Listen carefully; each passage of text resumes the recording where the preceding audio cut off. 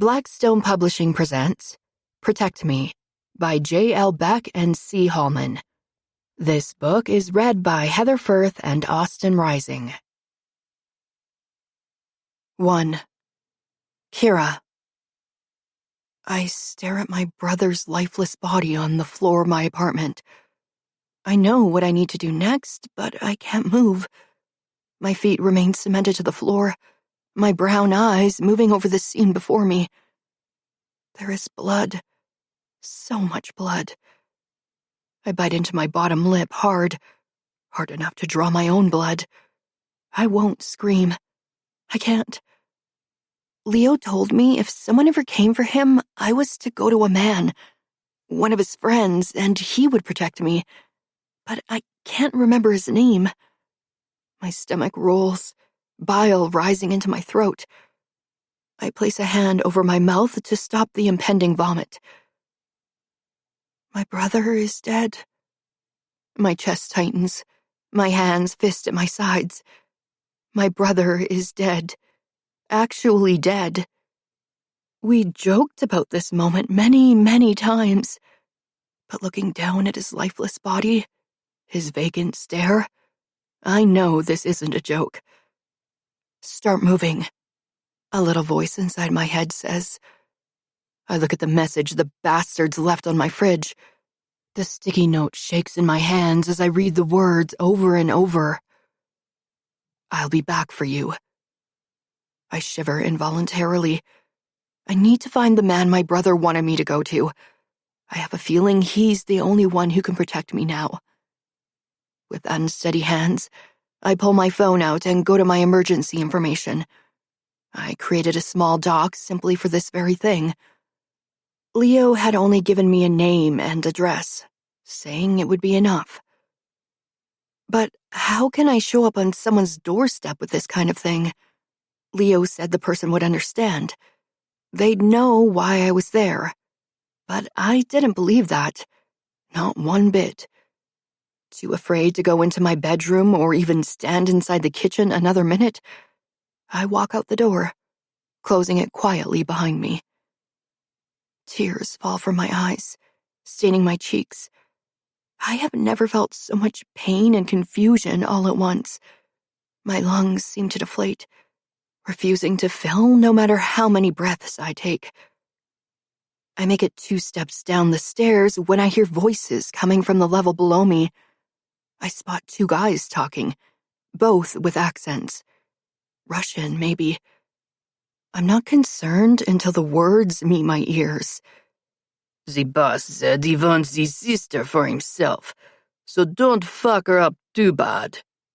The men are big and burly, way bigger than me and definitely stronger. If they get their hands on me, I'm as good as gone. Move, Kira. My brother's voice fills my head as I try to stop the tensing of my muscles. I have to get out of here. If they catch me, I shove the thought away before it takes root. As soft as my feet allow, I tiptoe backward, away from the staircase. I slip my shoes off and start walking up the stairs in my socks. Staying close to the outside, I make sure they can't see me if they decide to look up through the middle of the stairs. With my lip caught between my teeth, I hold in this scream that wants to rip from my throat. Fear consumes me. My muscles remain rigid. But I continue onward. I walk all the way to the top floor and take the emergency stairwell down. I'll be safe, hidden from their gazes. A secret passing through. My entire body shakes as I take the steps 2 at a time. My eyes passing over my shoulder every few seconds, causing me to trip. Landing against the railing, it digs into my ribs. I need to pay better attention or I'm going to get caught. I sigh in relief when I make it down the stairs. I'm only in my first year of college. I'm supposed to be partying, hanging out with other people my age, not discovering my dead brother's body, or running away from 2 monsters who want to drag me back to their boss. The image of being attacked by one of them flickers in my mind. No. I will myself to calm down. I'm right there, hanging on the very edge of losing control. I want to cry, scream, yell. But I know none of those things will happen. Pushing through the back doors of the apartment complex, I run down the street, my backpack still resting heavily against my back. I sprint down the street and hide behind a group of trees before I decide to stop and catch my breath. My little legs do nothing to help me when it comes to running. I pull out my cell phone and enter the address into the map. A little icon pops up on the screen, confirming it works. I sag against the tree, waiting for it to load. Would they track my phone? Who are they to my brother? Dozens of questions rattle off inside my head. I didn't even say goodbye to him. My gaze drops down to my phone. The map finally loaded. Fear pumps through my veins. Hopefully, whoever I'm going to see will know more than I do. Otherwise, I'm screwed. The idea of being caught by those sinister men makes me move faster. My map pinpoints the location to somewhere called Night Shift. After walking for what seems like forever, I arrive at the building, my eyes gliding over it. I clench my jaw in anger. It's a strip club. There's a sign plastered to the front window. Now hiring. Best strippers in the area. My mouth goes dry. Why did my brother send me to a strip club? This has to be some kind of sick joke. A chance for him to get back at me after death? Shivering, I grow afraid of the idea of going inside. Who am I asking for? And what if they tell me to leave? I wrap my arms around myself as a cold breeze blows through me. Go inside, the same voice from earlier demands. I know I'm slightly unhinged, even more so because I'm hearing things inside my head. But it's my body's warning. My body's way of making me do something I don't want to because I'm too scared. Dragging my feet across the concrete, I grip the metal door, the cold of it making all the warmth inside me dissipate. I open the first door and then a second, my feet moving on their own. I'm shaking like a damn leaf in the wind. I want to rewind time and go back to this morning when my brother was alive and joking with me. When my feet stop moving, I realize I am at the bar. The inside isn't as bad as I thought it would be. There is a huge stage with a large seating area centered around it on the far side of the room, and a long hallway off to the left. If you're looking for the boss, he's in his office. I lick my lips nervously, swallowing some of the fear down. Which way? I barely get the words out. The woman in front of me eyes me curiously, her hazel eyes piercing mine. She looks to be 10 years older than me, her face all dolled up with makeup, her curvy body with hardly any clothing on it. Her breasts are all but falling out of her top, and the shirt, if you could even call it one, only covers half her stomach. If she wore a bathing suit, it would have covered more skin. Down the hall that way. She hooks a thumb in the direction of the hallway off to the left. Follow it until the very end and turn left. You'll see a big man standing outside his office. That's how you'll know you've made it. The mystery woman smiles warmly. My legs quiver as I head off, fear of the unknown slithering up my spine. I don't know what I'm walking into. From the looks of the place, women are nothing more than objects. And I don't want to be an object. Not for anyone. I don't even want to be looked at, let alone touched. Again, I question why my brother sent me here. Walking down the dimly lit hall, I pass numerous wooden doors. A couple moans and screams have me scurrying faster, my feet slipping all over the floor. When I make it to the end of the hall, I turn left and stop.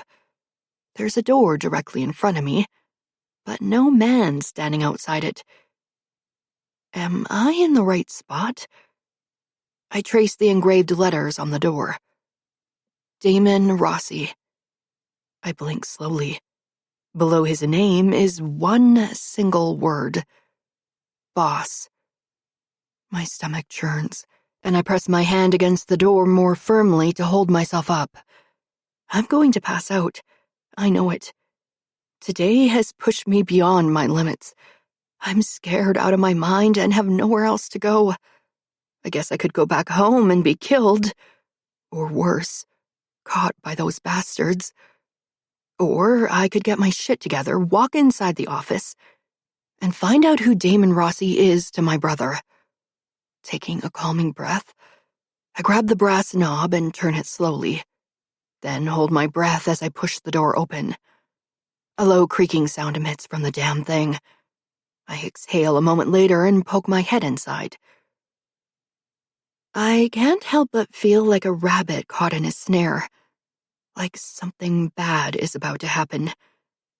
My heart is racing and my palms are sweaty. It's like I'm an intruder, but I force myself to stay put. My brother wouldn't have sent me here if he didn't think I'd be safe, right? The fact that I need to find out who Damon is pushes me onward. I let my backpack slide off my shoulder and deposit it onto the chair in front of the desk. My fingers trail against the mahogany wood, and I walk around the room. There's a manliness about this place. It's dark and sinister, and smells of tobacco and whiskey. Files lay on his desk with girls' names written on the front of each folder. I open one out of pure curiosity and gasp, closing it quickly when I see the picture of a naked woman in a very provocative position. My gaze drops to a drawer under the desk. I know I shouldn't be snooping, and I don't really know what I'm looking for, but I feel the need to search for something, anything. I reach for the handle, but when I try to pull it open, I realize it's locked. Looking around the room in disappointment, I realize there's nothing else for me to find in here. Walking back around the desk, I'm about to sit down on the couch when I feel the air shift around me. A warmth fills the air, light mixed with dark. My heart beats 1,000,000 miles per minute, and the hair on the back of my neck stands up. I've escaped one monster only to be trapped by another. I'm frozen, too terrified to move when I hear someone behind me. I suck in a sharp breath. It hurts my lungs, but helps build the shrill scream about to leave my throat. I feel hands on me, and they're those of a man. The roughness of his touch is unforgiving, as if he's angry and wants to punish me. Before my scream can make an appearance, I'm pushed face first onto the couch. I'm in full-on panic mode now. I try to get up, but he leans his large body into mine, making it impossible for me to move. His grip is relentless, and when I feel something hard pressing against my ass, I gasp. No, no, no. Usually I don't fuck women in here, but since you seem so interested in my office, I suppose I should give you the grand tour while you ride my cock. My eyes squeeze shut and my body freezes. My brother sent me to be raped. Tears prick my eyes. My yoga pants are ripped down my legs, and I start to shake while sinking deeper into the cushion. I want the moment to be over. I bite the inside of my cheeks. The copper taste of blood fills my mouth, and I focus on the bitterness of it. If you want the job, you can't be so tense. No one wants to fuck a piece of board. A dark voice whispers against my hair.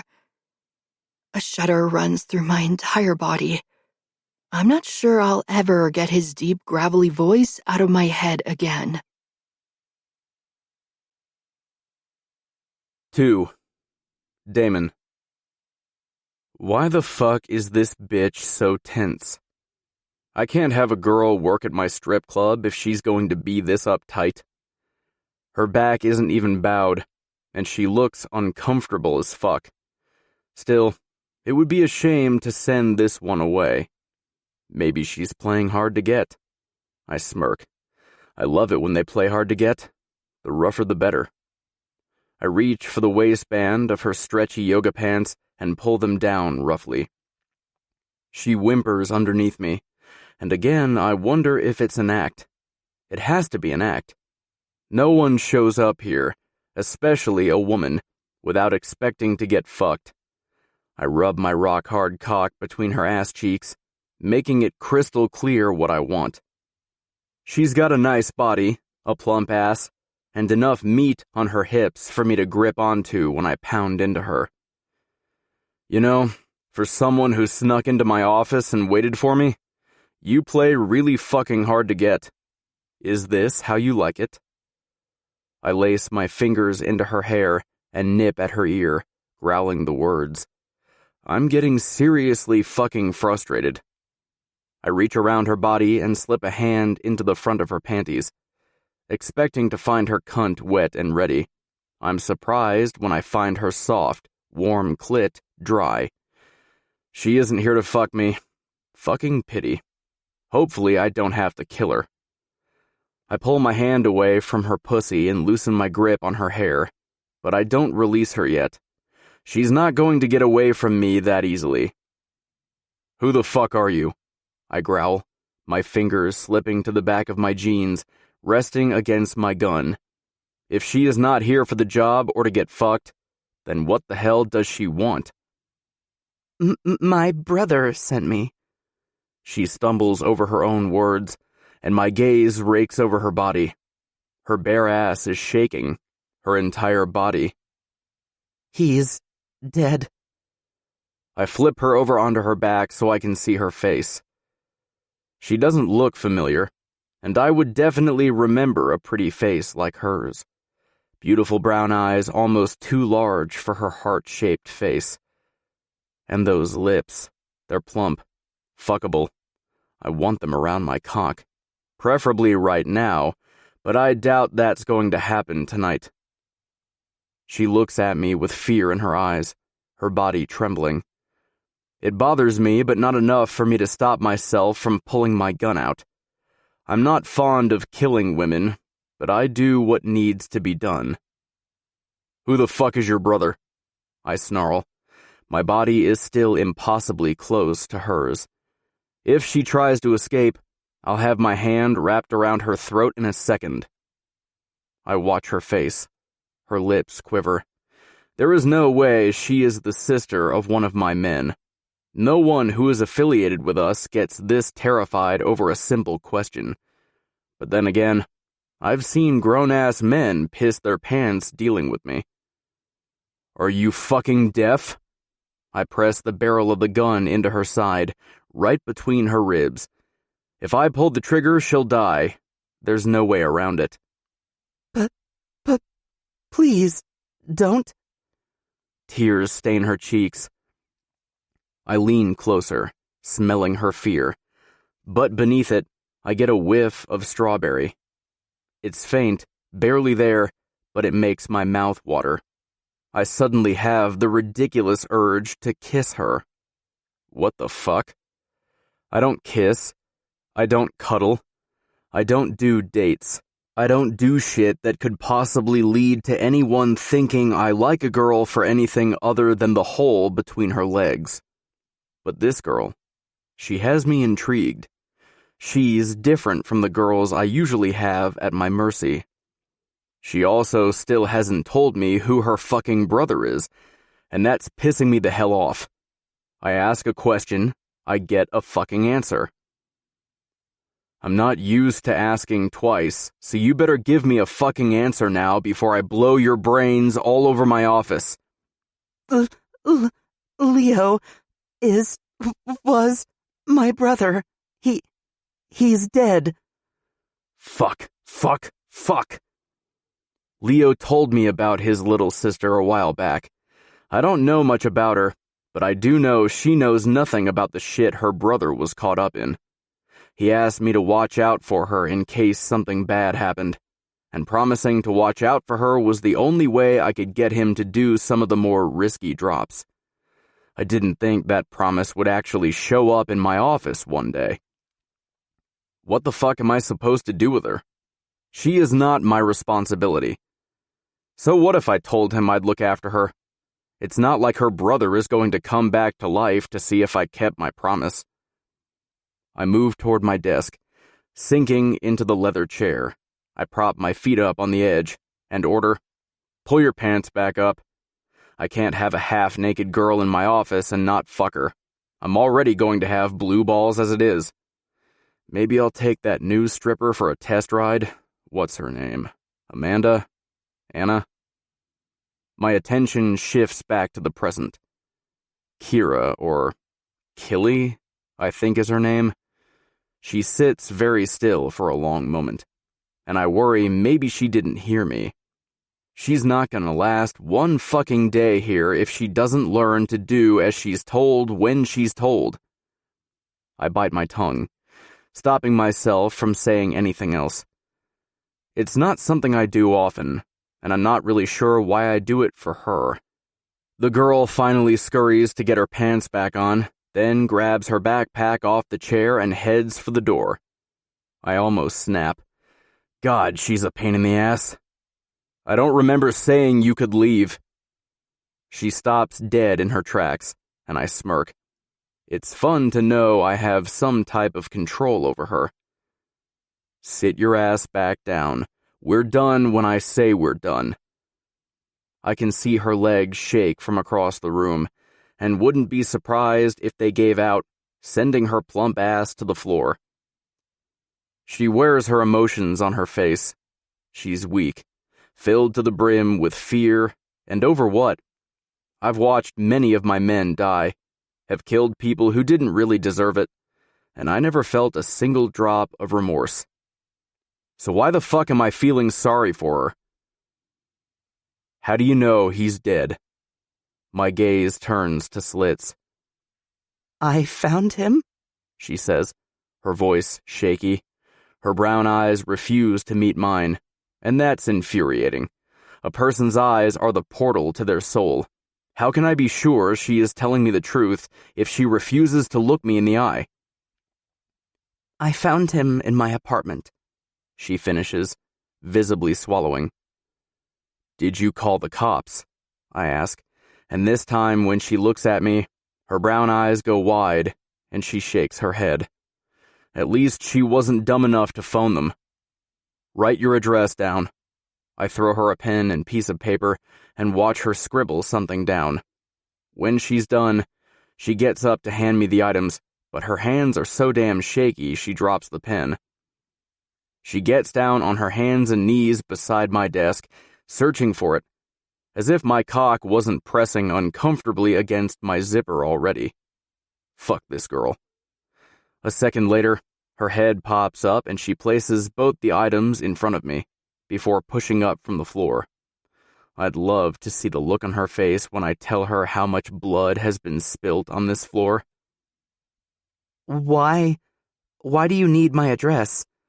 Well, I need to send a cleanup crew out for one, and two, I've got to figure out what the hell kind of shit your brother was into to get him killed. She winces at the mention of her brother, but I don't have the time or patience to tiptoe around her feelings. Do you have a phone? Yes. Give it to me. She digs in her girly backpack and hands me the phone. I smash it on the floor, then step on it for good measure. I can't have her calling people or taking pictures from inside my office. She stares up at me, but doesn't say anything. Thank fucking God. Stay here, don't move, and don't fucking touch anything. Getting up, my chair scoots back on the hardwood floor. Even that simple noise makes her flinch. Jesus, what the fuck is wrong with her? Was she abused? Attacked? I think back to the way I treated her a few minutes ago. Guilt pricks my conscience. Fuck me. At least she's not like all the other women who only want to throw themselves at me. Shaking my head, I make my way out of the room, closing the door behind me. I pull my key out of my pocket and lock the door. Now that she's here, she's a liability, a loose end, and I can't risk having her fuck up my entire life because she doesn't understand how dark and dangerous world this is. I find Tony in one of the back rooms and give him the address on the paper. Send a cleanup crew out there right now. If anyone gives you trouble, contact Shane. Sure thing, boss. He takes the paper and gets up from the leather couch. There we go. How it's supposed to be. I make an order, and shit gets done. No questions asked, no comments, or whimpering. Now I need to figure out how I get the chick in my office to do the same. I rub my jaw. It has been a while since Leo did work for me. I'd have to wait for the cleanup crew to get back to see who's possibly responsible for this shit. Every gang has their own way of killing people. Some carry it out over hours, torturing, cutting, and destroying. Others simply place a gun to someone's head and pull the trigger. From the look on Kira's face, I'm assuming it wasn't a bullet wound her brother died from. Jesus. I need a drink and a blowjob. Fuck babysitting. I'm not keeping that girl. No fucking way. 3. Kira. Did he lock me in here? I can't get my stupid hands to stop shaking, or the rest of my body for that matter. I don't want to be here, in this room, or anywhere near Damon Rossi. I should have known coming here was a bad idea. Why the fuck would Leo send me to this guy? Better yet, what the hell had my brother been doing to get himself killed? I ponder the thought for a long time, standing there, not wanting to sit. My eyes move over to the wooden door holding me inside this room. Even though I know he locked the door when he left, I still walk over to it and check. My fingers close around the cool brass knob. When I try to turn it, it's no surprise that it's locked. I walk back to where I was standing before, my gaze moving to the couch where he pinned me down. Shivers rack my body. I felt violated, terrified. But even so, the feeling of his hands on me was intoxicating, something I never want again. I have no idea how long I've been in this room, but it feels like forever. Judging by the loud music and chatter outside the office door, the club must be open now. I consider banging on the door and yelling for help, but something tells me the people who come here and work for Damien wouldn't do a damn thing to help me. If anything, they'd help him. The longer I sit inside this room all alone, the more terrified of the unknown I become. When is he going to come back? What's going to happen to me? Will he kill me? I remember the look in his brown eyes as he pressed the gun to my ribcage. There was no remorse. No kindness. My thoughts continue to run rampant, upping my anxiety. A key rattling and the sound of the door being unlocked drags me out of the abyss, and I stand. The door opens slowly, and the same lady from this morning sticks her head into the room. "Hey, sunshine. You hungry?" "Starving, actually. I haven't eaten all day." "I could eat something." I watch her warily. The door opens farther, and she walks in holding a plate with a variety of food on it.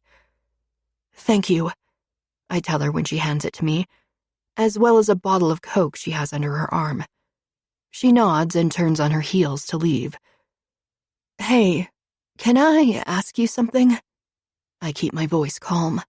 I have no reason to be afraid of her, right? Looking back over her shoulder, her eyebrows raise. "Depends on what kind of question you're asking." I nibble on my bottom lip for a moment. "What kind of work do people do around here for Damon?" I don't think Damon would tell me what my brother did for him, even if I could muster up the courage to actually ask him. This might be the only shot I have at finding an answer. "Most of the girls just strip, but some do more for extra cash." "Oh, what about the guys he has working for him?" Her eyebrows suddenly draw together, like my question angers her. "Don't ask shit like that around here. That will only get you in trouble. If you want to know about working here as a stripper or hooker, I'll fill you in with all the info you'll ever need before taking the job. Other than that, don't ask questions you don't want answers to. Her words chill me to the bone. Don't ask questions you don't want answers to. Sorry, I mutter. Clearly, I'm barking up the wrong tree with some of my questions. But I am curious to know more about the women who work here. Why do girls work here? I don't understand how anyone would work in a place like this. For a man like Damon. She shrugs. The money is good, and Damon lets the girls keep a fair amount of what they make. He also doesn't pimp them out unless they want to be pimped out. There is a moment of silence that settles between us, and then she continues. He doesn't force any of them into prostitution. That's better treatment than you'll get from any of the other clubs around here. I nod like I understand, but I don't. I don't understand any of it. How could a woman sell herself to a man? To be used? For pleasure? If the way Damon treated me earlier on the couch is an example of the way his men treat women, then I want to get the hell out of here as soon as possible. It's okay. You don't have to work here if you don't want to. Damon won't force you into something you don't want. Uneasiness filters into my veins. Obviously, she doesn't know the Damon who showed himself to me a few hours ago. If she did, she'd probably think differently. Or maybe she wouldn't because she's so used to this behavior. No offense, but I don't want to work here. I don't want to be touched or even looked at. This place and these people terrify me. She nods and smiles. Her expression makes me feel warm inside. No offense taken, honey. Eat your food, relax, and I'll be back later to see if you need anything. Okay? I nod, my eyes going to the plate in my hands. The woman turns around and walks out of the room, closing the door softly behind her. I listen for the lock to be turned back into place. When I don't hear anything, I scurry across the floor, my heart beating loudly in my ears. Can I really escape? I'm not sure where I'll go or even what I'll do. With my brother gone, I have nowhere to live, and no way to pay my bills. That's not even mentioning the men who are searching for me, the ones who left that scary-ass note on my fridge. I forgot to tell Damon about the note and the men I saw in the stairwell at my apartment. Would it really matter if I told him? A part of me says no. He's heartless, dangerous, and oozes arrogance. I'm naive. I know this. My brother reminded me often, but even I'm not dumb enough to get mixed up with Damon. I want to run. No, I'm pretty sure I need to run. The fear of what may happen to me if I stay controls my movements. In Damon's presence, I am weak and afraid. All of this, these people and this place, leaves me scared. I can't stay. I won't. After waiting a few more minutes to make sure she has walked away, I open the door enough to stick my head out. When I don't see or hear anyone, I swing it open all the way and make a run for it.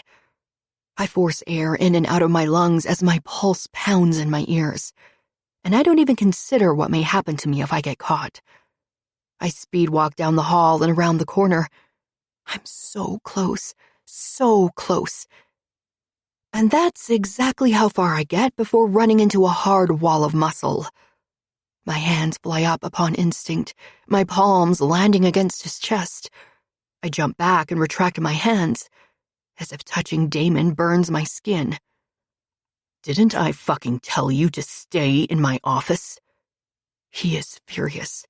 The look in his eyes is deadly, and I'm so scared, I think I might throw up. Everything about Damon sets off my fight-or-flight instincts. If you don't start listening to what I say, you're going to end up like your stupid brother. All my fear transforms into fury, and in that moment of insanity, I slap Damien right across the face. Pain sears through my hand, burning deep into my skin. People down the hall stop their conversation and gawk, their eyes moving to where we stand. I take a chance and look up into Damien's dark gaze. Surprise flickers in his stare, but it quickly evaporates, leaving nothing but fury. His hand comes up as if he's going to hit me, and I instantly try to get away. My legs stumble backward, and like the klutz I am, I manage to trip over my own 2 feet, landing on the unforgiving ground. Pain radiates up my spine as soon as my ass hits the floor.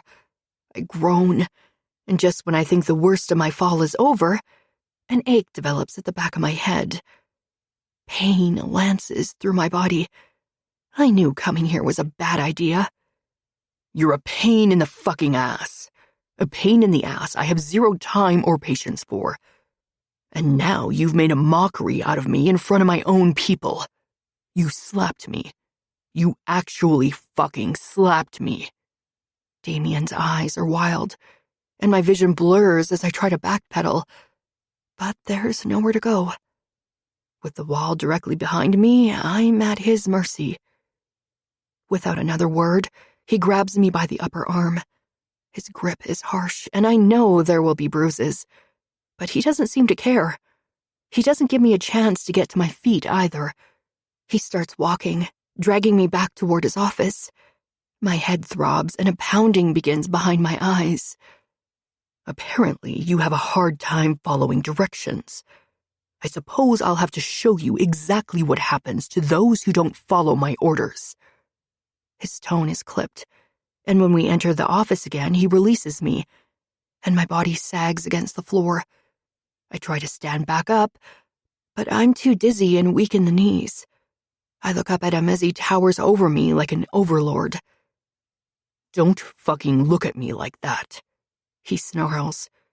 His eyes are as dark as the midnight sky, and I'm frozen into place with fear. When I tell you to do something, you do it. I slither back across the floor, trying to put some distance between us. But he doesn't want distance. No, he wants to prove he's in control. He reaches for his belt, and my insides twist. I own you now, and you'll do whatever I say when I say it. You'll do whatever the fuck I tell you simply because I fucking told you to do it. Your protection is not guaranteed. And right now, I'm considering killing you myself. What the hell is he talking about? He owns me now? I'm too scared to ask. Hell, I'm too scared to do anything right now. Just when I think this situation can't get any worse, he slides his belt from its loops, sending me into a full-blown panic attack. I close my eyes, trying my very best to get my breathing under control, but the air won't enter my lungs. Fear is paralyzing me. I don't know why I'm so scared. Actually, I do. Damon. My head is already spinning from the fall, and before I know it, I've been holding my breath too long. My lungs burn and darkness closes in around me, dragging me deeper and deeper into an abyss. 4. Damon. What the fuck is wrong with this chick? I kneel in front of her crumbled body and examine her. Using my hands, I lift her head and feel for a wound. My fingers comb through her hair. The locks are smooth, so smooth. I envision tugging on them as I fuck her from behind. I blink, shaking the thought away. No, you do not want to fuck her. You do not. I make note of the large knot on the back of her head. Then I inspect her face. Now I can see how pretty she is without the fearful expression on her face. Why the hell is she so scared of me? I can't leave her on the floor. I slide one arm underneath her shoulders and the other beneath her knees. Then I pull her into my body, tucking her into my chest. She feels perfect in my arms, her weight resting against me. Her head rolls toward me, and her face presses against my shoulder. Through the fabric of my shirt, I can feel her breath on my skin. It sends a shudder down my spine. I'm about to lay her on the couch, but then stop. I enjoy holding her in my arms, and I decide to do so for a few more minutes. Why? I don't fucking know. She looks so peaceful. No scowl, no fear, no terror. Women look a lot of different ways when I have my hands on them, but peaceful has never been on that list. My chest tightens, and part of me deep down likes this.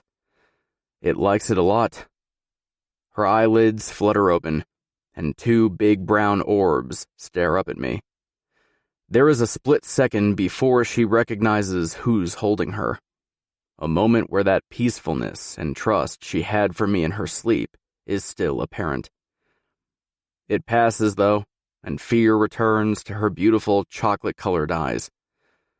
I wish the time between us wouldn't end, but when her body instinctively pulls away from mine instead of leaning into me for comfort, I place her ass back down on the couch beside me, noticing the slight tremble of her body.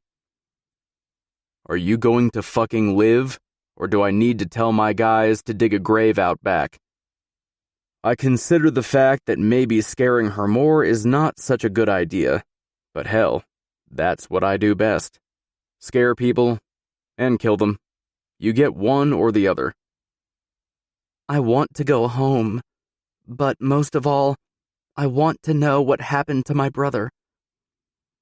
I think those are the most words she's said to me all day. Maybe that fall rattled some courage loose inside her head, but I can't have her going around asking questions. You will listen to me, Kira, or you will die. This world isn't the same as yours. You're walking into a fucking nightmare. One wrong move will get you killed. Do you understand me? Tears roll down her creamy white cheeks. First one, then two, and for some reason, they gut me. They rip me apart from the inside out. Tell me what happened to him. First rule, don't ask questions.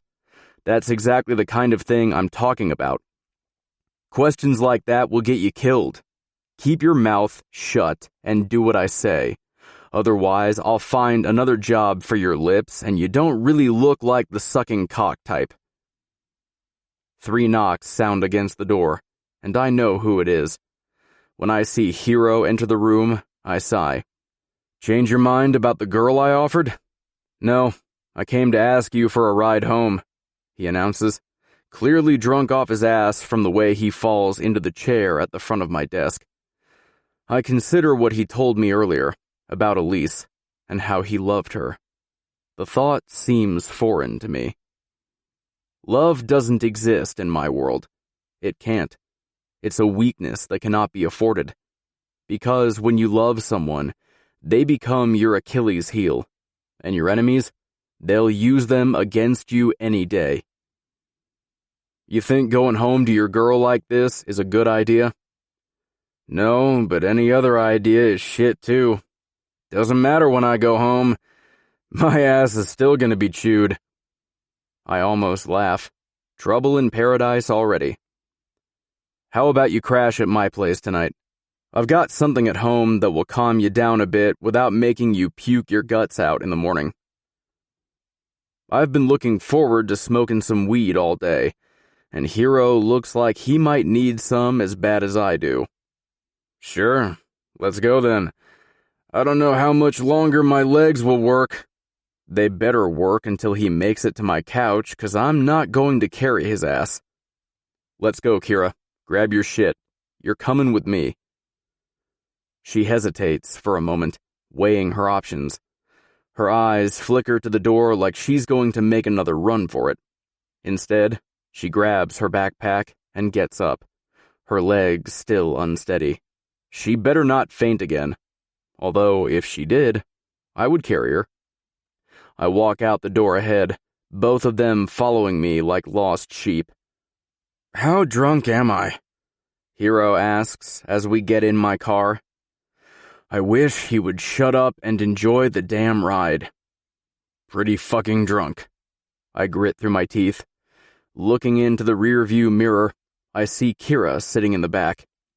She looks as if I'm driving her to her execution. What the fuck am I going to do with this girl at my house? Okay, good.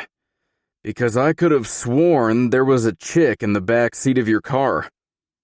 I almost smile at Hiro's comment. Almost. Go to the guest room and lock the door behind you, I order Kira, pointing her in the right direction. She scurries away, disappearing into the hallway like she can't get away fast enough. Hiro follows me into the living room and throws himself down onto the leather couch. I reach into a secret compartment in the end table and pull out a small metal case. Flipping it open, I take out one of the pre-rolled joints and put it between my lips. Sitting next to Hiro, I pull out a lighter from my other pocket and light the end of the joint. I suck in the sweet, calming smoke, filling my lungs as full as I can, just to puff it right back out. It takes about 3 drags before my body and mind relax, and I hand the joint over to Hiro. So, you really are in love with that girl? I can't believe I'm even asking this question. Must be the weed. I hope Hiro is fucked up enough to forget we ever had this touchy-feely conversation. So fucking much it hurts. I keep fucking up, but I can't help it. She pushes all my buttons, good and bad. It's driving me insane. I nod at his explanation. I know all about someone pushing my buttons. She's sitting in the bedroom down the hall. Halfway through the joint, Hiro passes out, and I have to finish this bad boy myself. Oh well. As soon as I reach a nice buzz and stop thinking about everything that annoyed me today, my phone vibrates in my pocket. Of course, I start to chill out and everything goes to shit. What? I answer without checking the screen. Tony's voice comes through the line. Hey boss, sorry for calling so late, but I figured you might want to know about this right away. I have a feeling I most definitely do not want to hear anything he is about to tell me. When I don't say anything, he continues. The cleanup crew got back to me. They found some stuff on scene. It looks like Leo was working for Xander before they offed him. The way they killed him definitely proves it was his crew. Fuck my life. Also, there was a note on the fridge. I'm sending you a picture of it now. Okay, I'll deal with this in the morning. I hang up the phone and look at the screen, waiting for the picture to come through. A few seconds later, it does. The words, "We'll be back for you," are written in familiar handwriting on a sticky note. Suddenly, everything has taken a horrible turn. Out of all the people in the world, did it have to be my stupid-ass brother who was after Kira? Now I do feel bad for her. I lean forward and hold my head in my hands. Hiro's soft snores fill my ears. If my brother gets his hands on her, I don't even want to think about it. He'd break her, destroy her. She might be scared of me, but she's never met Xander, and he's way fucking worse. I've always hated Xander, even when we were kids. Probably because our father made us hate each other. I might be a dick, but Xander puts me to shame 100%. He's a psychopath without a caring bone in his body. Remembering my childhood and my crazy-ass brother is not what I need to be doing right now. I can deal with all this shit tomorrow. Pushing up from the couch, I walk over to the liquor cabinet and rummage through it. Vodka or whiskey? I contemplate the choice like it's the only thing I should be concerned with right now. My fingers wrap around the neck of the whiskey bottle. Then I twist the cap off and pour myself a full glass. I can't even swirl the amber liquid around like I usually do because I've filled the fucking thing right to the rim. Bringing the glass to my nose, I inhale. Smoke and wood fill my nostrils, along with an undertone of vanilla. I bring the glass to my lips and down half of it in one swallow, enjoying how it coats my throat with flames of fire, then settles deep into my stomach, warming my body all over. I top off the crystal cup and take another large gulp, then another. Wiping at my mouth with the back of my hand, I wonder what kind of shit Leo was doing for my brother. My thoughts once again turn to Kira. She is probably wondering why her brother would send her to an asshole like me. What she doesn't know is I'm way less of an asshole than the fucker who's after her. And her brother? Well, he was right to send her my way simply because I'm the only one who can protect her from my brother. I down the rest of the alcohol and make my way to my bedroom. The hallway is completely dark, except a faint light escaping from beneath the guest bedroom door. I almost walk past it, but some invisible force makes me stop. My mind starts to wander. What's she doing right now? Is she sleeping? Is she naked? My cock hardens inside my pants. I lick my lips, thinking of all the different things I want to do to her. Fuck yes. She is probably naked in the bed. Maybe I can sneak in and take a peek. I know what I'm doing is wrong. I know it, but I don't give a fuck. I never said I was a gentleman, or a good man for that matter. It isn't until the doorknob turns in my hand and the door opens that I remember I told her to lock it. I clench my jaw in anger. Does this girl listen to a word I say? I push the door open all the way and find her sitting on the bed, fully dressed. Bummer. I avert my eyes, refusing to look at her. She's beautiful. Too beautiful. And I don't want to see her terrified gaze. You know, for someone who acts so fucking scared all the time, you really should improve your listening skills. You might make it out of this situation alive if you listen to me. I walk up to the bed, and she scoots back to sit at the headboard, her legs drawn up to her chest, making her appear even smaller than she is. The only thing she's taken off so far are her shoes. And like the sick bastard I am, I wonder what I'd have to do to make her lose some of her clothes.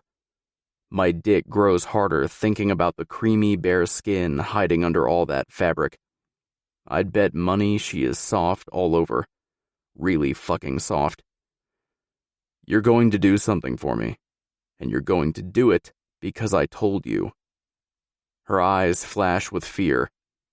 And what is that? Suck my cock. Hugging her legs tighter, she whispers, No. I take a surprised step back. No?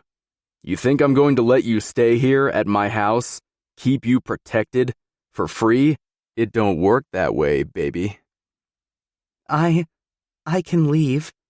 Her voice is soft and fragile. Like everything else about her, I want to grab her by the shoulders, shake her and yell. I want to tell her to swallow her fears and stop being so fucking weak. No, you can't, and you won't. The person who is after you, he's a real fucking prick. If he gets his hands on you, he is not going to be as nice as I have been. I keep my voice even and continue. He is going to shove his dick down your throat and choke you with it before he beats the ever-loving fuck out of you. He won't offer you a place to live or protection, and he definitely won't let you say no to him. Not that it would matter if you said no. A hole is a hole. I pause briefly, gauging Kira's heart-shaped face. She looks worried, her tiny little body trembling against the headboard, leaving me with the visual of 1,000,001 other ways I could make her tremble. So if you want my protection, if you want me to shield you from him, you're going to get your sweet little ass over here and suck me off. After that, you're going to be a good little girl and listen to me, because I am so very fucking close to losing my patience with you. I say the words, but I'm not sure I mean them. I can't force her to do anything she doesn't want to do. I can scare her, I can trick her, but there is no way in hell I'm taking something from Kira she doesn't want to offer. 5. Kira. Damon stands in front of the bed, swaying on his feet. He unbuckles his pants, and all I can think of is the woman's words from earlier today. Damon won't force you into something you don't want. Either she has no idea who she is working for, or I haven't made myself clear. Gathering up every ounce of courage I can, I lift my chin and repeat the word a little firmer this time. No. Damon's eyes darken, going real wide, and from the way he is looking at me, I know he wants to say something. There's a response on the tip of his tongue, and I'm not sure I want to know what it is. Thankfully, he doesn't say anything and lets his hands fall to his sides. Suit yourself, he slurs before turning on his heels. Storming out of the room full of fury, he slams the door shut so hard the lampshade on the bedside table shakes. I listen to his footsteps as they disappear down the hall. Then the sound of yet another door slamming somewhere off in the distance vibrates through me. When he's completely out of earshot, I let go of the pain and sadness. Every tear I held back today comes out all at once. Crying my eyes out, I curl up into the fetal position on the bed. Sob after sob rattles my body, my chest heaving with unsteady breaths. My head starts to throb. It hurts so much I feel as if I might puke. I remain this way for a long time, my heart shattering over and over again. I cry for the loss of my brother and the life I'll never have. After what seems like forever, I finally cry myself into a restless sleep, hoping to escape this day. And that maybe when I wake up, this will all have been nothing more than a nightmare. My eyes fly open and I gasp for air, desperately trying to fill my lungs. My heart beats so fast, it's about to come out of my chest. I swipe the sweat off my forehead, trying to calm myself, forcing the images of masked men killing my brother and me out of my head. I scurry across the unfamiliar mattress. It takes me a minute to get my bearings, but eventually I rest at the edge, my head in my hands. I am no stranger to night terrors, but this was so real, so intense. I can't go on much longer like this. This can't become my life. Being scared every second of the day, only to close my eyes at night and deal with my nightmares, when I should be able to escape this world at least for a short time. I can't live like this. Damon might not force himself on me, but he also won't protect me unless I give him what he wants.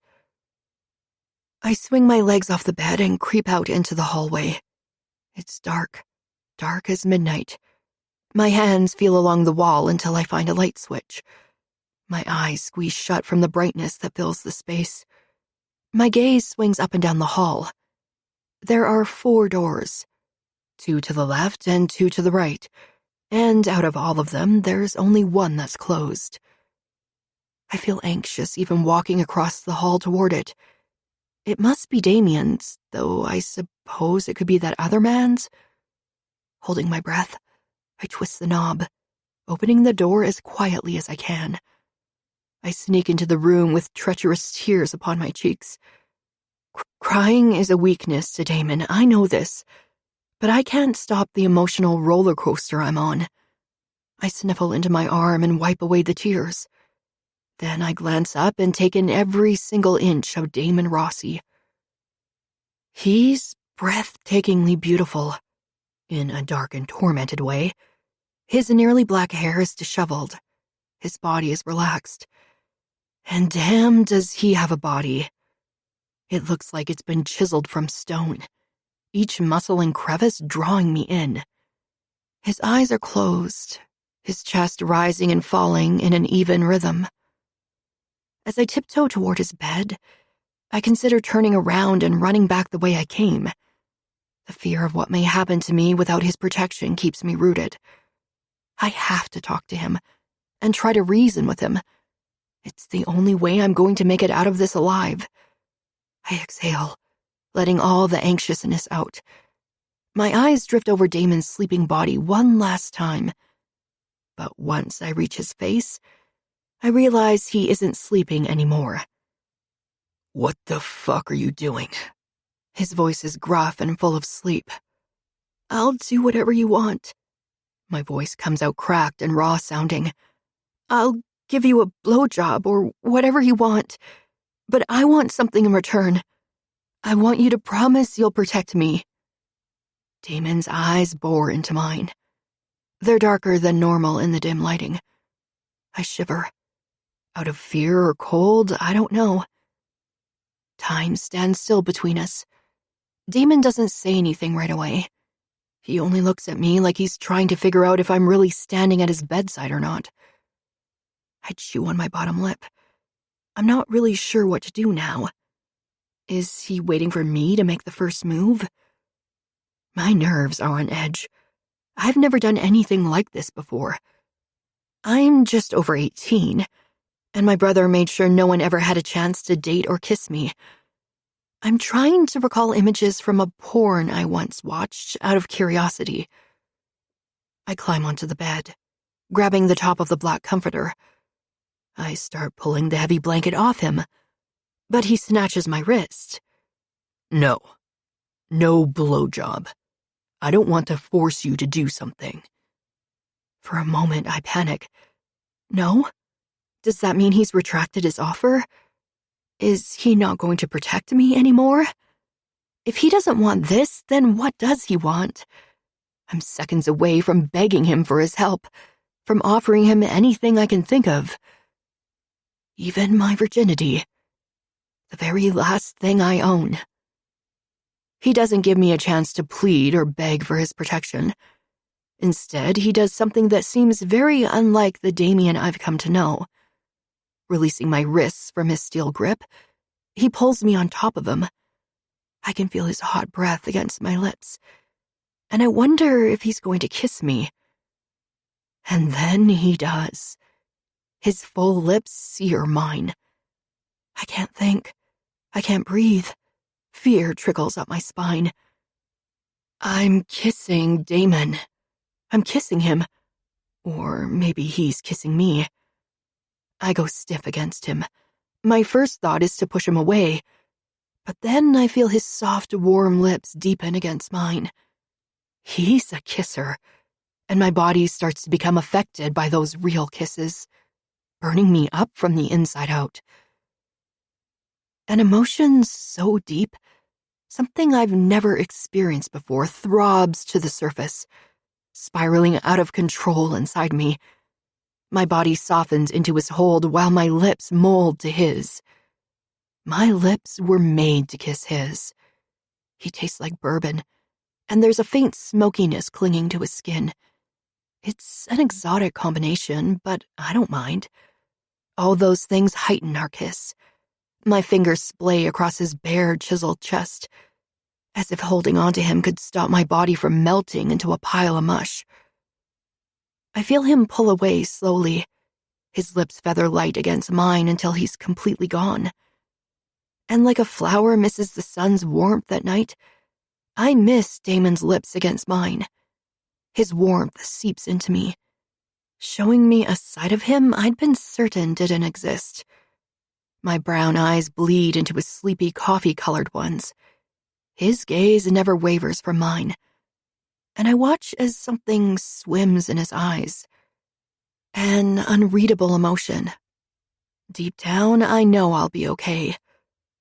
I don't know how I know this or why, but I can feel it in Damon's gaze, like a protective blanket coating my body. The moment ends, and with little effort, Damon pulls me to his chest. I rest my head against his warm skin. The sound of his heart beating fills my ears, its steady rhythm calming me. As his hands glide down my arms, goosebumps cover my skin. After today, I was certain I'd never let him touch me again. but now I'm not so sure. His hold on me tightens instinctually, as if he wants to make sure I don't go anywhere. Shock twists deep inside me as he brings his other hand to my head, burying his thick fingers into my brown mane. When he starts playing with the natural curls at the ends of each strand, I nearly moan. His touch relaxes me, soothes me. I don't want this moment between us to end. Don't be scared. You have no reason to be scared of me. He licks his lips before smiling at me. I'm a bastard, a killer, and the worst man to be in your presence. But I'll do whatever I can to protect you. He whispers before his hand stills in my hair, cradling my head against his body. His touch is gentle. His eyes are kind. This is the man I wish I'd met earlier today, not the devil in disguise. Do you mean that? Yes, I mean it. He sounds like he is about to go back to sleep. Afraid to move, to wake him, I cuddle up to his warm chest, letting him comfort me. Partially because it feels good, and partially because I know he's the only one who can now. My eyes grow heavy and I doze in and out of consciousness, though I never go fully back to sleep. When I notice the sun rising, the first morning rays shining in through the window, I decide to get a shower.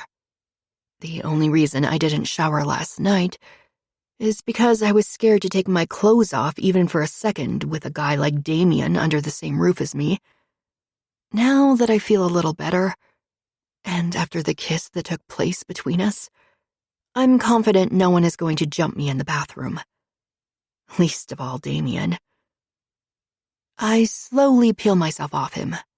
My cheek is hot where his chest touched my skin, and I run my fingers against it to draw some of the warmth out. As soon as I'm up and out of the bed, I immediately miss it.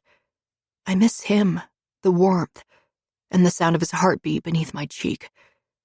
It's a strange emotion to be feeling toward a man who had threatened to kill me not even 24 hours ago. But after all I've endured, nothing can truly shock me. Not now. With one last fleeting gaze, I sneak back into the guest room, grab my backpack, and go into the attached bathroom. After showering and dressing, I hear a loud commotion outside my door. The guy from yesterday, Hero, I think, runs out of Damon's room like a madman. His shoulder bumps into mine. Luckily, I'm close to the wall. Otherwise, I'd be sprawled out on the floor from the force. Damon appears from his room a moment later, fully dressed, a look of annoyance on his face. Where the hell are they going? Stay here, don't touch anything, and don't try to leave. If you do, I'll find you. And if you thought I was bad yesterday, you haven't seen a damn thing, sweetheart. I gulp down my fear, attempting to hide the feelings he draws out of me. This is the guy I met at the club, not the one I saw last night in his room. Why is he acting this way? Why is he pretending to be someone he clearly isn't? With his mask fully in place, he walks away, leaving me a mess of misunderstanding and confusion. I decide then that Damien might have everyone else fooled, but after getting a glimpse of him, the real him, I'm not sure I'll ever be able to see him the same again. 6. Damon. When I went to bed last night, I thought I'd had the equivalent of a shitty day, but fuck me sideways. Today has been far fucking worse. In all the years I've been selling drugs, running night shift, and pimping girls out, I've never seen as much pain as I have today.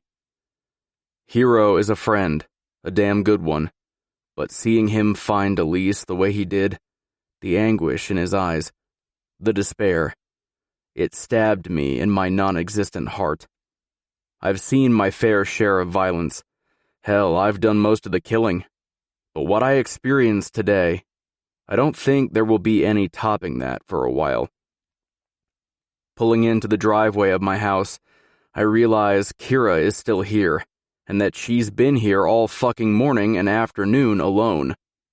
Fuck. She may have ran. Fear swims through her veins all the time. It wouldn't surprise me if I found her gone.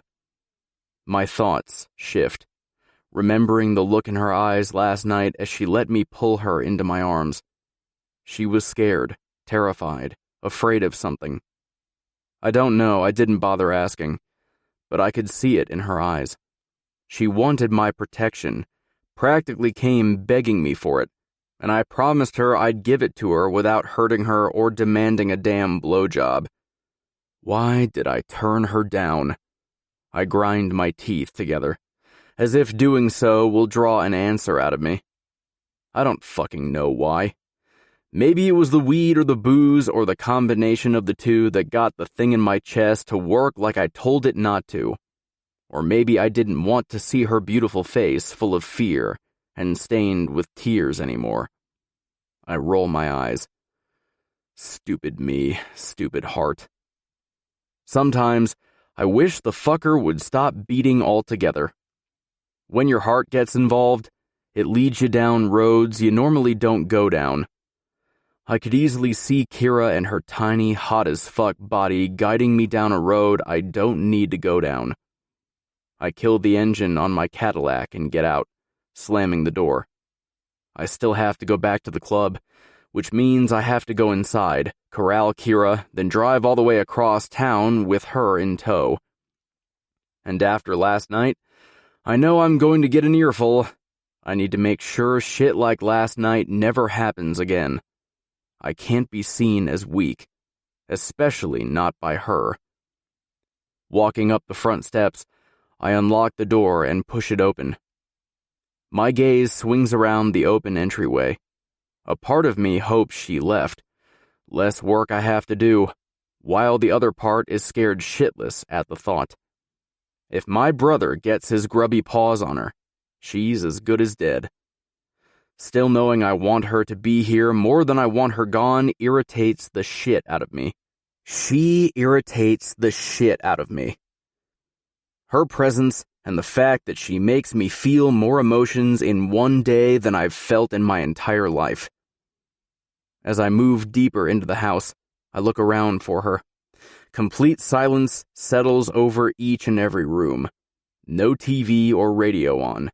No running water, footsteps, or any other sounds that would give her being here away. I clench my fists at my side. I hate how disappointed I am that she's gone, and I hate even more that I'm already making plans to find her. I walk back into the living room and realize I've left the joint from last night on the coffee table.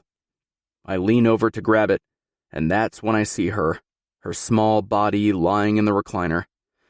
She's curled up in a blanket, her eyes closed and face relaxed, making her features even more beautiful. Her lips are slightly parted, and I'm reminded of the kiss we shared. I still don't know what came over me when I kissed her. All I know is I wanted to do it then, and I want to do it again right now. Like the creep I am, I stand there, feet away, and watch her sleep. She's so at peace, so fucking perfect. It's insane. I wonder for half a second what it would be like to have her as mine. As soon as the thought enters my mind, I shut it down. I'm Damon Rossi. I don't do love. I don't do mine. Nothing lasts forever in the world I live in, and Kira is too weak to survive it. But she's damn nice to look at. I don't know how long I stand there, staring, watching every breath that fills her lungs.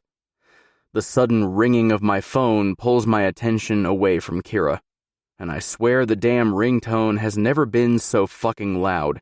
Kira practically jumps from the recliner, the blanket covering her moments ago hitting the floor. Her movements make me jump a little too. I don't even check the caller ID. I hit ignore and stuff the phone back in my pocket. Whoever it is can wait. I have more important things to assess to right now. I have business to attend to at the club. Let's go. Kira eyes me cautiously, as if I'm a rabid animal that could attack at any given second. Why do I have to go? I don't like it there. She frowns, still breathing heavy from being scared by my ringtone. This shit again? I roll my eyes. How many times do I have to tell you how this works? I order you to do something and you fucking do it. No questions asked, no comments, no whining. A whole lot of actually fucking doing what I tell you. Fire burns through my veins. I'm not used to this shit, to people not doing as they're told, when they're fucking told. I take a step toward her. This time, she doesn't scurry away from me. I don't give a fuck what you like or don't like, Kira. If you want me to protect you even a little, you will start to listen to me. Now, put your fucking shoes on before I drag you out of here barefoot. She visibly gulps, but doesn't say anything. In fact, for fucking once, she listens. We drive back to the club in silence. I watch her out of the corner of my eye and can tell she's nervous by the way she fidgets with her hands in her lap. A tiny smirk pulls at my lips. At least she's not as terrified as yesterday.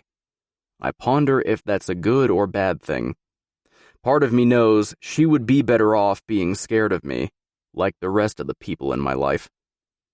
The neon lettering of the night shift sign comes into view, and I tell myself I need to leave all my personal shit at the door. This is my place of business, and that's all it can be. People need to view me as the boss and nothing else. Weakness is not an emotion I can afford to show, not for anyone. Why a strip club? She asks, breaking the silence as I pull into my parking spot. What a dumb question. Why not a strip club? What else would I open up? A fucking bakery? I ignore her question and cut the engine. Listen up, doll. We're going to go in there, and you're going to follow behind me like I have a fucking leash around your neck. If you don't, I might actually put one on you. You're not to talk to anyone. Don't even make eye contact with anyone too long. Then you're going to sit on the couch in my office and look pretty. Don't fucking talk to me, and don't fucking talk to anyone who comes in to do business with me. You got all that? Her brown orbs blaze with fire. Her anger makes my cock hard. I want to see her angry more. She opens her perfect mouth to say something, but stops when I hold my finger to her plump lips. I give an order. You do it. Nod if you got it. She nods slightly, her lips trembling. There's still heat simmering in her eyes, but it's significantly diminished. I turn, dismissing her, and get out of the car, waiting for her to climb out so I can lock it. Without looking back, I march through the back door and walk my usual round through the club. I know Kira is directly behind me, following like a lost puppy. I can feel people staring at us. They're probably wondering who she is and why the fuck she's following me around. When they figure it out, maybe they can let me know. I don't even know why I still have her here with me. When we finally get to my office, she sags down onto the couch and looks up at me with her beautiful brown eyes. She looks a little pale. Her eyes are tired, and the way she's laying against the leather couch, she appears worn out. Suddenly, I wonder if she's had anything to eat all day. Have you eaten? I huff. I'm still not used to caring for anyone but myself, so it seems strange to ask such a question. You told me not to touch anything. My face falls and fills with shock. You gotta be fucking kidding me. I pick up the phone and call the bar. Candy answers on the second ring, her sultry voice filling the receiver. Night shift. Candy, bring us some food, whatever the fuck the special is, and a beer. I need a fucking beer. My eyes lift to Kira. Maybe bring Kira a drink too, whatever fucking girls drink. I slam the phone down, ending the call before she can respond. My eyes find Kira's. Seeing her pale skin angers me so much. Why the fuck wouldn't she eat? Why wait until she's sick? I shove the thoughts away before I blow my top, and busy myself with looking at pictures of possible new girls. But my eyes keep wandering back to Kira sitting on the couch like she's at the dentist's office waiting to be seen, wearing yoga pants, sneakers, and a baggy white shirt. She couldn't look any more out of place, yet she still looks hot as fuck. I don't understand my infatuation with her. She makes my blood run hot. Her inability to listen turns me on more than I care to admit. A knock sounds against the door, and a moment later, Candy walks in, bringing us our food. She sets a bottle of my favorite beer in front of me and hands Kira some light pink-colored drink with a little umbrella on the rim. I'm not old enough to drink, Kira says after Candy leaves. It reminds me that I don't know anything about her, let alone her age. How old are you? I just turned 18. Well, at least she's legal. How old are you? Her question takes me by surprise. I can't remember the last time anybody asked me such a mundane question. 22. I know I shouldn't have answered. The twinkle appearing in her eyes tells me she's eager to learn more about me, and I don't want her to ask any more prying questions. How long have you owned this place? Exactly what I didn't want to happen. More questions. I don't want her knowing more about me than she needs to. Enough questions. Eat. In silence. Candy comes back a few minutes later to take our plates, and replaces my empty beer bottle with another.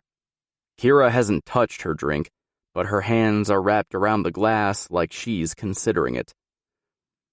Dave is at the bar waiting for you to call him in, Candy announces, an unsure look on her face. Send him in. Candy nods and leaves the office. My gaze swings to Kira. Remember what I said. Keep your mouth shut. I warn, and watch her take her first sip of the pink drink. A knock sounds on the door, and I call for him to enter. Dave walks in, his eyes going straight to Kira. Oh, who is this? New girl? The grin on his face tells me he's more than interested, and I don't like it. Not one fucking bit. His eyes roam up and down her body, and images of me bashing his head into the side of my desk immediately enter my mind. Don't mind her. She's my new secretary, getting her a tiny little desk for the corner soon. I mutter through a clenched jaw. When his eyes continue to linger on her petite frame and heart-shaped face, I almost lose it. Sit your fucking ass down and quit staring at her.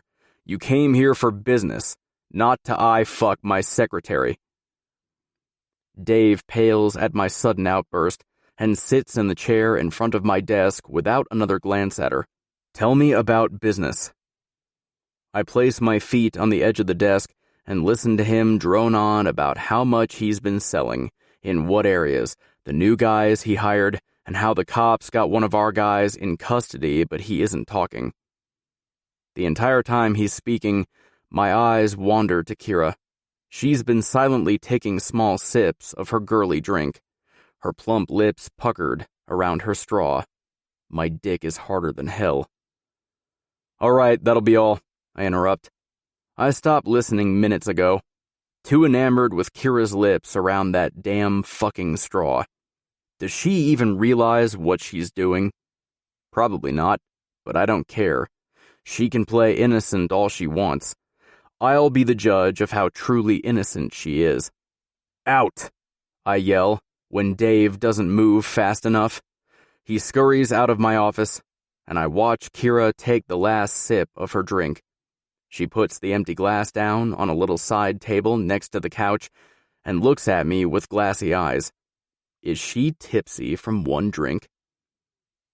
How long has Dave been working for you?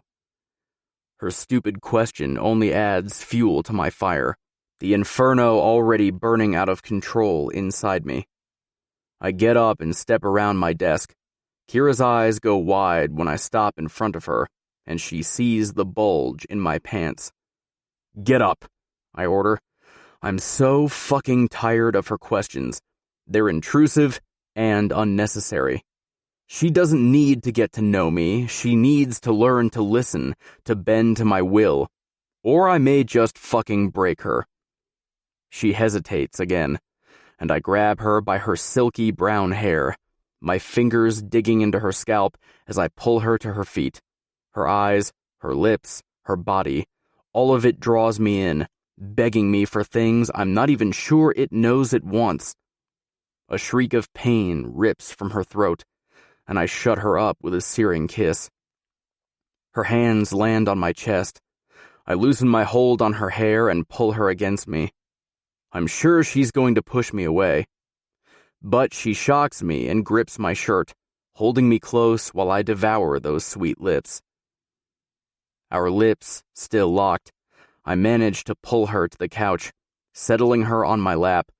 My hands grip her head, tilting it back, giving me access to her neck. I see her pulse throb, and I press a kiss to it. My lips roam over the sensitive flesh, and I use my free hand to move her hips, grinding her into my cock. My offer still stands. Sex, and I'll protect you.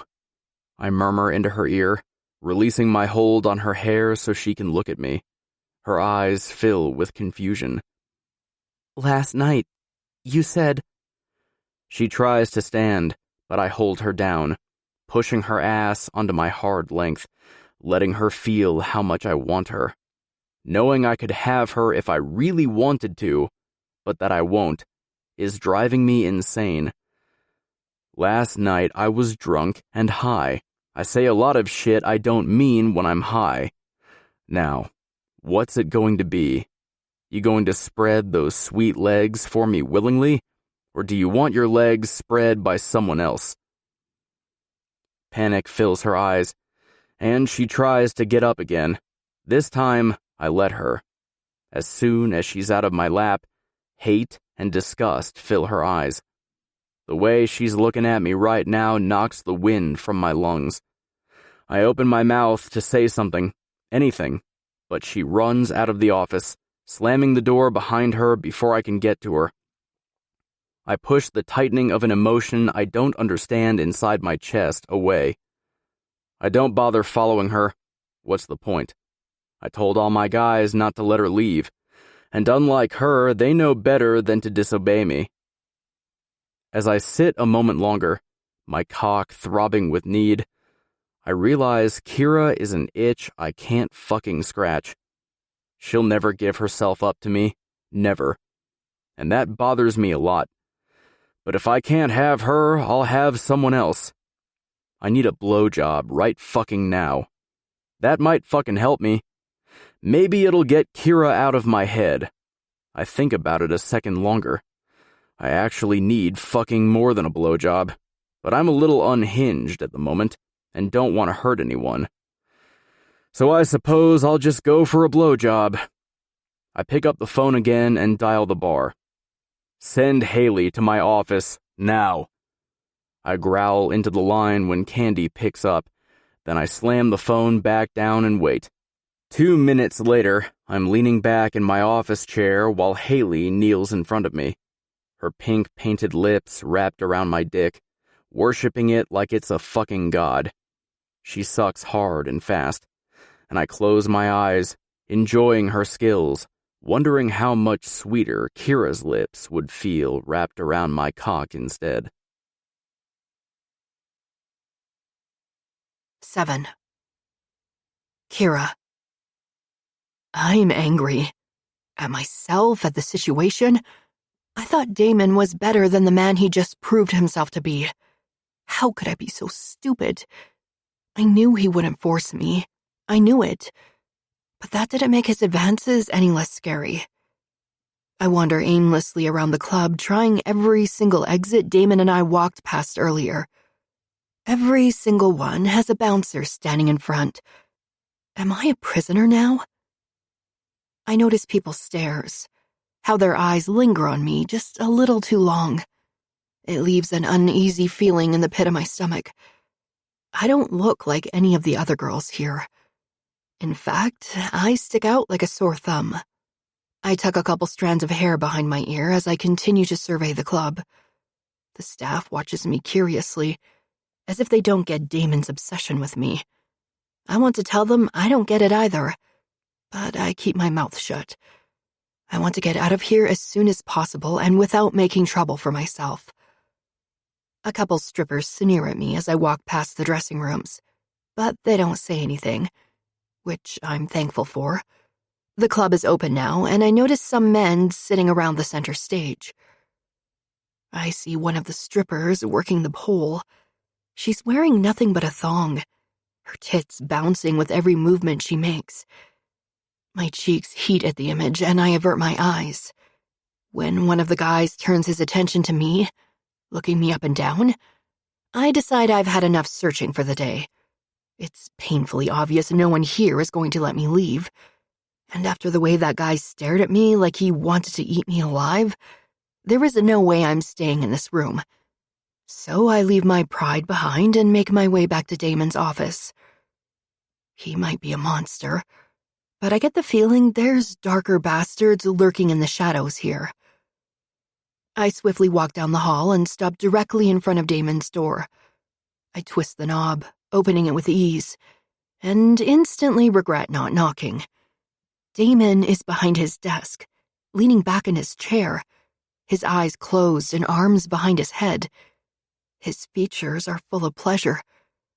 And as my gaze moves lower, I notice a head with long blonde hair bobbing up and down on his lap.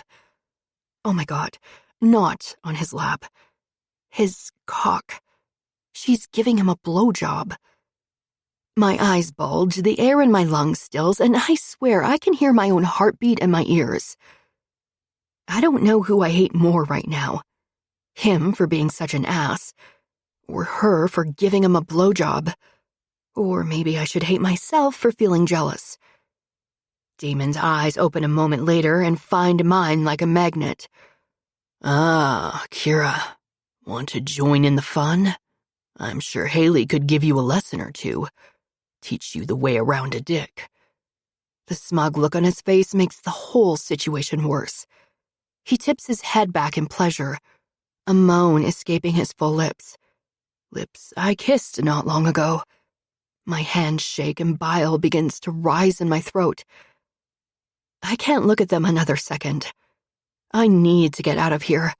I need to find some way to leave. Slamming the office door for a second time tonight, I scurry back down the hall, tears threatening to escape. I try my best to blink them away, refusing to cry over Damon. He doesn't care about me or my safety. He just cares about making me his, controlling me. I hate this place, and maybe even Damon. Everything about him reminds me of a prison, and I want to escape. Need to escape. He doesn't intend on protecting me, so why am I still here? You have nowhere else to go, idiot. I huff out a breath and walk down the hall, unsure of what to do. I'll have to wait for the perfect moment to escape, for one of the bouncers to take a break or something.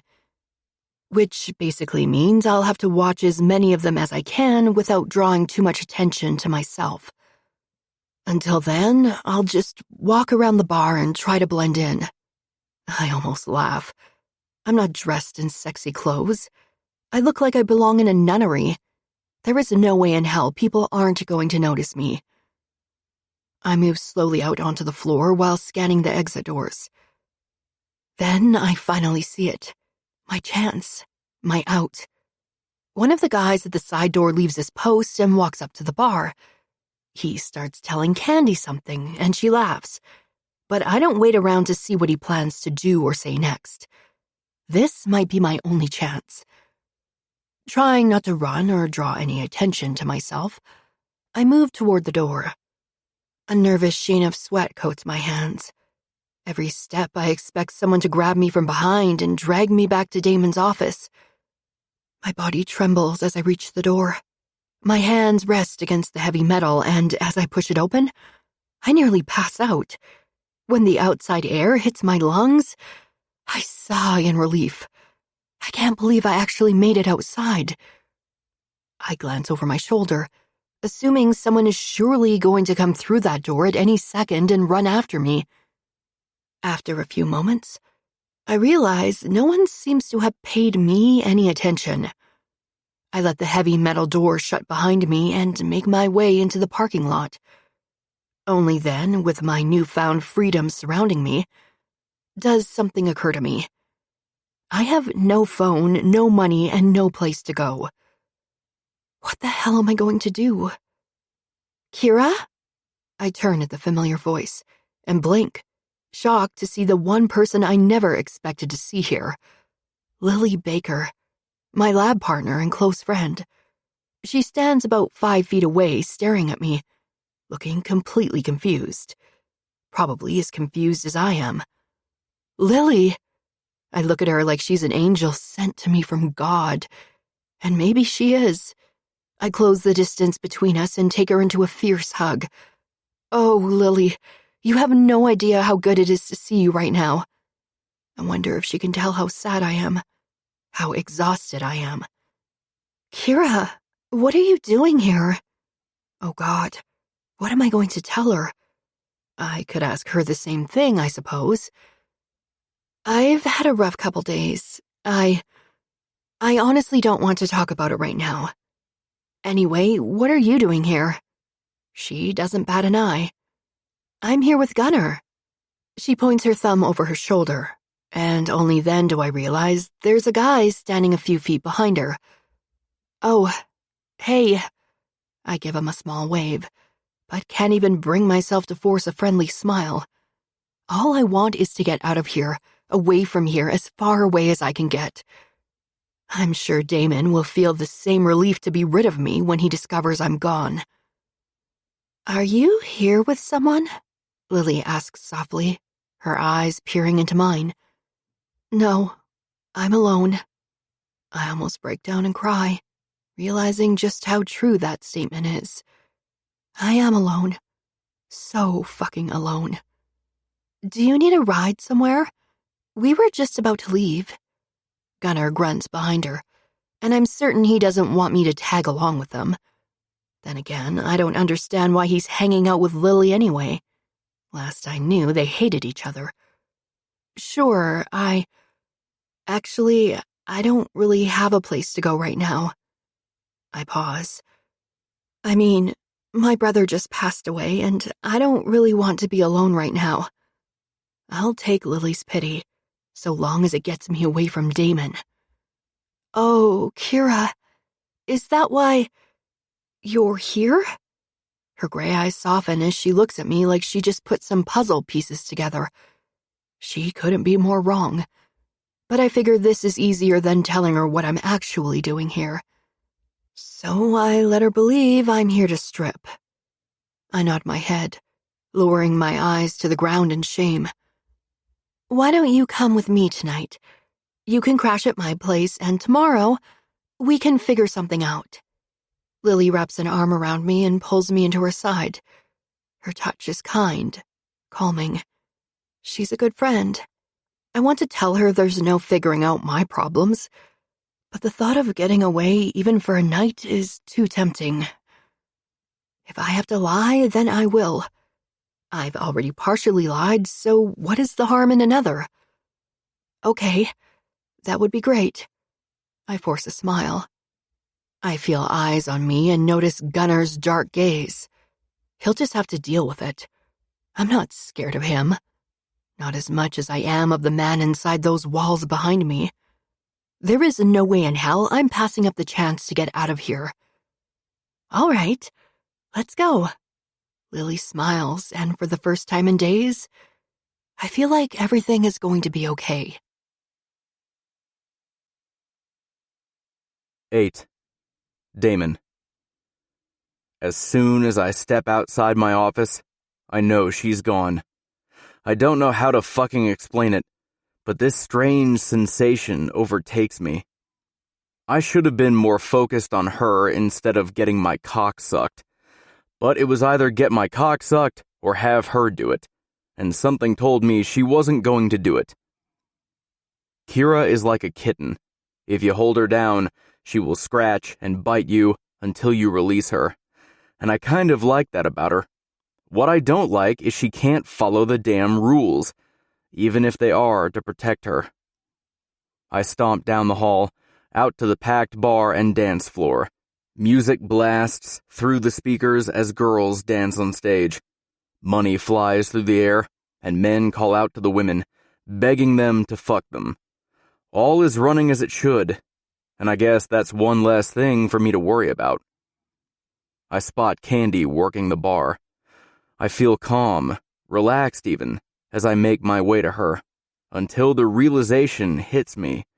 Little fucking Kira escaped again. I'm done with her not obeying my orders. I've let this slide too many times. This time, I will show her a lesson, one she will never forget. I will have to hurt her to prove my point. Leaning over the bar top, I motion for Candy to come over. She eyes me cautiously, almost as if she's afraid, and she has reason to be. She's been working here long enough to know when I'm in an explosive mood. Have you seen Kira? She was walking around here a while ago, just looking around, eyeing the back doors. I haven't seen her for a while. I thought she went back to your office. Motherfucking fuck. Of course she slipped through the cracks. She might stick out like a sore thumb, but she could make herself invisible if need be. Did anybody leave their positions, even for a moment? I crack my neck, ready to beat someone's ass. Candy doesn't say anything, but I see her eyes flash to where Diego is standing. I turn around, heading straight for him. As soon as he sees me coming, his face goes pale. He is a big guy, but I'm bigger. Not that it matters. He wouldn't dare retaliate. Not if he values his life. I don't even stop to ask questions. I swing and hit him square in the jaw. His head snaps back, but props to him, he doesn't pass out. Which is good. I still need him to man the door. What the fuck is more important than doing your job? Nothing, boss. Clenching my fist, I pull it back before slamming it into his nose.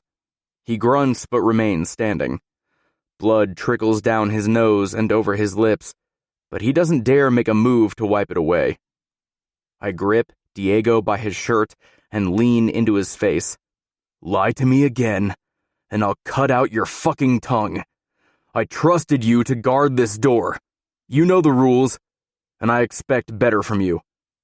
Diego swallows and nods his head as if he understands. Well, maybe if his head wasn't in the fucking clouds, I wouldn't have to go searching for Kira. Without another word, I march back to my office, feeling eyes on me. Slamming the door shut behind me, I get out my laptop and pull the surveillance tapes up. As I comb through 4 different screens, I spot her. Her silky brown locks and perfect body. I watch as she walks around the floor, eyeing the doors for a weak spot.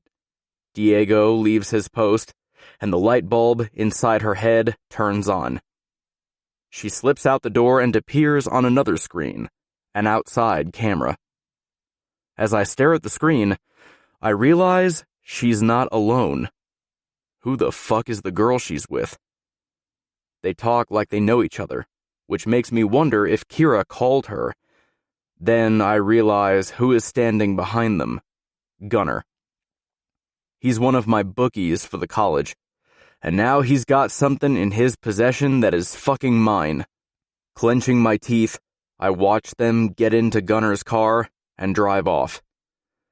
I take a calming breath, trying to get my temper under control. If I don't, I'll seriously hurt Kira when I get my hands on her, and that's the last thing I want to do. If anything, I just want her to listen to me. Her brother sent her to me for a reason. She doesn't have to like it, but she has to follow my rules. And if she doesn't want to, maybe I should just wrap her up in a tight little bow and send her off to my brother. My stomach lurches at the thought. Yeah, that's not going to fucking happen.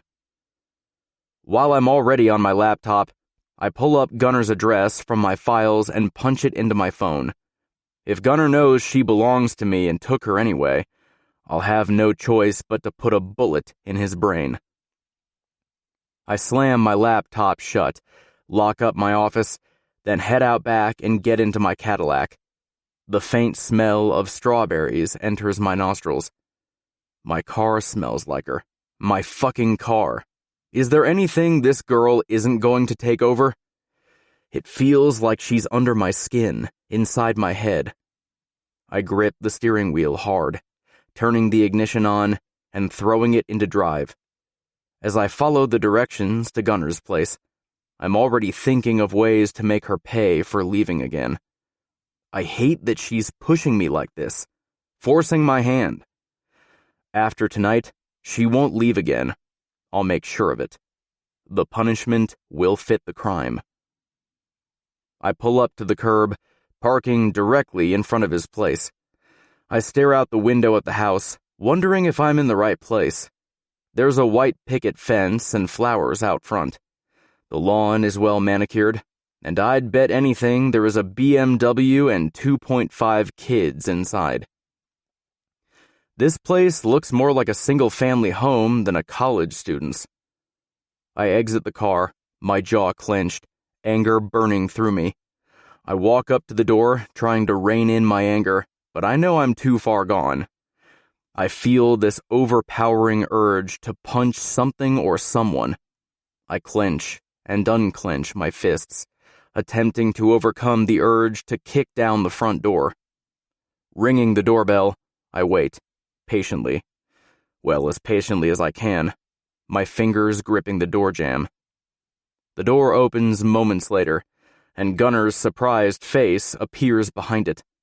Before he can mutter a single syllable, I push the door open all the way and force entry into the house. I don't give a fuck who owns this place. I take a couple steps forward, and as soon as I come around the corner, I see her. Sitting on the couch is the other girl from the video, the one I don't know. She and Kira look to be deep in conversation. That's going to fucking end right now.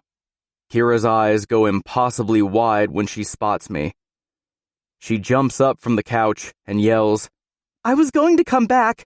Huh, sure you were. I smirk, shake my head, then pull my gun from the back of my pants and hold it to my side. I don't want to point it at her, but I need her and Gunner to know I mean fucking business.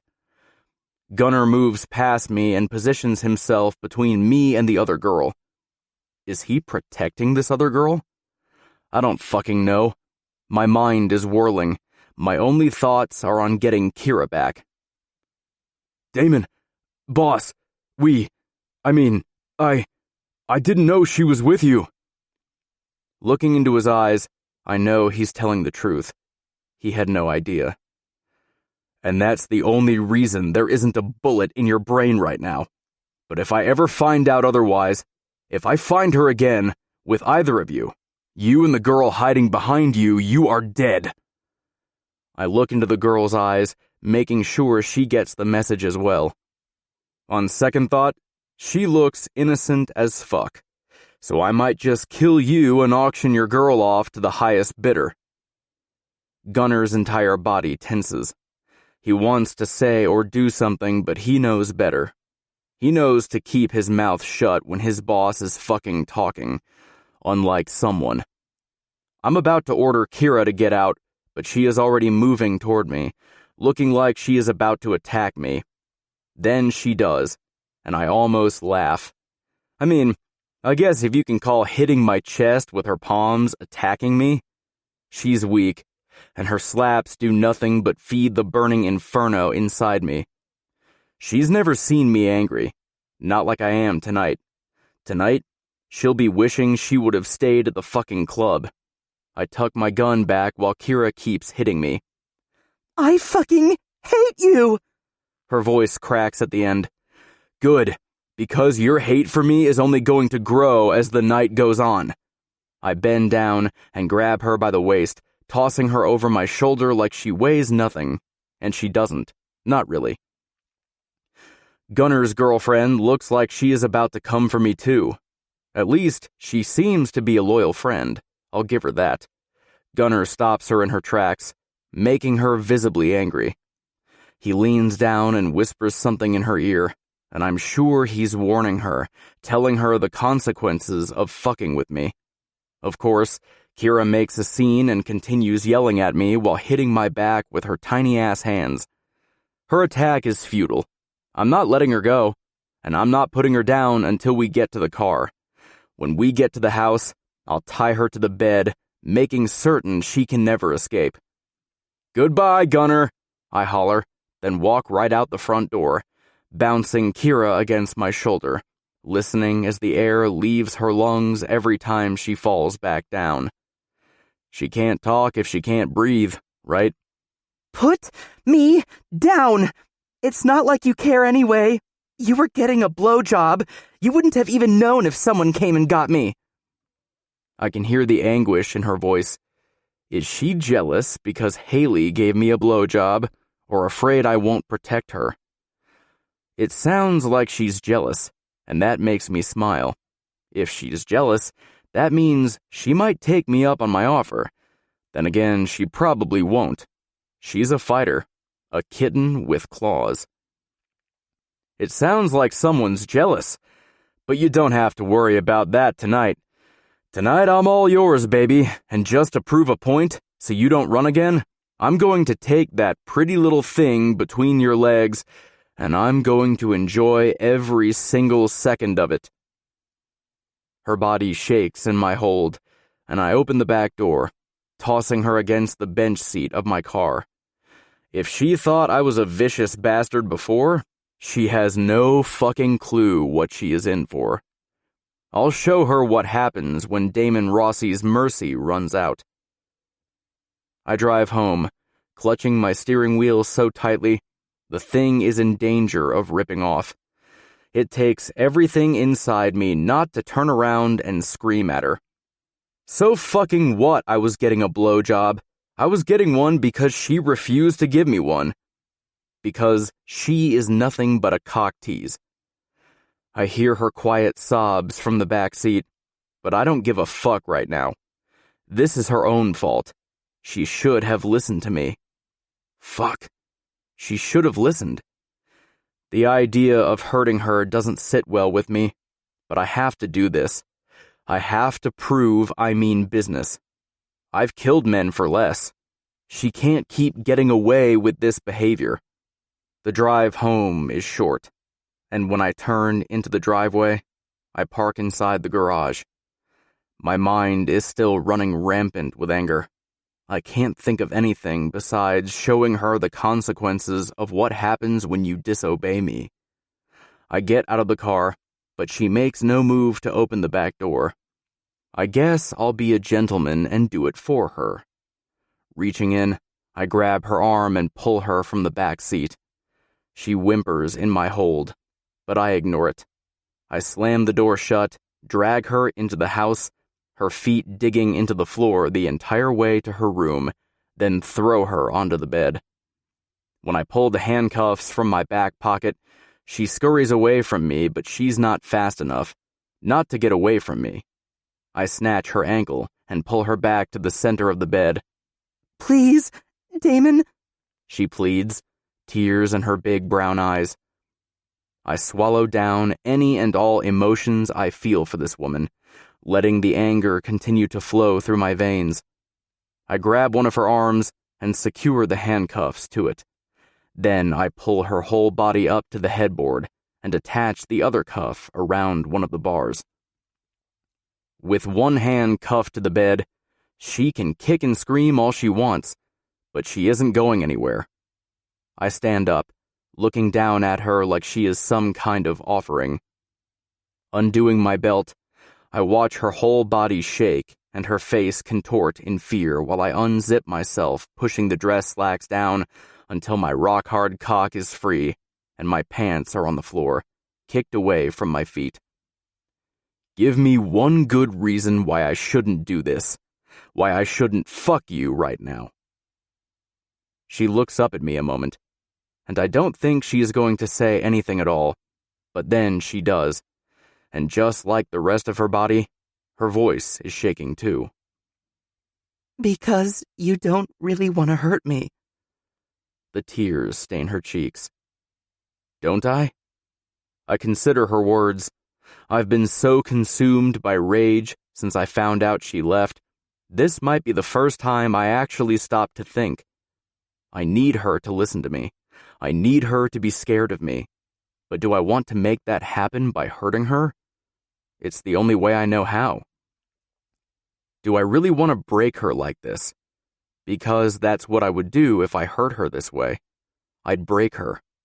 And I can't picture myself doing that to her. Watching tear after tear roll down her face and onto the pillow is starting to bother me more than I care to admit. I can feel the anger starting to leave my body, leaving me with feelings I don't want or need. I can't look at her face anymore. I just fucking can't. Grabbing her ankles, I flip her over onto her belly and pull her pants and underwear down in one go. Her cries are muffled by the pillow, but I can still tell her crying is getting worse. She starts to sob, her body shaking violently. I squeeze my eyelids shut. I can't take it any longer. Her pain is starting to become my own, and I can't take it. I just fucking can't. I lean over, tilting her head a little so I can see part of her face again. Brushing some tear-soaked hair from her cheek, I lean closer and whisper right into her ear. If you listen to me, and be very still, I won't hurt you, and I won't take your virginity. Her sobs almost stop immediately. Only small tremors she can't control remain. I stand up and look at her perfect body. Her skin is just as delicate and beautiful as I imagined it would be. Creamy, white, unmarred. She's a specimen I want to explore over and over again. Her ass is plump, and each cheek jiggles as her body continues to shake. I'm going to touch you, but I won't hurt you. Starting at her ankle, I trail my fingers up her legs, all the way to the two perfect globes of her ass. The feeling of her warm skin on mine. There is no way to fucking describe it. God, she is beautiful, and pure, and fuck. I don't deserve her. Not at all. I want to taste you, Kira. Can I taste you? I wait patiently, as fucking patiently as I can for her to answer. Time seems to stand still, and when a breathless, yes, escapes her lips, I nearly come undone. Every muscle in my body, inside and out, tightens. If I'm going to make her come, then it's going to be when I can see her fucking face. I want to see the pleasure in her eyes, the way she reacts to my touch. I retrieve a key for the handcuffs and undo them with ease. Then I flip her over onto her back. When I see her face, I almost punch myself. She looks sad, angry, and tired. And I never want to see her look like this again. I need to take care of her. I don't know why or how I'm going to do it, but I have to.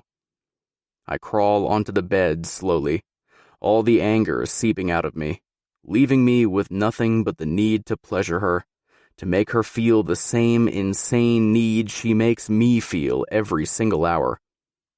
Her eyes never leave mine, not even as I pull her to the edge of the bed.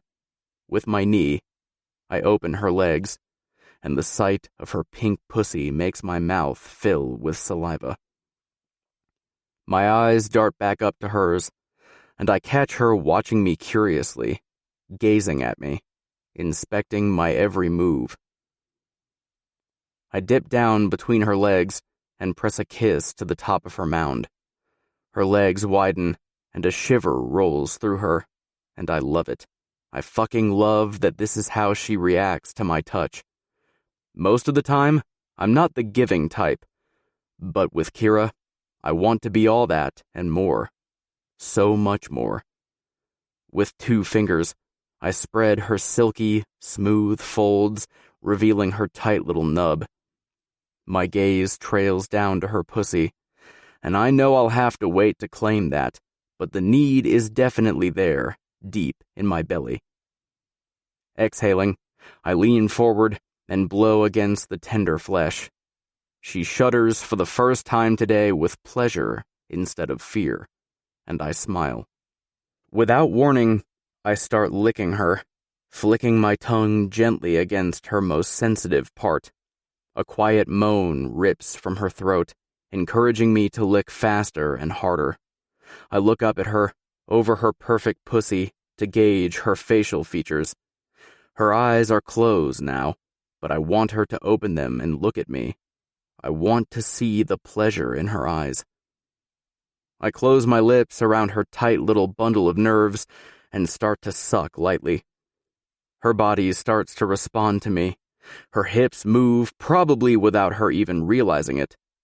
Her body wants me, and just knowing that drives me insane.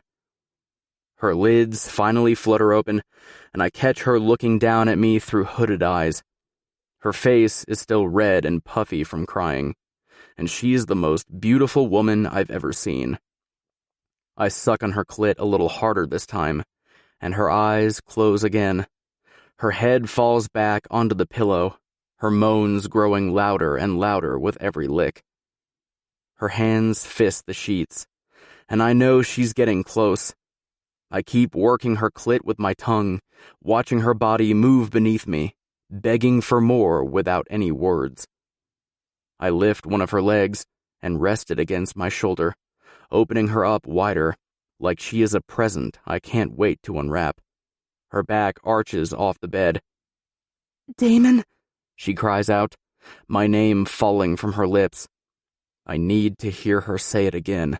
I might fucking die if I don't. Her pussy quivers, and the taste of her sweet cream explodes against my tongue as she comes apart beneath me. I keep stroking her gently, up and down, tasting her over and over again, until I know every last tremor of her orgasm has moved through her body. Gliding up her tiny form, I watch her eyes follow my every move. Indescribable desires pool deep inside me, and I have to see the rest of her naked. I grab the hem of her shirt and start to peel it off her body. She doesn't try to stop me, and instead lifts her arms to help without me having to ask. Very slowly, I pull the shirt over her head, then unhook her bra and remove it, revealing 2 perfect tits with dusky pink nipples just begging to be sucked. Her tits are the perfect size, 1 handful each.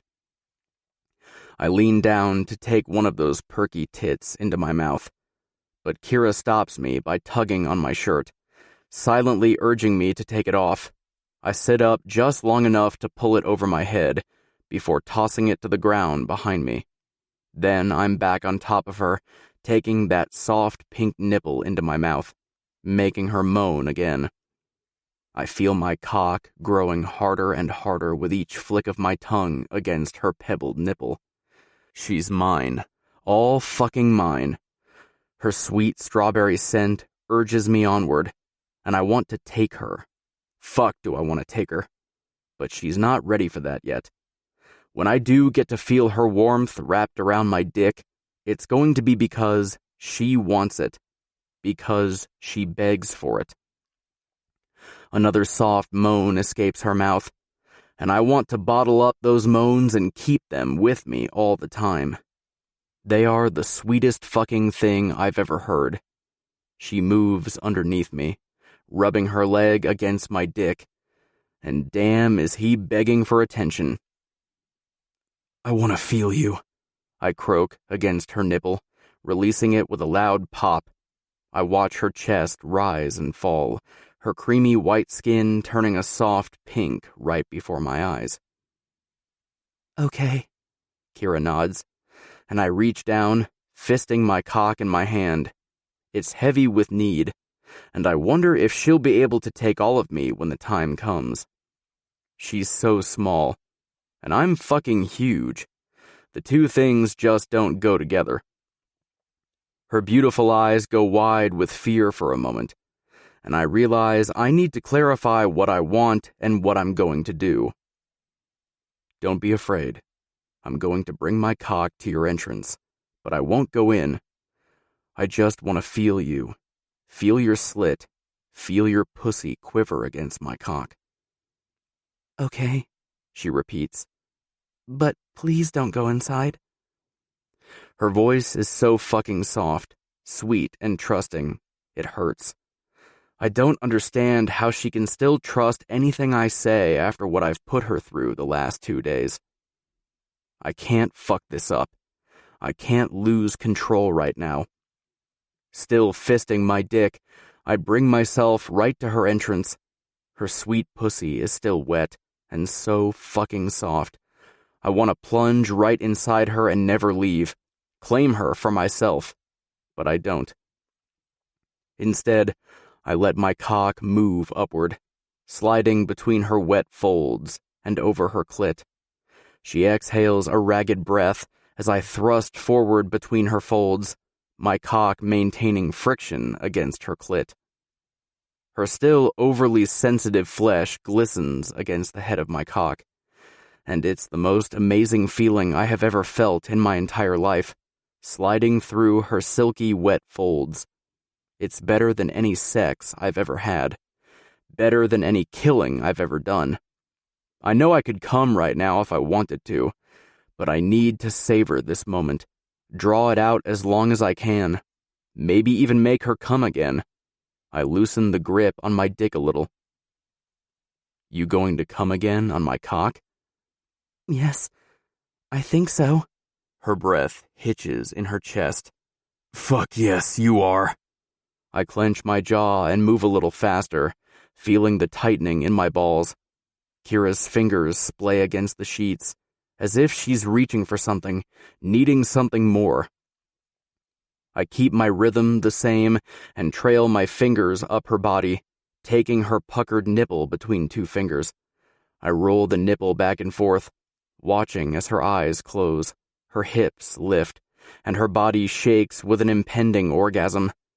There's nothing like the little gasps escaping her lips as she falls apart for me. Goosebumps prickle across her skin, and I lean forward, my body looming above hers. My lips find hers, and I up my pace, my cock begging and pleading to be inside her. Not yet, big boy. I pull back and fist my cock in my hand, pumping the fuck out of him, feeling the burning pleasure rip through me. Seconds later, I fall apart, my feet digging into the mattress and my heartbeat pulsing in my ears. I look down, watching as my release coats her virgin pussy, ropes of my sticky cum claiming her body as mine, only mine. Another man will never have her, never touch her or taste her like I did tonight. If anybody tries, I'll slit their fucking throat. My orgasm rocks me to the core. It's so fucking intense.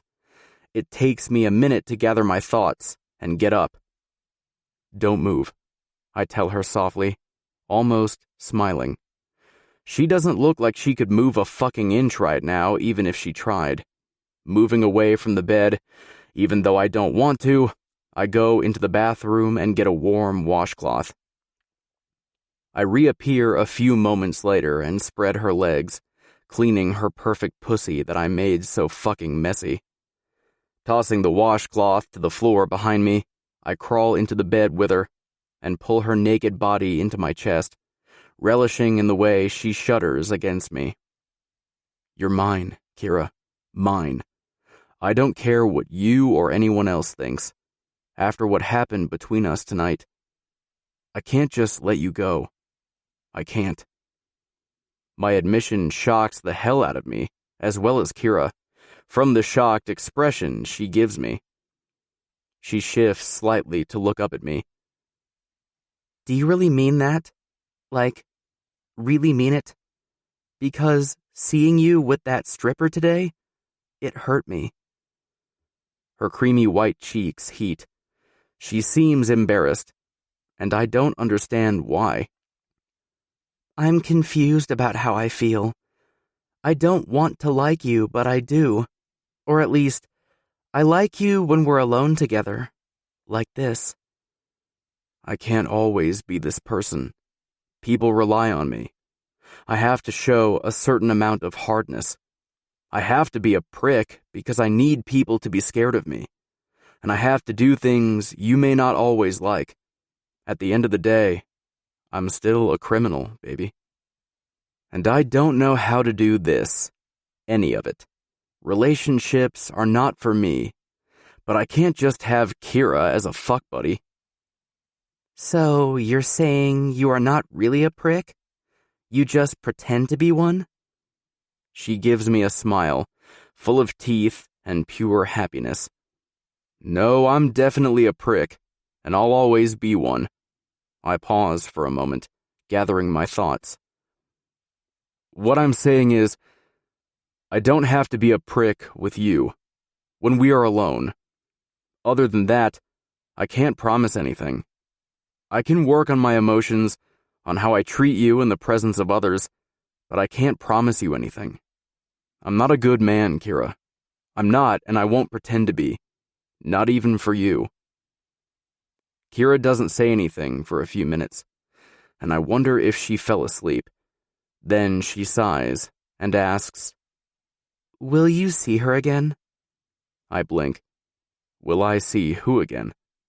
I whisper into her hair, inhaling her scent. Our scents have mixed together. I can't tell where she ends and I start. Her. The stripper. I contemplate my response. I'm a man and I have needs, but Kira may be the one to curb those needs. I imagine how she felt seeing me with Haley. I really didn't think about it before. Putting myself in her shoes, I can't imagine how I would have felt if I would have caught Kira with another guy. The mere thought leaves me furious. I would have cut his heart out of his chest before he even had a chance to pull up his pants. Not if you don't want me to. I tiptoe around my response. I don't want to hurt Kira. Not anymore. I want you, and I'd rather it be you, but... I trail off, unsure of what to say. I can't imagine touching another woman now. Not after touching her. I want to give myself to you, I'm just scared. Could we kind of work up to it? I told you I'd give you something in return for your promise to protect me. I shake my head, holding her tightly against my chest. No, Kira, I want you because you want me, not because you want my protection. I'll protect you either way, because no one is touching you, no one. But if you want to give yourself to me, if you want me to fuck you because you want it, then I will, when you're ready. The words don't even sound like something I would say. But then again, I'm not the same man I was an hour ago. Kira has cracked something inside me. She's opened up my heart. Now I understand what Hero was saying about Elise. I can't imagine someone telling me I couldn't have Kira. So, we're okay? Kira whispers, her voice sounding sleepy, and I realize how late it must be. More than okay, baby. More than okay. I kiss her softly, my lips melting against hers. I'm pretty sure I'll want her this way forever, which scares the hell out of me. In my world, love is a weakness, and weaknesses aren't something I can afford. 9. Kira. For the first time in days, I wake refreshed. My body feels relaxed instead of tense. I sink into the soft mattress, my eyes opening lazily. Then I realize I'm not in my bed, but Damon's. His heavy arm is wrapped around my midsection, protecting me like a thick steel band, holding me to him. I'll never admit it aloud, at least not right now, but feeling this close to Damon, feeling his possessiveness, sparks something inside me. Something I don't really understand. It's a foreign emotion, but one I want to feel again and again. I let my mind wander to the things he said to me last night. Damon wants to be kind to me, and above all, he can be, which tells me he's not really the twisted asshole he makes himself out to be.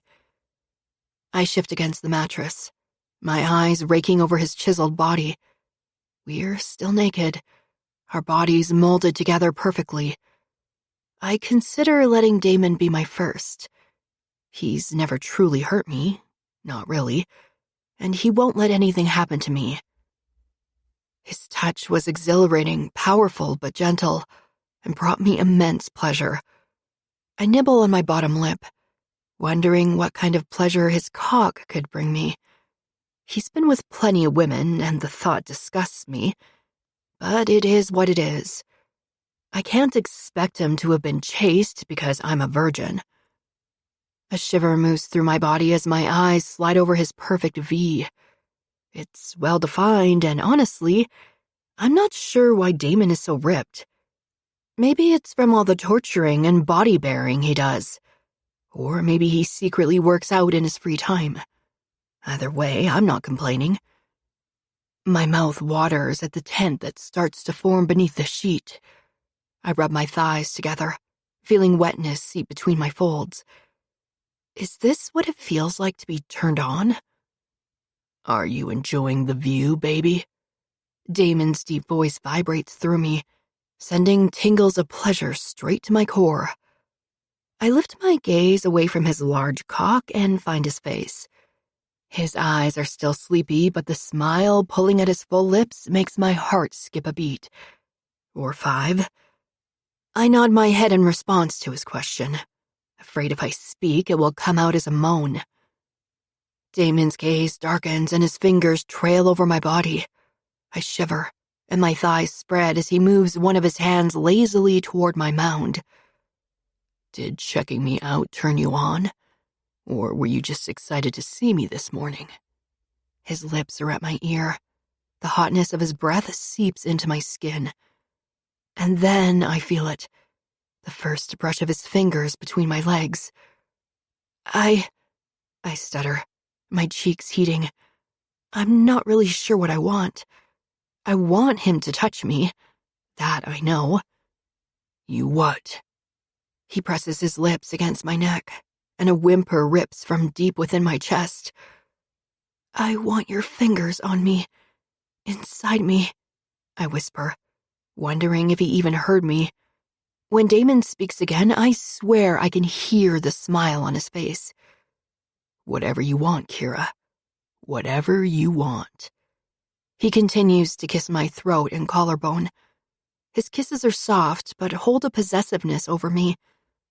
I never thought I'd crave his touch this way, but I do. His fingers ghost against my thigh, then move lower and lower until they're at my center. Slowly, he moves his finger against my already wet clit. The breath in my lungs slows as a knot of tension forms deep in my belly. He maintains the same rhythm, until my hips start to lift off the bed and he's forced to move down. Never removing his finger from my clit, he centers himself between my legs, spreading my thighs wide before dipping his head closer to see where I want it. I'm going to taste you, baby, and I want you to come on my tongue. I want to swallow every drop of your sweet cream. Damon's words are crude, but I don't want him to stop. Ever. Moans of pleasure rip through me, my belly tightening as his tongue replaces his fingers.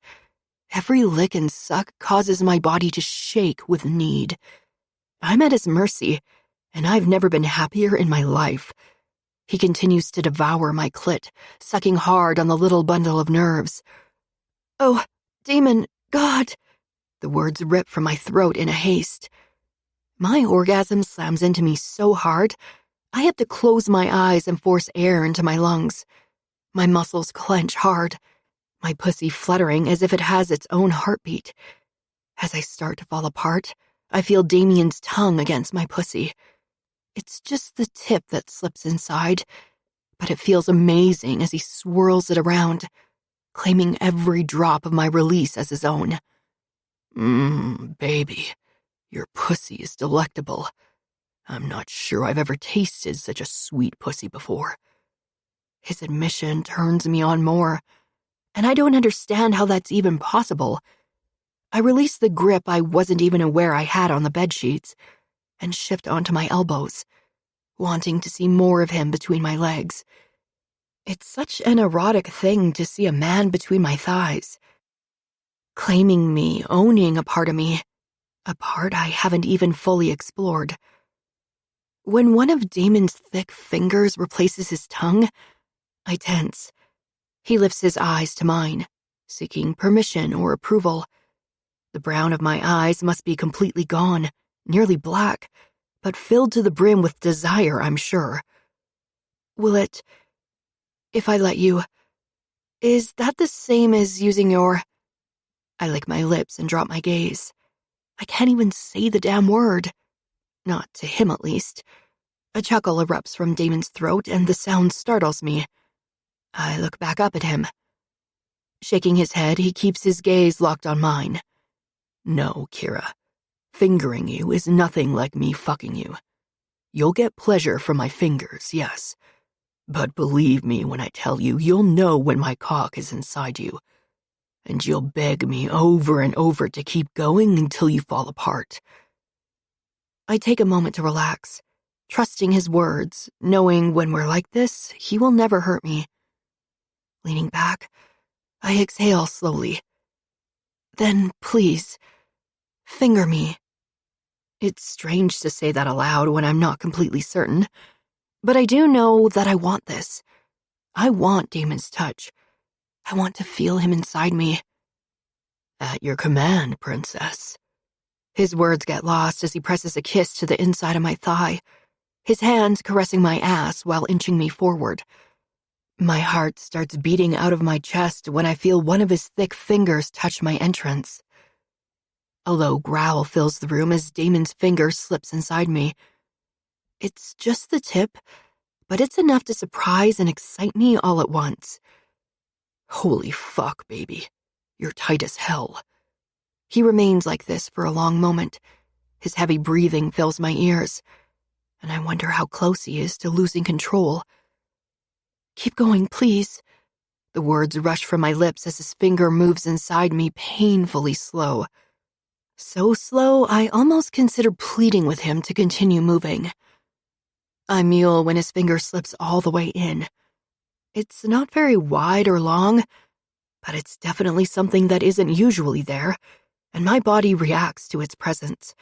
My muscles tighten and a sting follows, but it's not so much painful as it is uncomfortable. Just as slow, he pulls it out, then pushes it back in. His groan is audible at the sight of his finger claiming me. I wish I could see his whole face. I go to prop myself up onto my arms again, but stop. My head falls against the pillows when he places his thumb on my clit, drawing out more moans from my lungs. The dual stimulation intensifies the feelings, and from the tightening in my pussy, it won't be long before he sends me flying over the edge all over again. I pant, feeling each slip of his finger in and out of me. His movements are slow and purposeful, and I wonder if it always feels like this, or if it's just because it's Damon, if he's the only man who can make my body sing. If he's able to draw this kind of pleasure from me with his fingers and his tongue, what will it be like when he fucks me for the first time? The thought scares and excites me equally. I want him bad, but I'm too terrified of the unknown to give in to those needs. The image of him pushing inside me with his long, hard, pulsing dick is what drives me into oblivion. I cry out, Damon, Oh God, Damon! When the orgasm hits me full force, and he pushes his finger into me one last time while leaving his thumb on my clit, rubbing small circles against it, drawing out the sensation. I can't imagine what it will be like to claim you for the first time. Damien's voice is cloaked in darkness, and I know he's slightly unhinged. As he stands, I can see the tension in his body. I want to help alleviate some of that need. I wish I knew exactly what to do on my own, but I need him to direct me. His cock is hard, impossibly so. And if I'm being honest, it frightens me a little bit. But I don't let it stop me from reaching out for him. Damon watches me cautiously, his body seeming to grow tenser as I grip his length. I've never held a cock in my hands before, nor brought someone to orgasm. But I want to do that for Damon. I want to make him proud. I want to make him feel the same emotions he makes me feel. My hands seem so small wrapped around him. My fingers don't even come close to meeting. And I wonder how the hell I'm supposed to do this without using two hands. It's taking everything inside me not to fuck the ever-loving daylights out of you, Kira. If you're planning to do something with my cock, then please do it. Otherwise, let me go and I'll take care of it myself. I won't be liable for what happens in the next 10 seconds. His words don't sound like a threat, but there's an urgency to them, and I know he means every single word he says. If I don't do something now, he'll disappear somewhere. Maybe into the shower and pleasure himself. Pleasure I want to give him. I want to do something for you, but I don't really know how. My mind briefly wanders to when he taunted me, asking if I wanted his stripper to give me a lesson on how to please him. The memory is painful, and I shut it out as quickly as it entered. This is just about Damon and me now. I watch Damon visibly swallow. His body shakes as he lifts his hand, placing it over mine. His grip is harsh but warm, and I enjoy the contact of his skin against mine. "Let me guide you," he says, exhaling a harsh breath as he moves his hand with mine over his length. His eyes peer into mine, fire flickering in his gaze, threatening to burn me alive. His movements are slow at first, as if he's enjoying the mere contact of my hand against his cock. After a few more strokes, his hand grips mine tighter, and our pace moves together faster. Semen glistens at the edge of his cock, and my pussy quivers at the sight of it.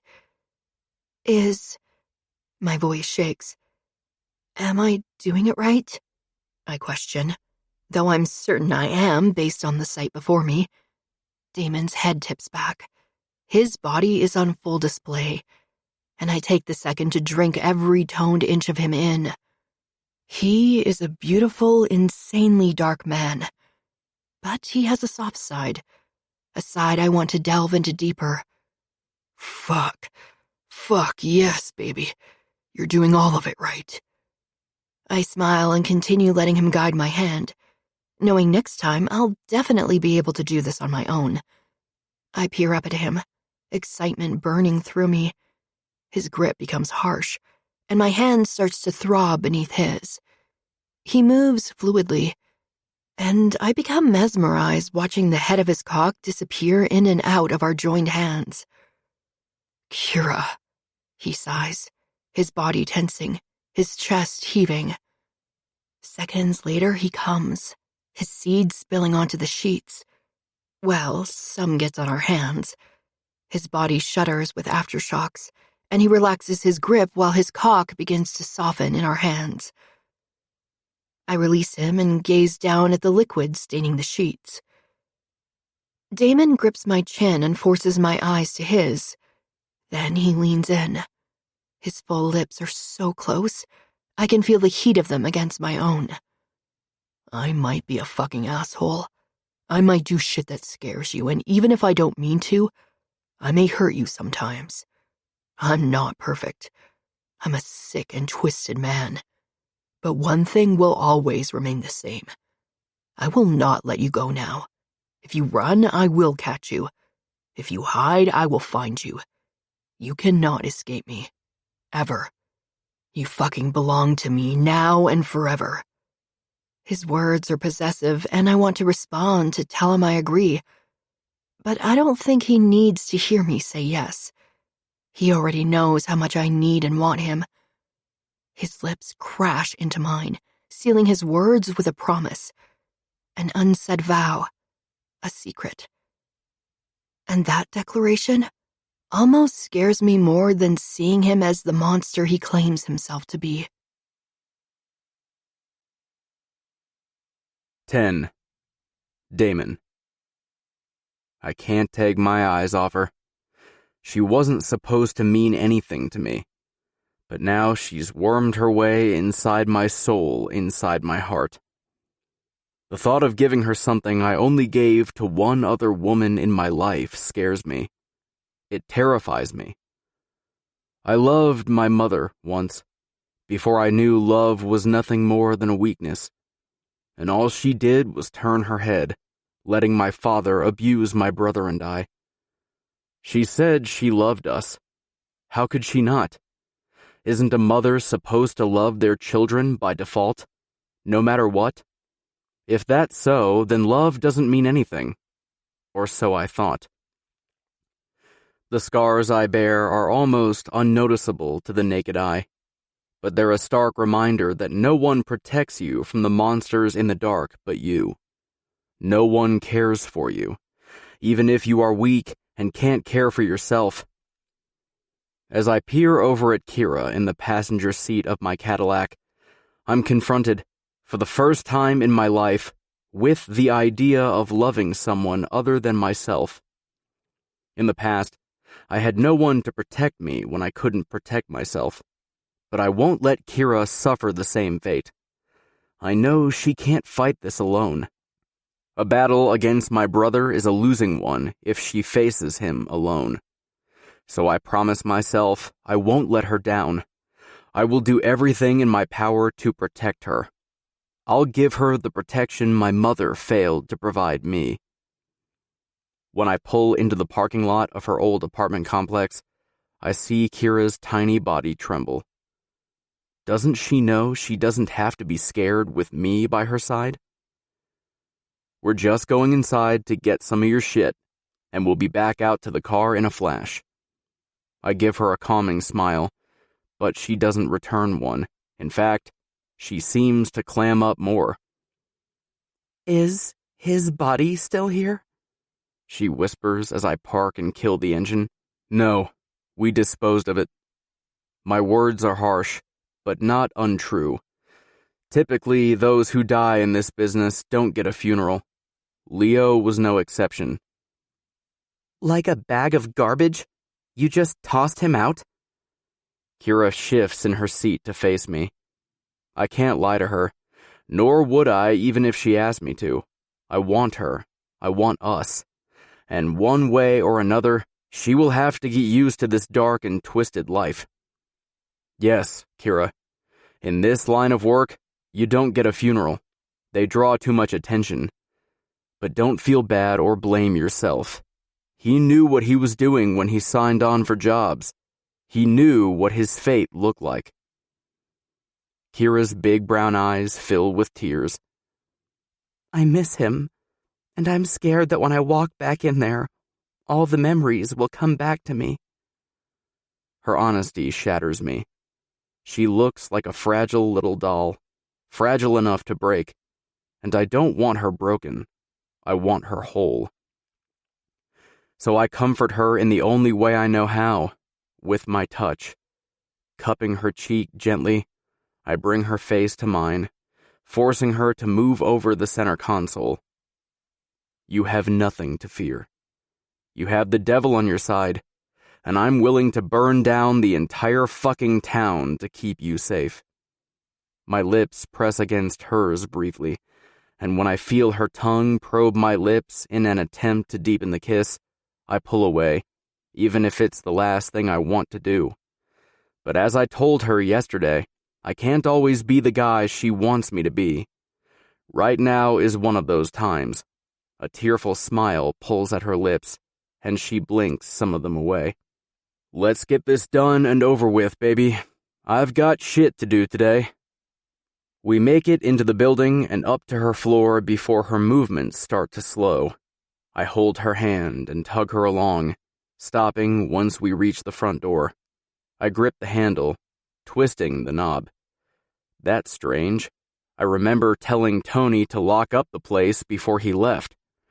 I open the door slowly, keeping Kira shielded from anyone who may already be inside the apartment. Wait here, I whisper, releasing her hand and crossing the threshold.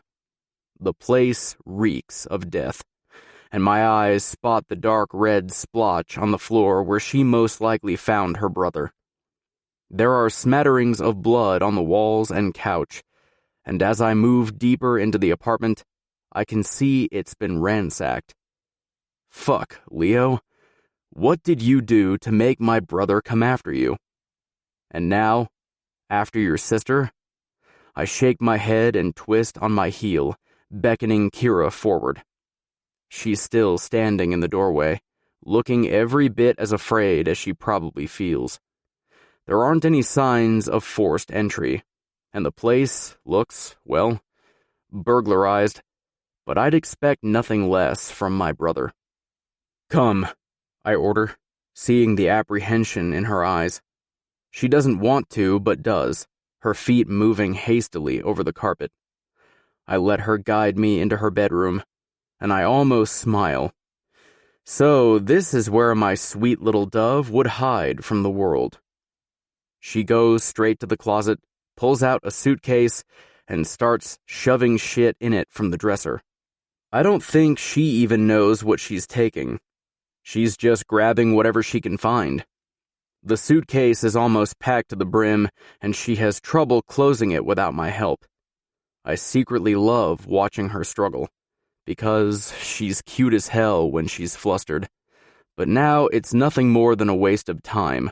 I'm about to give her a hand when I hear it. The low creak of a door being opened somewhere else in the apartment. Kira freezes beside me. I bring a finger to my lips, signaling for her to keep her mouth shut. She nods, and I reach around to grab my gun. Slowly, and with the silence of a puma on the hunt, I make my way to the front of the apartment. As soon as I cross into the hallway, I see him. Either he's stupid or he didn't see me coming. The idiot stands in the middle of the room like he has no idea what the fuck is going on. His back is turned, and I use that advantage to come up behind him and hit him with the butt of my gun. His body hits the floor with a loud thump, and I kick him in the side just for safe measure. He doesn't move, thankfully. I don't really have the patience to deal with more shit today, but I can't pass up an interrogation session. I eye the fucker. He looks like one of my brother's men, dressed in a black suit, looking more like a secret agent than a fucking member of the Rossi crime family. My brother must think he's real sneaky sending people here to grab her, like he doesn't already know what will happen if he tries to take her from me. Who is he? Kira appears in the hallway, her suitcase behind her. I gaze down at her. She looks so small, so fragile. I must remind myself to be kind to her and treat her as mine. A soon-to-be dead man. I pull my phone from my pocket and dial Tony's number. After 2 rings, he answers, "Boss? I need some men sent out to Kira's place. I've got a live body, and I need it moved to the basement." Kira's eyes go wide. She doesn't understand anything I've said, but she will when she sees what's going to happen. "All right, I'll send some men out now." On Tony's confirmation, I hang up and pocket my phone. I have half a mind to kill this bastard now, but if I do, I miss the precious opportunity to get information from him. Are you going to kill him? I shrug. Eventually, but right now, I'm going to use him to the best of my advantage. The guy he works for is after you. I watch as she stands in the hall, nervous, her eyes refusing to look at anything but the 2 feet in front of her. Being here scares her, and I wish it didn't. I wish the world was a better place and she never ended up in this situation. But the world is hateful, cruel, and will kick you when you're down, and some of the scariest monsters hide in plain sight. My fist connects with his jaw again, making his head swing to the side. Blood pours from his nose and mouth. My knuckles start to swell and turn blue. The pain is an absent thought. I could do this all night, but beating the shit out of him with my fists isn't going to get me the answers I want. I decide to switch to a knife to get this show on the road. As soon as I unsheathe the blade, the bastard's eyes go wide. Are you ready to tell me why my brother sent you? Or maybe what the fuck he wants with Kira? I loom over him, sliding the blade across the fucker's bare chest. He has a Rossi crime tattoo on his chest, and I consider skinning him and sending the fucking thing to my brother. I'm a dead man anyway, but you know that already, so why would I tell you anything? He can barely talk. Blood is filling his mouth from a cut inside his cheek, and he keeps spitting the red out. It flies everywhere, and it's fucking annoying the shit out of me. You are right about that, but if you do tell me what I want to know, I'll kill you much quicker and with much less pain. Maybe if you tell me now, I won't come after the people you love next. The asshole starts laughing, actually fucking laughing, and I wonder if this guy has balls of steel. You know better than anyone that guys like us don't get to love anybody. No family, no kids, no wives. You can try to kill them, but they don't exist. I know we shouldn't have attachments. I walk over to the table and select a new knife, a deadlier one. I run my thumb over the sharp edge. The blade cuts into my skin, causing the blood to swell over the insignificant cut. Sharp enough to cut through bone, I hope. I rub at my jaw, staring down at the idiot like he's a science project instead of a human. All right then. Let's see if you change your mind after I carve some holes in your legs. With complete precision, I take the knife and start cutting slowly into his upper thigh. I take my time slicing through skin as if I'm field dressing an animal. The fucker starts screaming right away. Music to my fucking ears. I would be a lying bastard if I said his screams didn't bring me immense pleasure. Having this kind of control and power makes me feel invincible, like a fucking king. I toss the chunk of flesh to the floor like it's a piece of garbage. Blood is everywhere, on my hands, dripping on the floor. I'm about to slice a second piece of flesh out when the door opens. I look up from the task at hand, ready to yell at the unlucky bastard who walked in at the wrong time when I realize it isn't one of my men, but my woman. Beautiful, vibrant brown eyes stare back at me, and for a moment, they make me stop and forget where I am and what I'm doing. I told you to wait upstairs, I snarl. I don't like her seeing this side of me, the darker, unhinged side. I want to be a good man and hide and shield all the bad in the world from her. I don't want you to kill him. Her voice is small and pleading, and that makes me furious. Doesn't she understand how this works? You do realize he would have killed you in a heartbeat. Actually, he would have probably raped you first, then killed you. I watch her recoil at my words, and I almost wish I wouldn't have said them, but she needs to hear this. Needs to understand what kind of people are after her. They're not like me. They will not offer her a chance. They'll just take. Which is why I'm here now, protecting her, making certain she's okay. Why don't you stay and watch? Her eyes go wide, but she doesn't make a move to leave.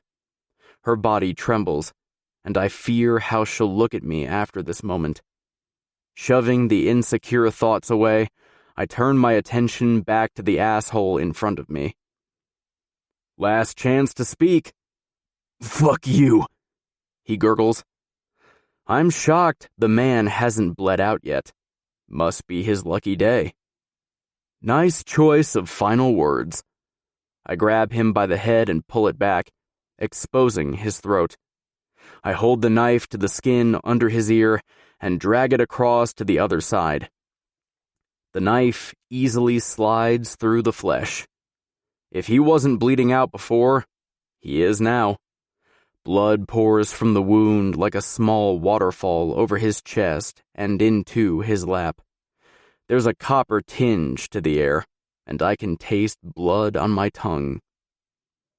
My gaze flashes to Kira standing in the doorway, looking like she grew roots and became one with the floor.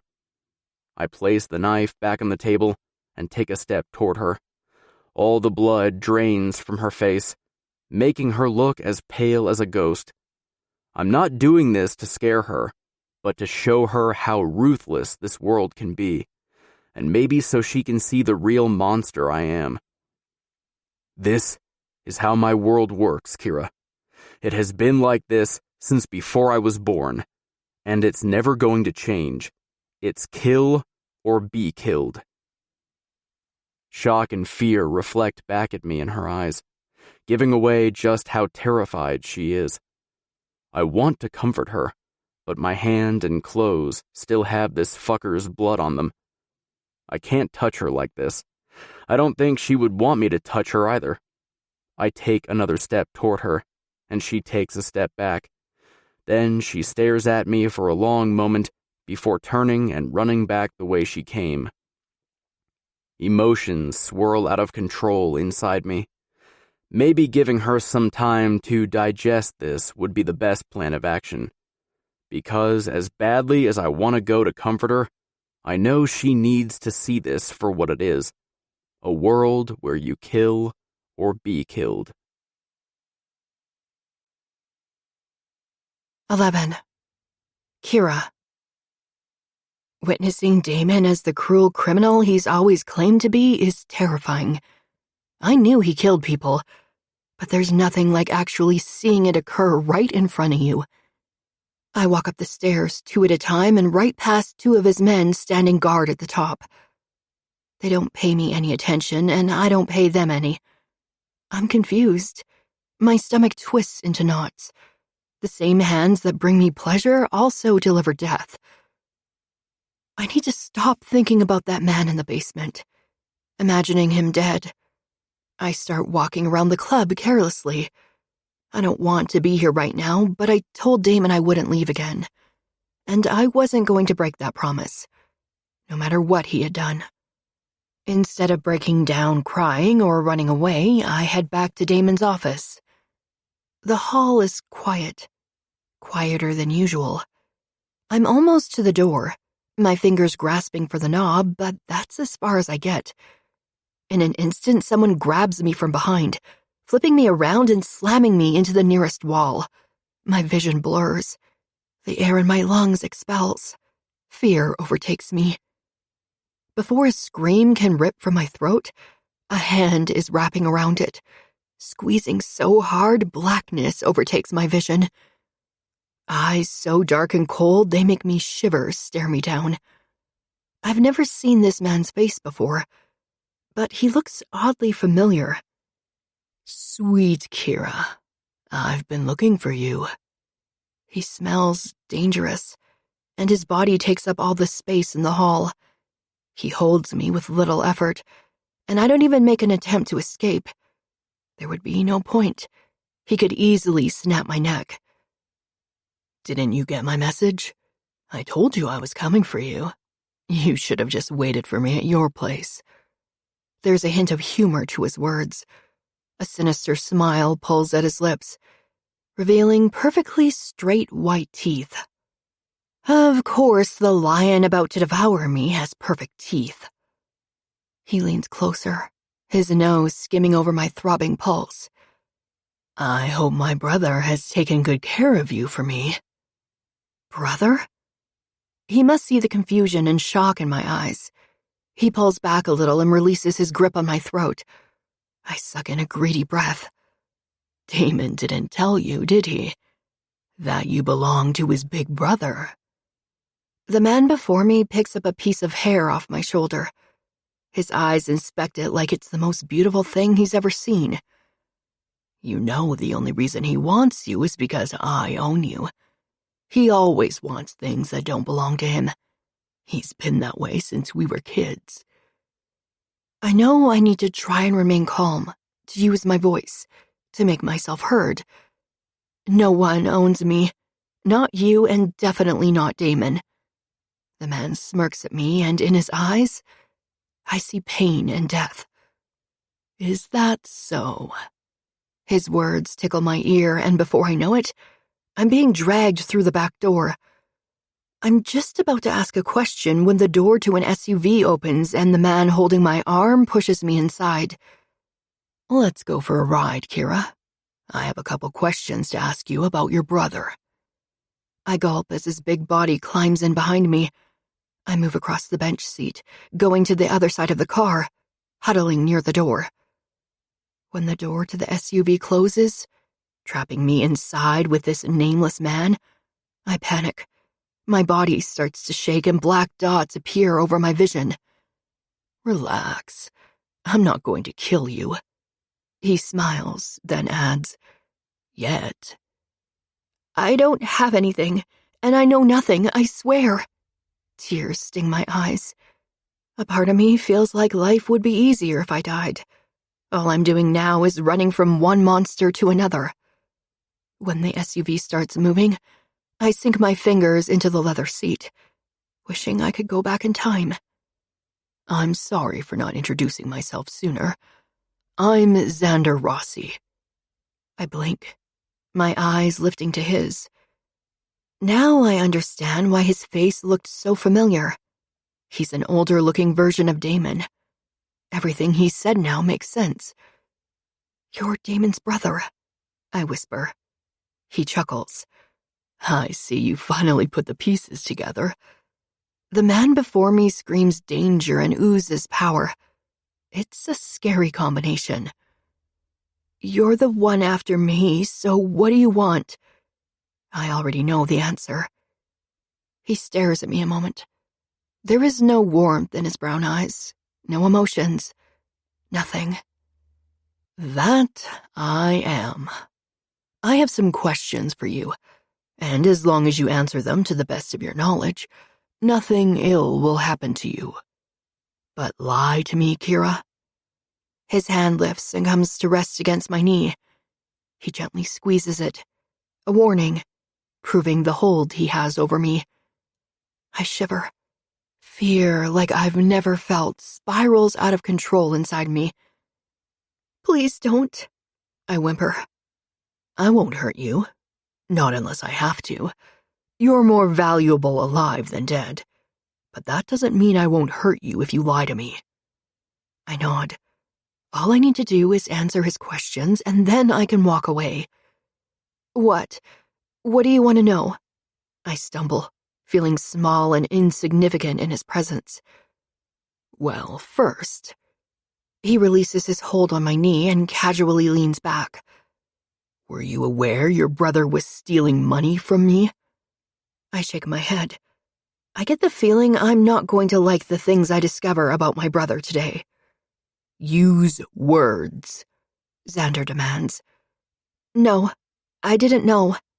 I gain enough courage to spit the words out, knowing if I didn't, I could end up with a black eye.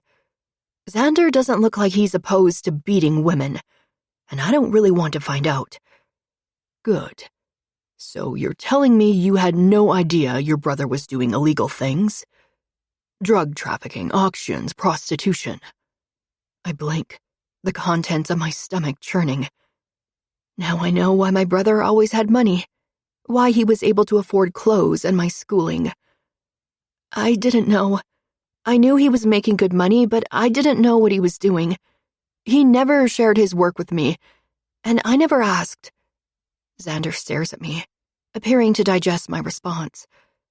I lick my lips, afraid he may not accept my answer and I'll end up dead on the side of the road in a gutter.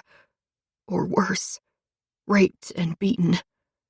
I swear, I whimper, feeling Xander's cold gaze on my face. Time seems to stand still.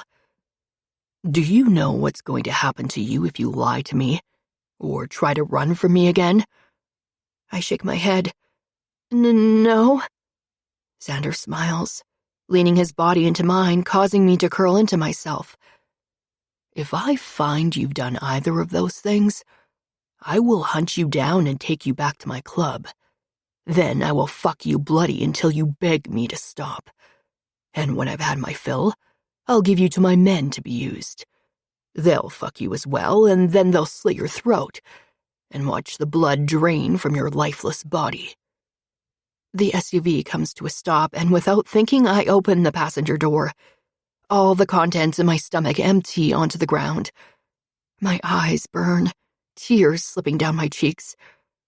I feel a cold gun pressed into my side, halting any further movement. My body shakes with every breath I take. My brother got himself killed, gaining an easy way out. But I'm still alive, and I'm paying for his actions. Do you understand the consequences, Kira? I feel his hot breath on my neck. I'm still hanging out the side of the car, my body swaying like leaves in the breeze. Yes, I understand. The words come out calm, too calm, and I wonder how long it'll be before death and I meet. I'm alone, tired, exhausted, and above all, I am done. Good. Get the fuck out of my car. I'll be back to check on you, and when I do, you better be here. Xander gives me a shove, and I slip out of the SUV on wobbly legs. Oh, and don't tell Damon about our little conversation. This one stays between you and I, sweetheart. My knees go weak, and I almost fall to the ground. Then he closes the door behind him, and the SUV drives off into the night, as if it was never there to begin with. I'm back in the night shift's parking lot. The evil cycle continues. I'm trapped between the Rossi brothers. With the bright streetlights shining down on me, I move into the packed parking lot. I'm not sure where I'm going or what I'm going to do. I doubt my bank cards work anymore, and even if I did run away, Damon and Xander would come for me. They both threatened me, and I believe them. I have no place to go, no place to hide, no way out of this. There's only one thing to do. A choice must be made, and it will be the lesser evil. I drag my feet across the parking lot, forcing each step toward the back door. Before I can even lift my hand to reach for the handle, the door flies open and Damon's large frame appears in front of me. His eyes are full of fury, like a bull on the verge of charging at me. What the hell are you doing out here? I want to tell him what happened, that I know his brother is the man after me. I want Damon to take me in his arms and tell me everything is going to be okay. Tell me he will always protect me, even from his own brother. But Xander's warning rings in my ears, and I can't shake the threat. He might not kill Damon, but he'll kill me. And I value my life, even if it is pretty shitty right now. I just needed some fresh air, I lie, trying to hide the tiredness and sadness from my face. I'm starting to think the only way out of this mess will be from a bullet to the head. The fury rolling off Damon pulls me back to the present. His anger suffocates me, and I hate that he's mad and there's nothing I can do about it. He doesn't buy what I've told him, and I think he can smell the lie on me. Instead of dragging me back inside, like I half expected, he walks outside, letting the door close behind him. Let's go home. He unlocks his car and grabs my hand, tugging me along. I can still feel the anger radiating off him, but he does a better job concealing it now. It isn't until we are in the car that I notice Damon is clean and wearing different clothes. I guess he keeps extra clothes on hand for when things get messy. I get into the car and lean against the window. I'm caught between two killers. One wants to love me and one wants to literally kill me.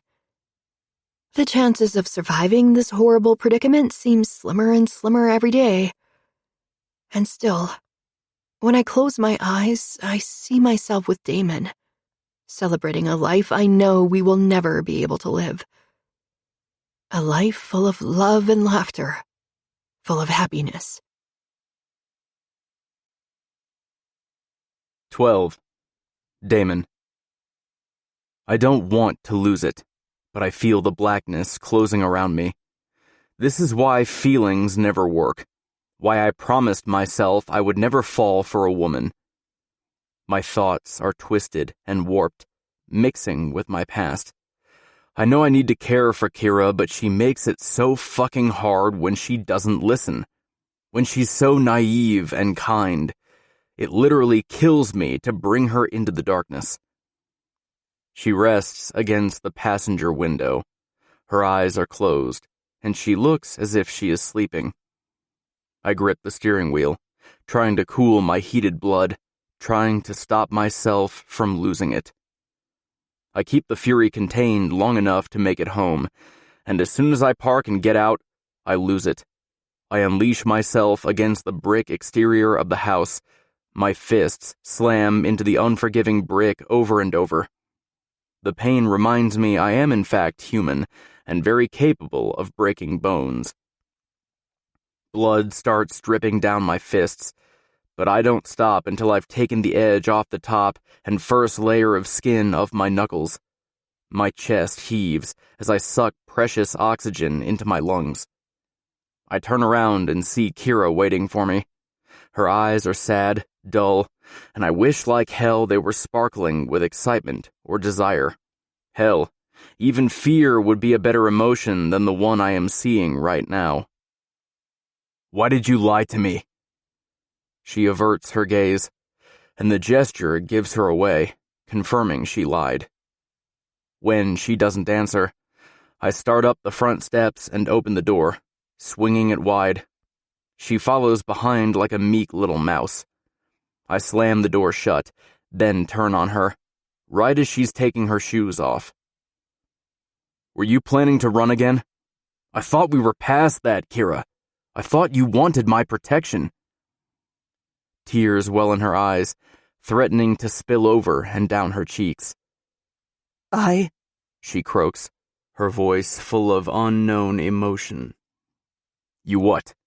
You thought it'd be better? Easier to run from your problems?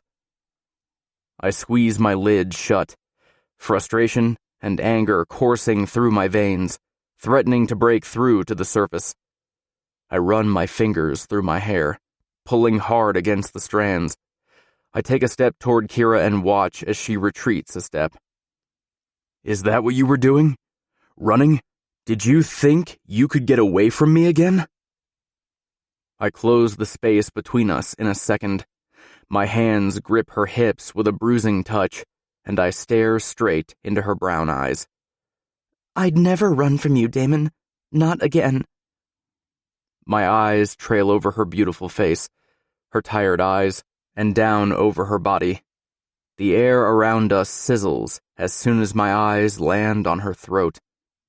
The faint bruises on her creamy white skin stick out like a sore thumb.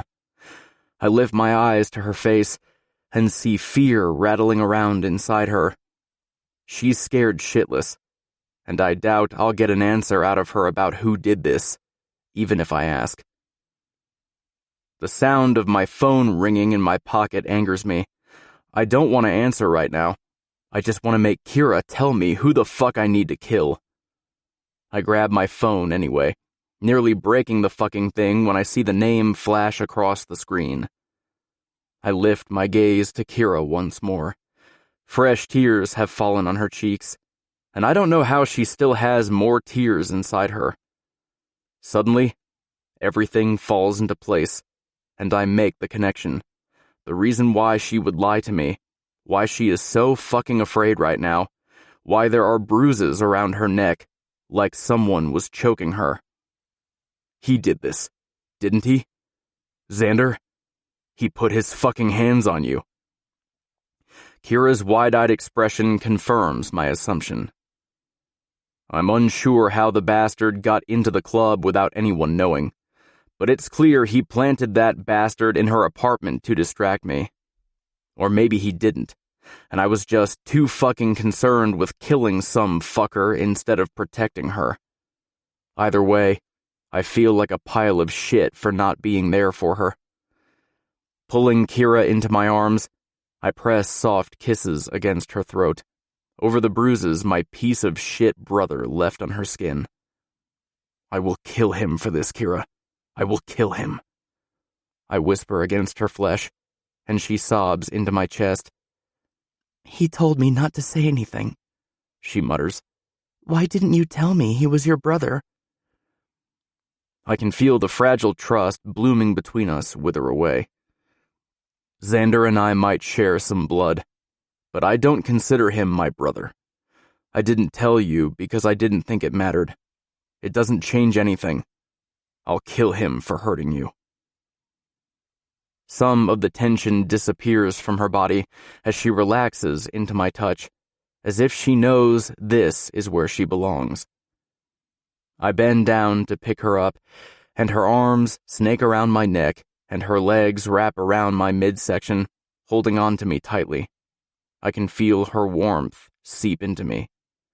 I carry her down the hall and into my bedroom, placing her gently on my bed. I'm going to call back Xander. I use the seconds it takes to pull my phone out and dial his number to compose myself, to the best of my ability. I want nothing more than to scream all the ways I plan on killing him, but I know that would be a bad move, so I rein in my fury for a moment. Taking a deep, calming breath, I wait for him to answer. It rings and rings, and then his asshole voice filters through the phone speaker. Damon, I've been trying to reach you. I even came by the club once, but I seem to keep missing you. I clench my fist. This fucker thinks he's sneaky. Has he forgotten I know him far more than anyone else? That he can't fool me? What do you want, Xander? He chuckles. I can't simply call you and have a conversation? I do miss you, little brother. It's probably time we catch up. Don't pretend you have any emotions, Xander. We both know better. And I'd much rather discuss this over the phone, so just tell me what you want. This isn't something we can discuss over the phone. I'm afraid I'll need to see you and Kira in the flesh. So please don't make this a hassle, dear old brother. Meet me tomorrow at the Rossi Mansion. I assume you still know where that is? Yes, we'll be there. And Xander, if you ever lay a finger on my property again, I will gut you like a fish. I growl and hang up the phone, trying to forget my fucking brother and think about nothing besides the goddess laying in my bed. There's no saying what will happen tomorrow, or what my brother will do to her, or me. I've seen his darkness, tasted it even, but I don't want Kira to see it. I'm distracted from my thoughts when she sits up, her eyes boring into mine. She looks at me like she wants to say something, but instead she stands in front of me. Grabbing the hem of her shirt, she pulls it over her head. Then she reaches behind and undoes her bra. I'm so mesmerized that I just stand there and watch her. Her nice, perky tits are free now, and her nipples are pointing at me. I've seen a lot of girls take their clothes off. I own a fucking strip club, for God's sake.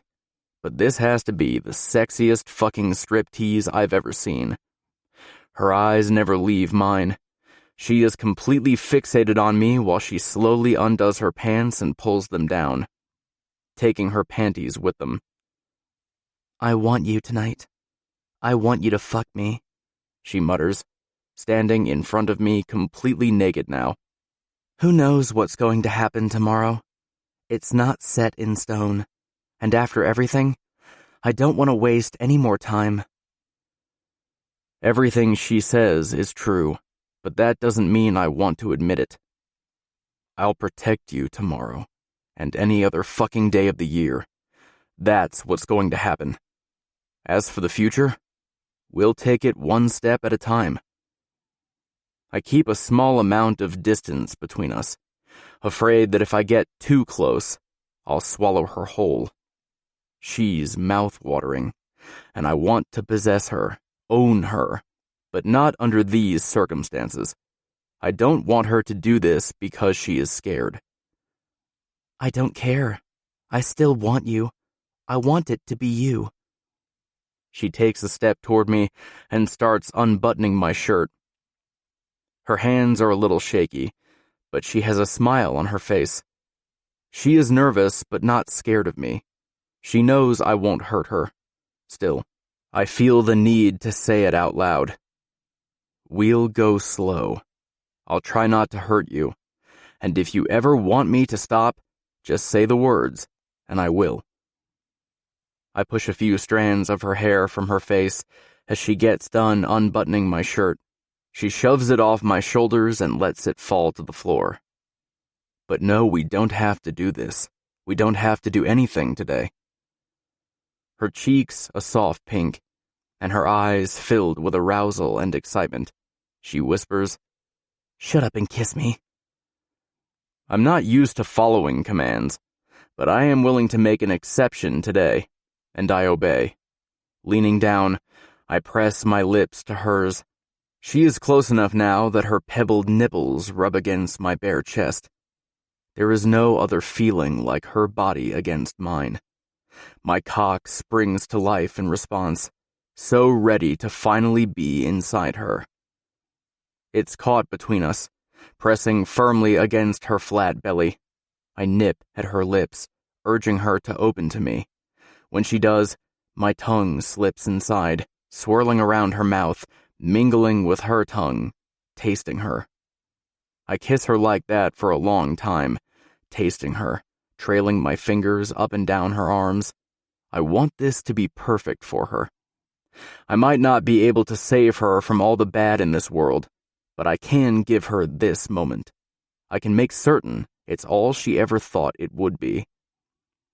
When I finally pull away, Kira is breathless. Her eyes peer up at me with adoration. I can see she feels safe in my arms, and I never want that to change.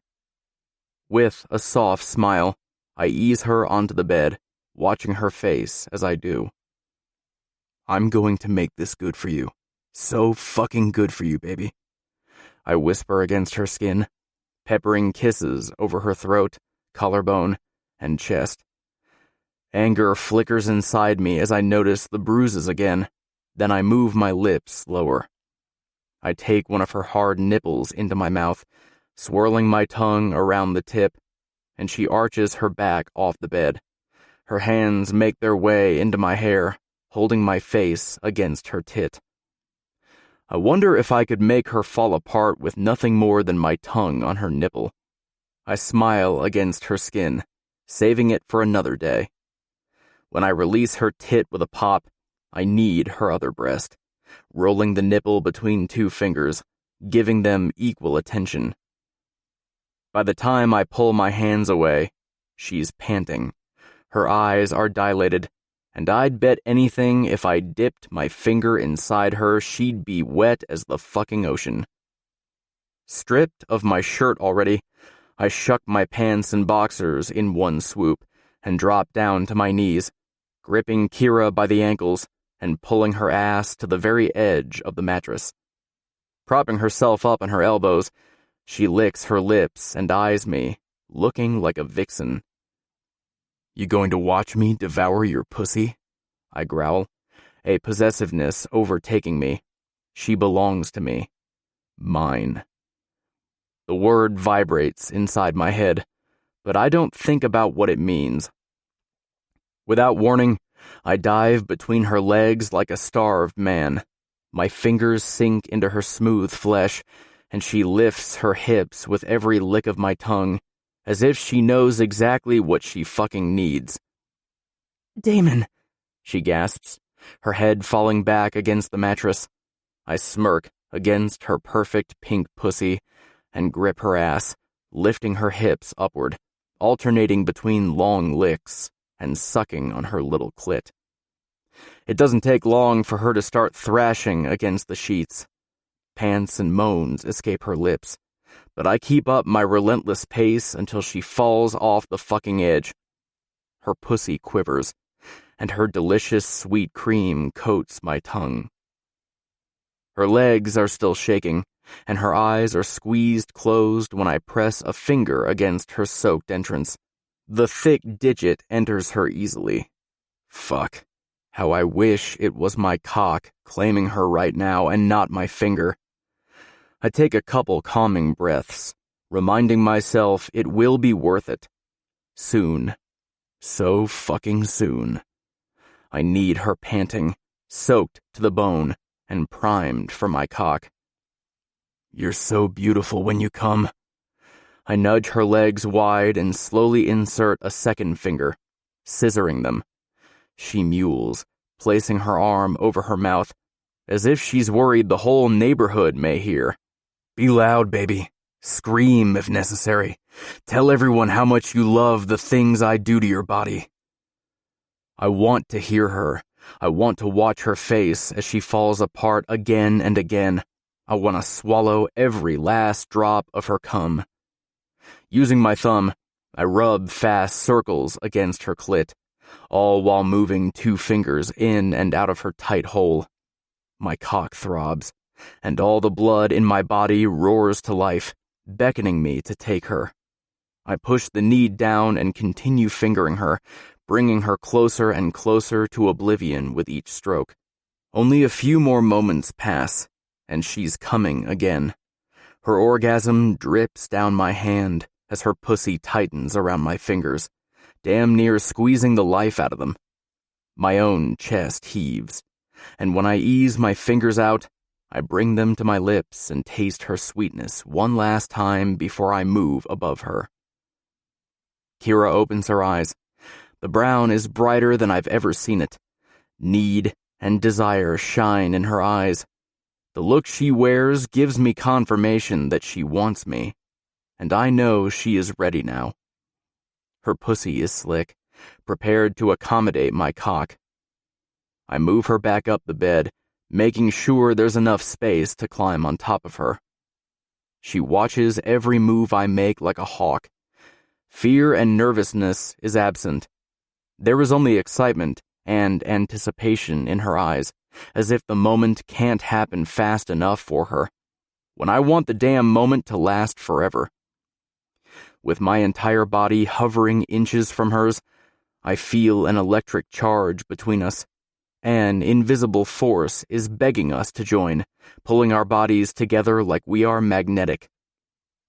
I'll be as gentle as I can.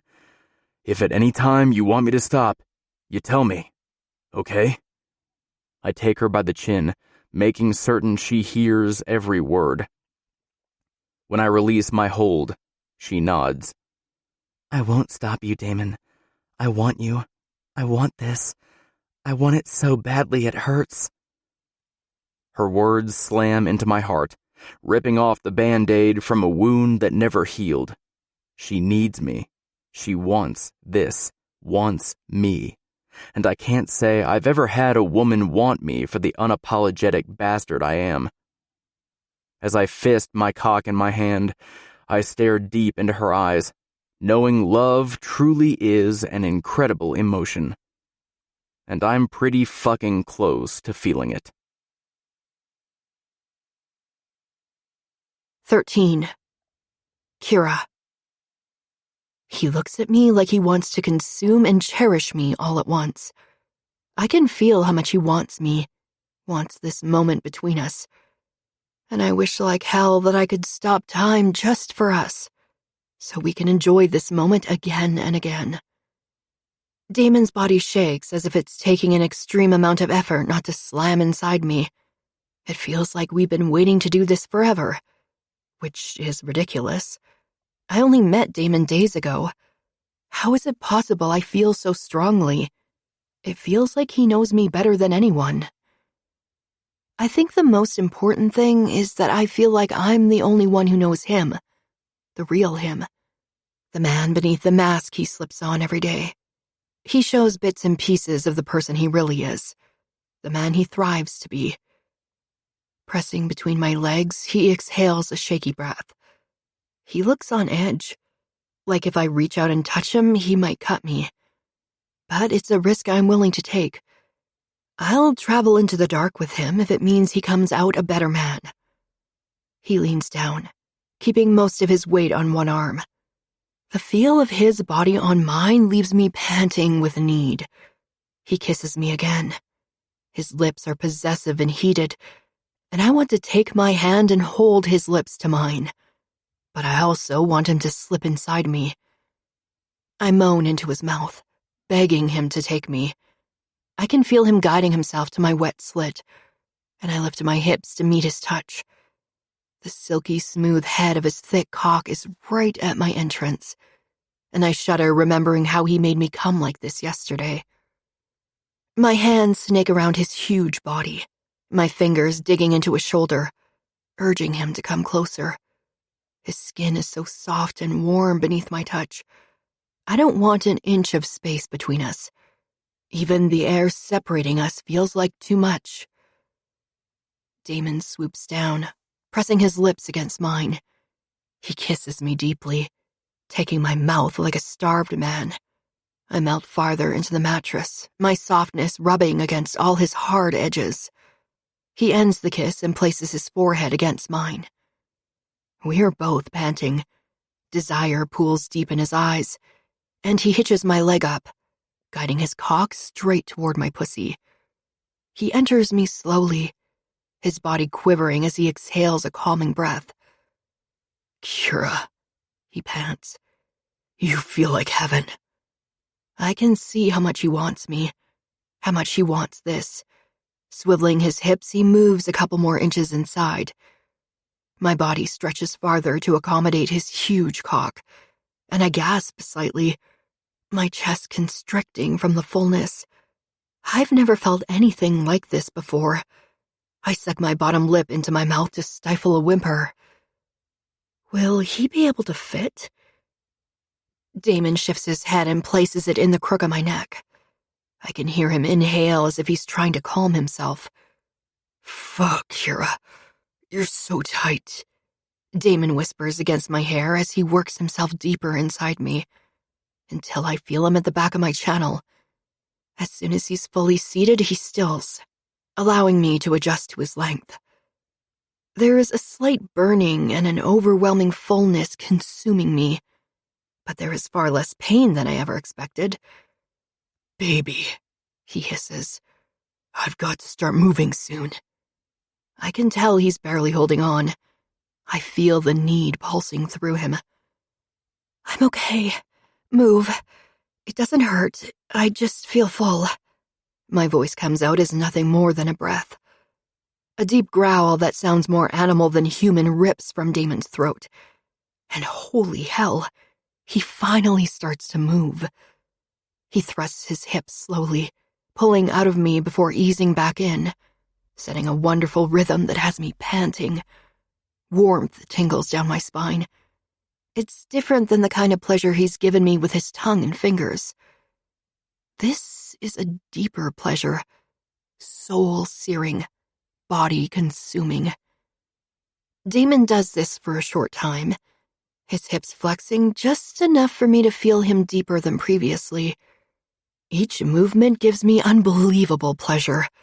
Feeling the pressure build deep in my core, I tighten my legs around his middle, my feet digging into his ass, pulling him closer. My body is scorching hot as he peppers open-mouthed kisses around my jawline until he reaches my ear. "You'll always be mine now," he whispers possessively before nipping on my earlobe. And I know he means that. I'll always be his, and in return, He will always be mine. An electric current flows through my veins as his body claims mine with each thrust and kiss. I can feel how close I am to coming, the orgasm building deep within. Come for me, baby. Milk my cock, squeeze it tight. Give me your first of many orgasms on my cock. His hard length seems to grow as he throbs inside me. My skin burns everywhere he touches. But his words are what drive me over the edge into pure bliss. As if he has a direct line to my pussy, my body follows his command and my walls clench around him as a mind-blowing orgasm hits me. The feeling is so overwhelming. For a moment, I don't know where I am or what's going on. All I feel is pleasure consuming my every thought.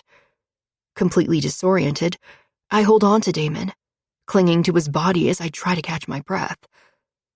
Damon grinds his pelvis into my center. The sensation is so deep, my toes curl against his backside. He does this a few more times before I feel his body shudder against mine. His jaw goes slack and his eyes drift closed. He grunts, and I feel a warmth in my womb as he releases his hot seed. Remaining seated inside me, he hovers above me, and the closeness of his body makes me feel safe. Sex, sweat, and our unique scents coat the air. I realize now I wouldn't care if I smelled Damon's scent on me for the rest of my life. It all makes me feel safe, safer than I felt in a long time. After a short while, when his cock finally goes soft inside me, Damon pulls out, rolling over onto his side, taking me in the blanket with him. Tucking me into his chest, I cuddle as close as I can to him. I love you, I mumble against his chest. Then panic rips through me. I'm not sure if he heard me, and he doesn't say anything back. I don't think a man like him is very familiar with the word, let alone the concept of it. You don't have to say it back. I just wanted to tell you before tomorrow. I don't know what's going to happen, and I want you to know you mean more to me than you think. Silence blankets us. I snuggle deeper into his chest, praying even after tomorrow we will get another chance to do this. My eyes drift shut, and it's then I hear his words. I don't know if I'm capable of loving at all. Not anymore. Not after my past. But if I could love someone, it would be you. It would be you. My chest constricts, and I know we need to survive tomorrow. We need to survive Xander. Not only to live, but maybe also to love. I wake up in the cocoon that is Damon. His arms are slung around me, and one of his legs is draped across both of mine, securing me to his body, making certain I don't escape. I have just enough room to breathe, and as my skin moves against his, I realize how sticky and hot we both are. Memories of the night before flood my mind, the way he cared for me and brought my body to unforeseen heights. I never expected him to be so gentle. I peer at Damon's sleeping form. He looks so at peace, so happy, and I wish he could remain like this forever. I wish we could run away together and leave this life behind. Emotions swarm me as I realize today I'll be forced to see Xander again, the man who had my brother killed. Damon said he would protect me, but can he? Can he protect me from his own brother? Leo paid in blood. And for what? Stealing money? I didn't realize I was crying until I felt wetness against my cheeks. Pushing my face against Damon's chest, I try to stop myself from letting any more tears fall. He stirs next to me, pulling me tighter into his embrace, almost squeezing me so hard I can't breathe. When a wheezing noise escapes me, he pulls my face toward his and stares into my eyes.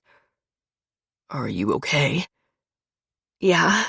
I think sometimes you forget how strong you are. Were you crying? I was just thinking about my brother. That's all. I'm sorry. He takes my face between his two large hands, wiping the tears away with his thumbs. Everything is going to be okay. I can't bring your brother back, but I can make sure nothing happens to you. He kisses my cheeks, then claims my mouth. I can still taste the salty wetness on his lips. Deepening the kiss, I pull him closer, moaning into his mouth. Maybe I can trust Damon. Maybe I can believe everything will be okay. Damon breaks the kiss before it turns into something more, leaving me panting with need. I don't think you know what you're asking for, baby. I can feel his hardening cock against my leg, and I want to tell him I know exactly what I'm asking for. But Damon continues talking.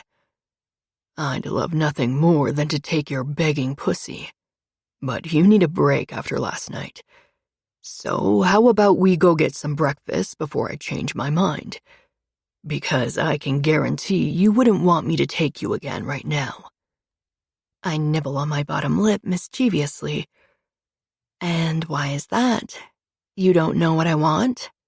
Damon smirks. A predatory look fixes his eyes. I did everything I could last night to make your first time everything you could have ever wanted. But right now, I want to fuck you like an animal in heat. I shiver, but I'm positive it's not from fear. Not when the muscles in my belly tighten. The idea is intriguing, but I can't control myself right now. And I won't hurt you. So get your beautiful ass out of bed and help me make breakfast. My brow furrows. You cook? Damon untangles himself from my body and climbs out of bed. I don't like having people in my house. I have someone who cleans once a week, but that's it. And usually I'm here when she is. But I don't want staff around, and I don't want to eat takeout every night. That's left me with one single option. Cook for myself. It dawns on me what this house means to Damon and why he's so different here compared to how he is at the club. Or anywhere else.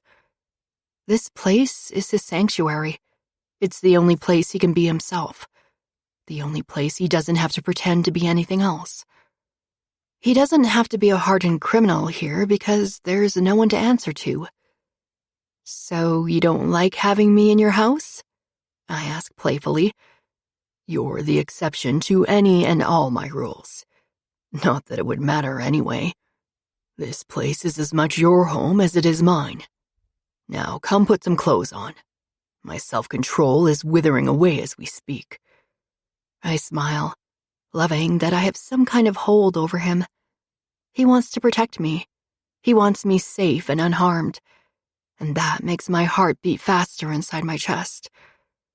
I watch him get dressed, my gaze greedily taking in his every movement. As soon as I stand, I feel the tenderness between my legs. My thighs are sticky, and I turn around, noticing a smattering of blood against the sheets. Damon's gaze moves from my face to the bed sheets, and I know he's watching me piece the puzzle together. Blood is normal after the first time. It's nothing to be scared of, and there shouldn't be any next time.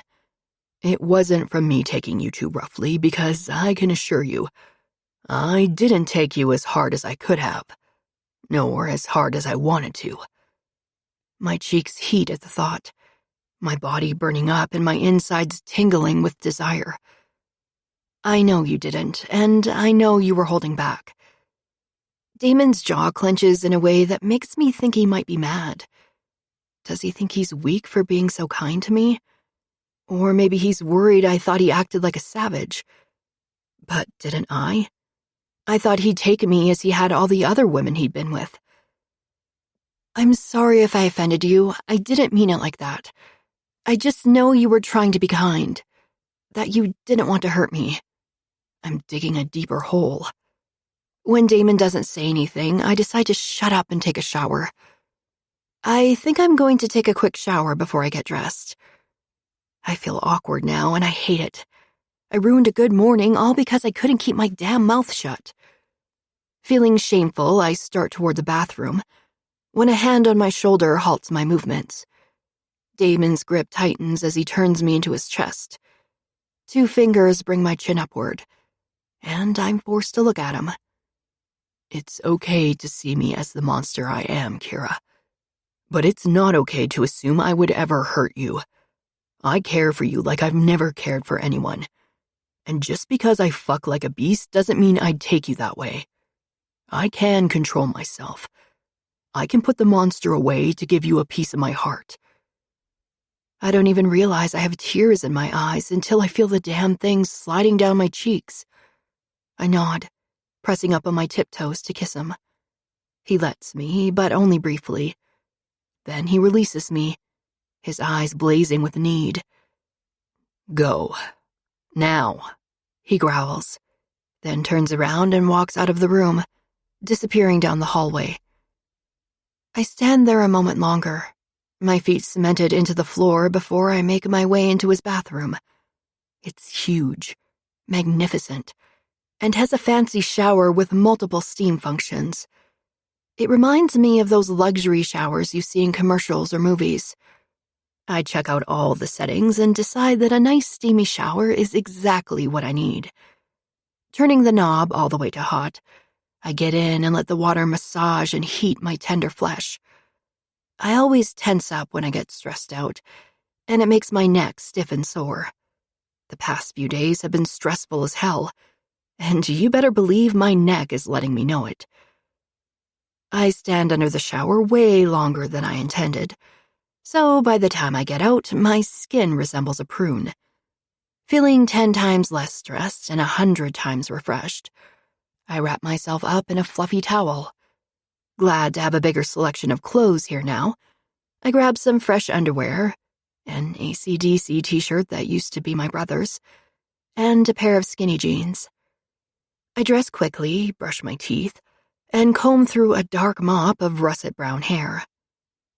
Once I have the rat's nest tamed, I make my way to the kitchen, letting my nose guide me the entire way. There's a delicious scent filling the air, and I'm half shocked Damon wasn't lying about his cooking skills. As soon as I round the corner and step into the kitchen, I realize I must have spent way more time in the shower than I thought.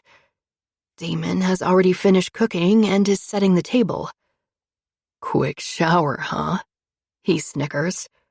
Sorry, I mutter, giving him a shy smile.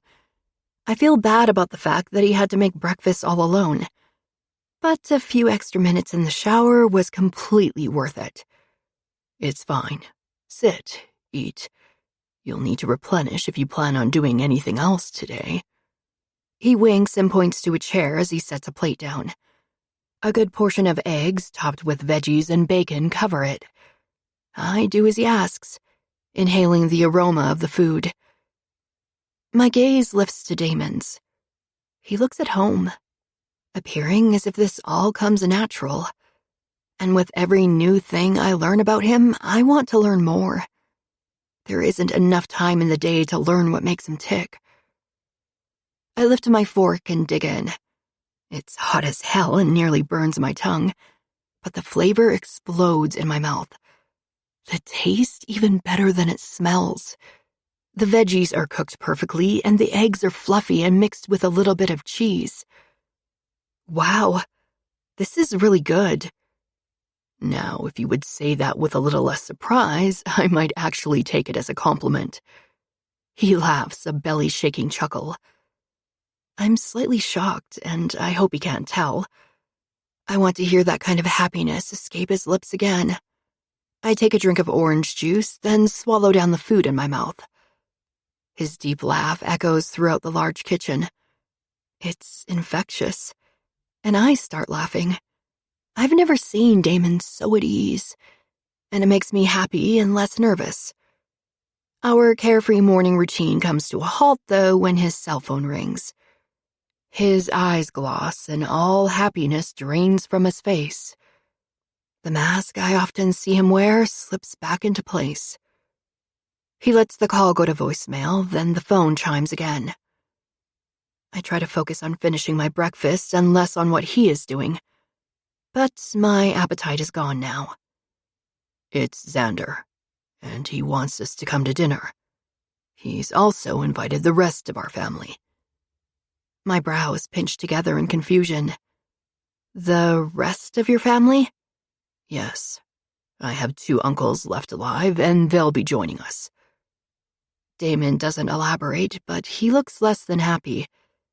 And although I don't want to pry, I am dying to know more about his family.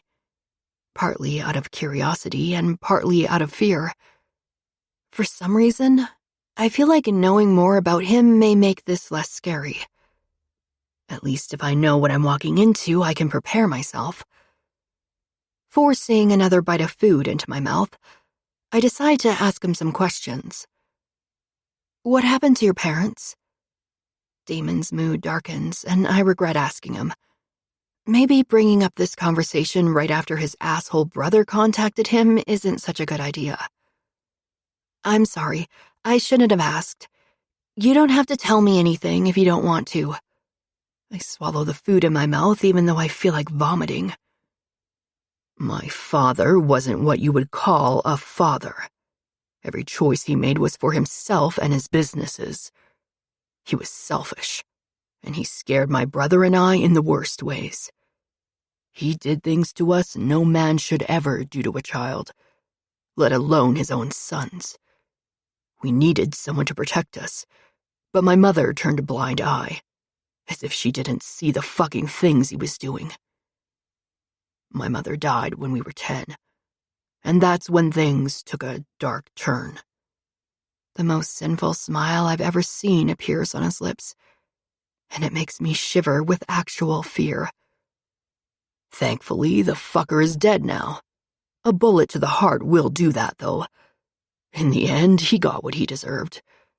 The scars he left on my brother and I might not be visible to the naked eye, but that's because they're more than skin deep. When I get the courage to look at him again, I see a sadness in his eyes, and I understand what he's saying. His father did this to him, trained him, taught him to be this man, and it's not something he can change or give up. He didn't have a choice, and I'm sure he hates that. And your brother, Xander? What happened to him? I hate to ask more questions, to dig deeper, but I want Damon to tell me everything. I want to know him inside and out, even if that includes learning about his sick, twisted brother. He took the brunt of the pain. He took the beatings, the jobs. He became Father's right hand, and because of that, I'll never be able to repay him. He protected me when Mother wouldn't and when our father wanted to kill me. I gasp, but Damon continues as if he didn't hear me. But that doesn't mean I like him the way he is. I care for my brother. I care about him because he is my brother, my blood. But blood doesn't always mean family, and I hate knowing my brother is a crueler monster than our father ever was.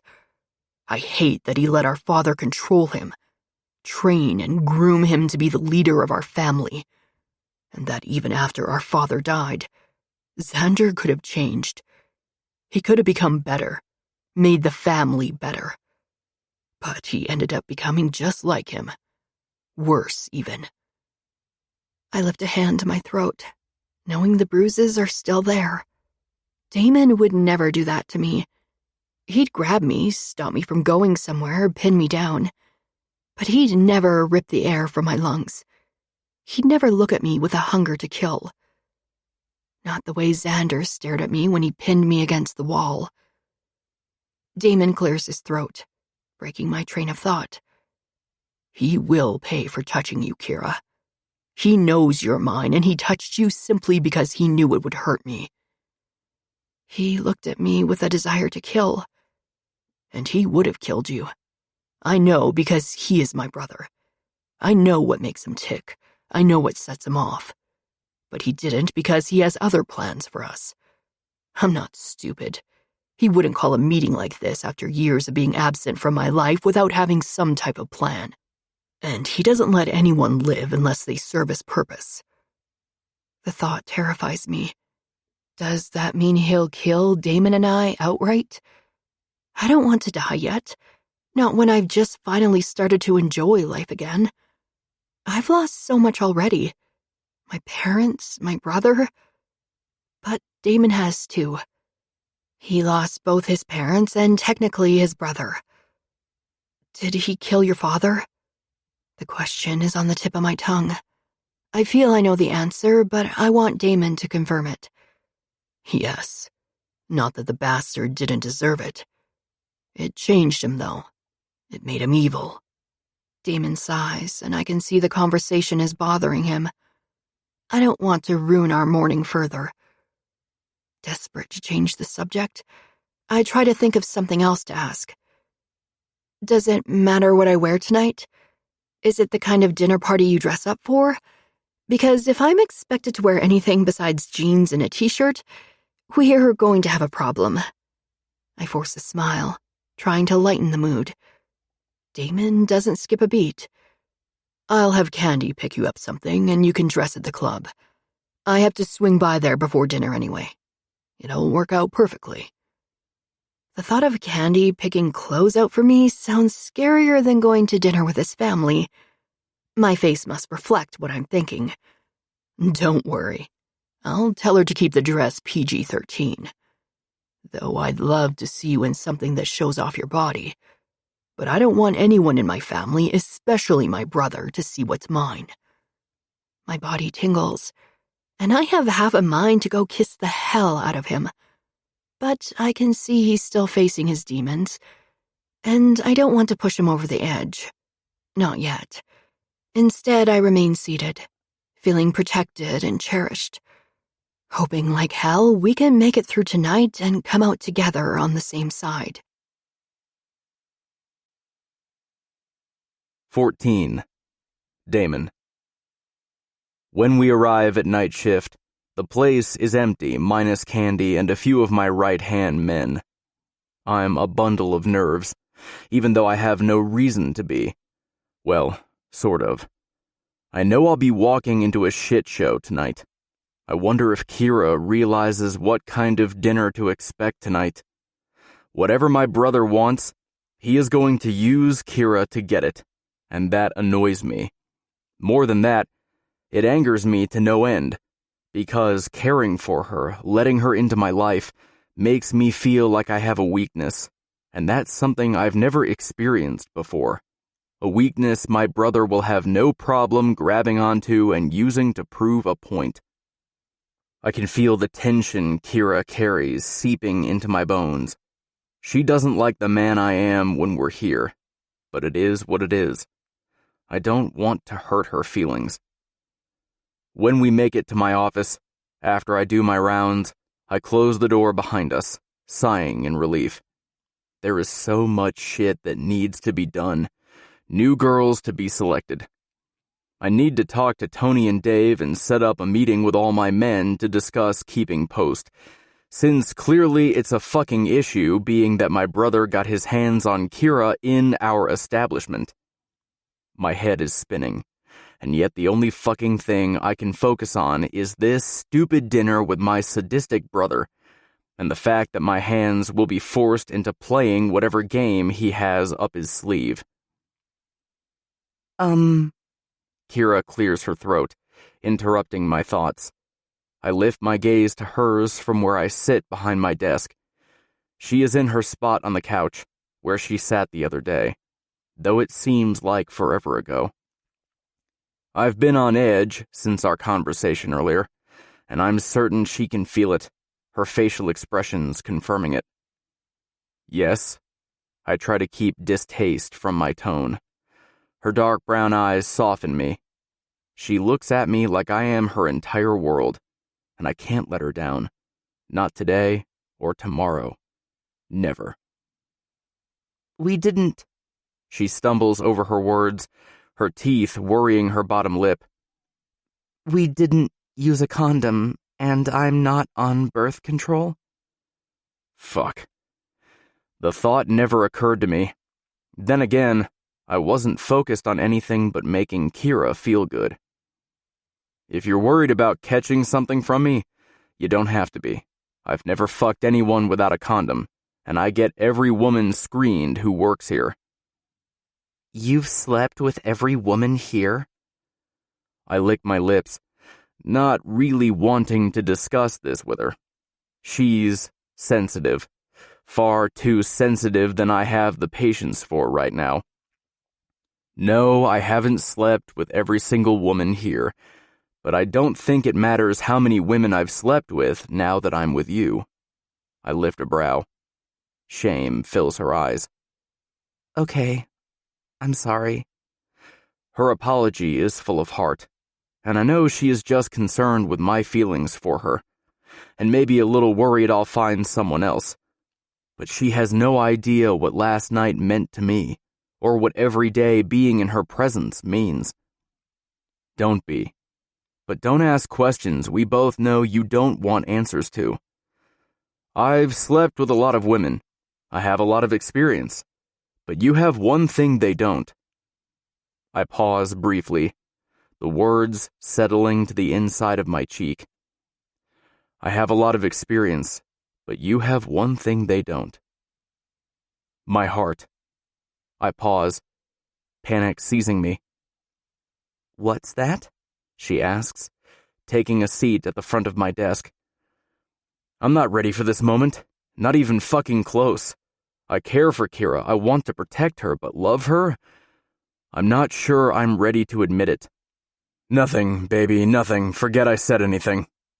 My voice is rough, and I hope she can't tell how raw I'm feeling. Because if she notices, if she pries, I'll have no choice but to say something that may hurt her. Her face falls at my response, as if she was expecting me to say something else. Okay, and what about a baby? Unprotected sex leads to babies, and I don't know what your thoughts on children are. My thoughts on children?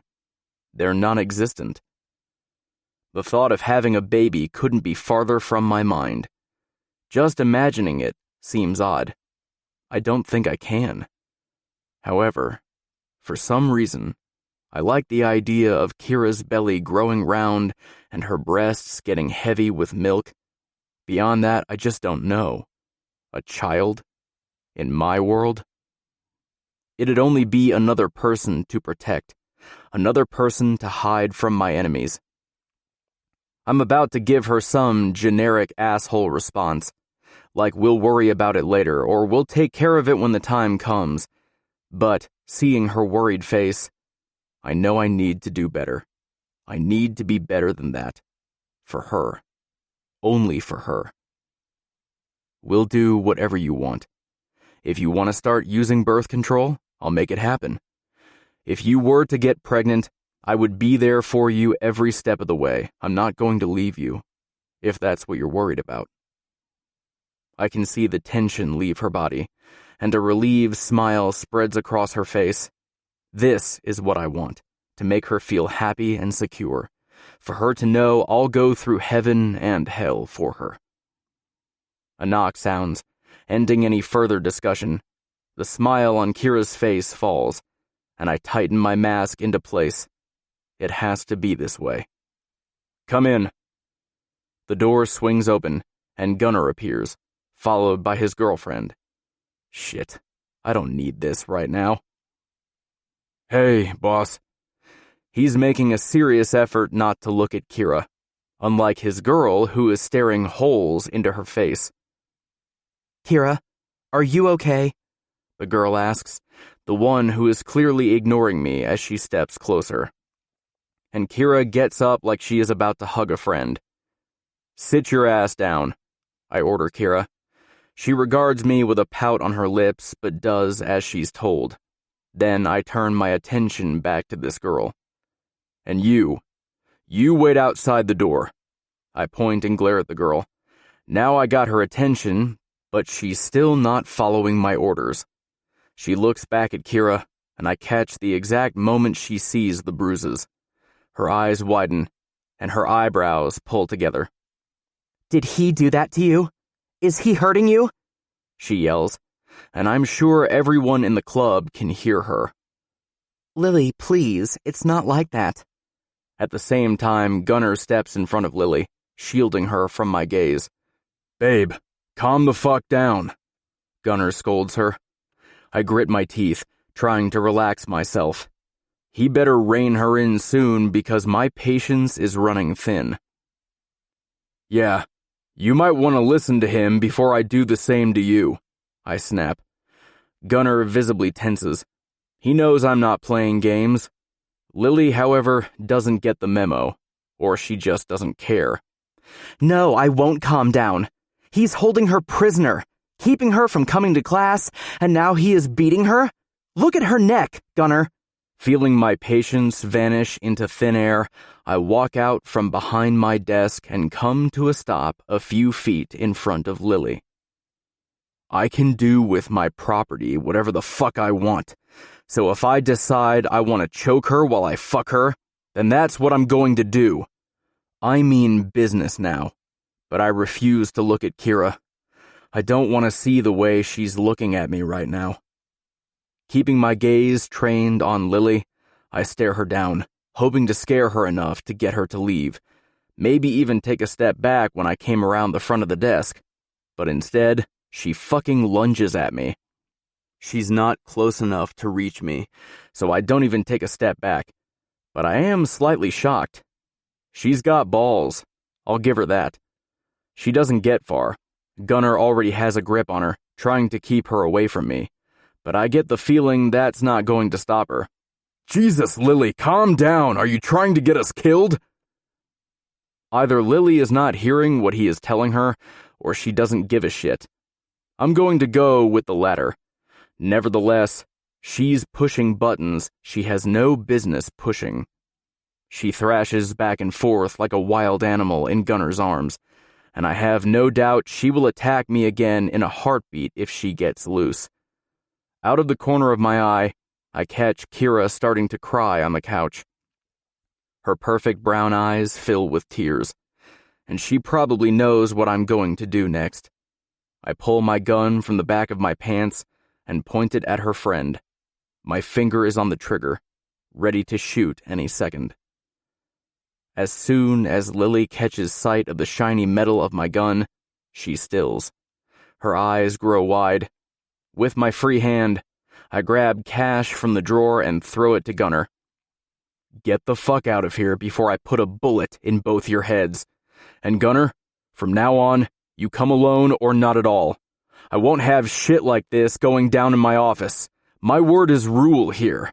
I won't end things so easily next time. Got it, boss. Gunnar mumbles before dragging Lily out of the office by her arm. The door closes behind them, and Kira is on her feet and across the room, running into my arms the next second. I pull her close to my chest, trying to absorb all her sorrow. I want to hide her from the world, protect her from everything that could hurt her, even me. She was just trying to be a good friend, Kira manages between sobs. The warmth of her body seeps into mine, and I want to walk us to the couch and kiss her over and over. I want to forget about my responsibilities. I want to tell my brother to shove this dinner up his ass. I want to stay here and just be with her.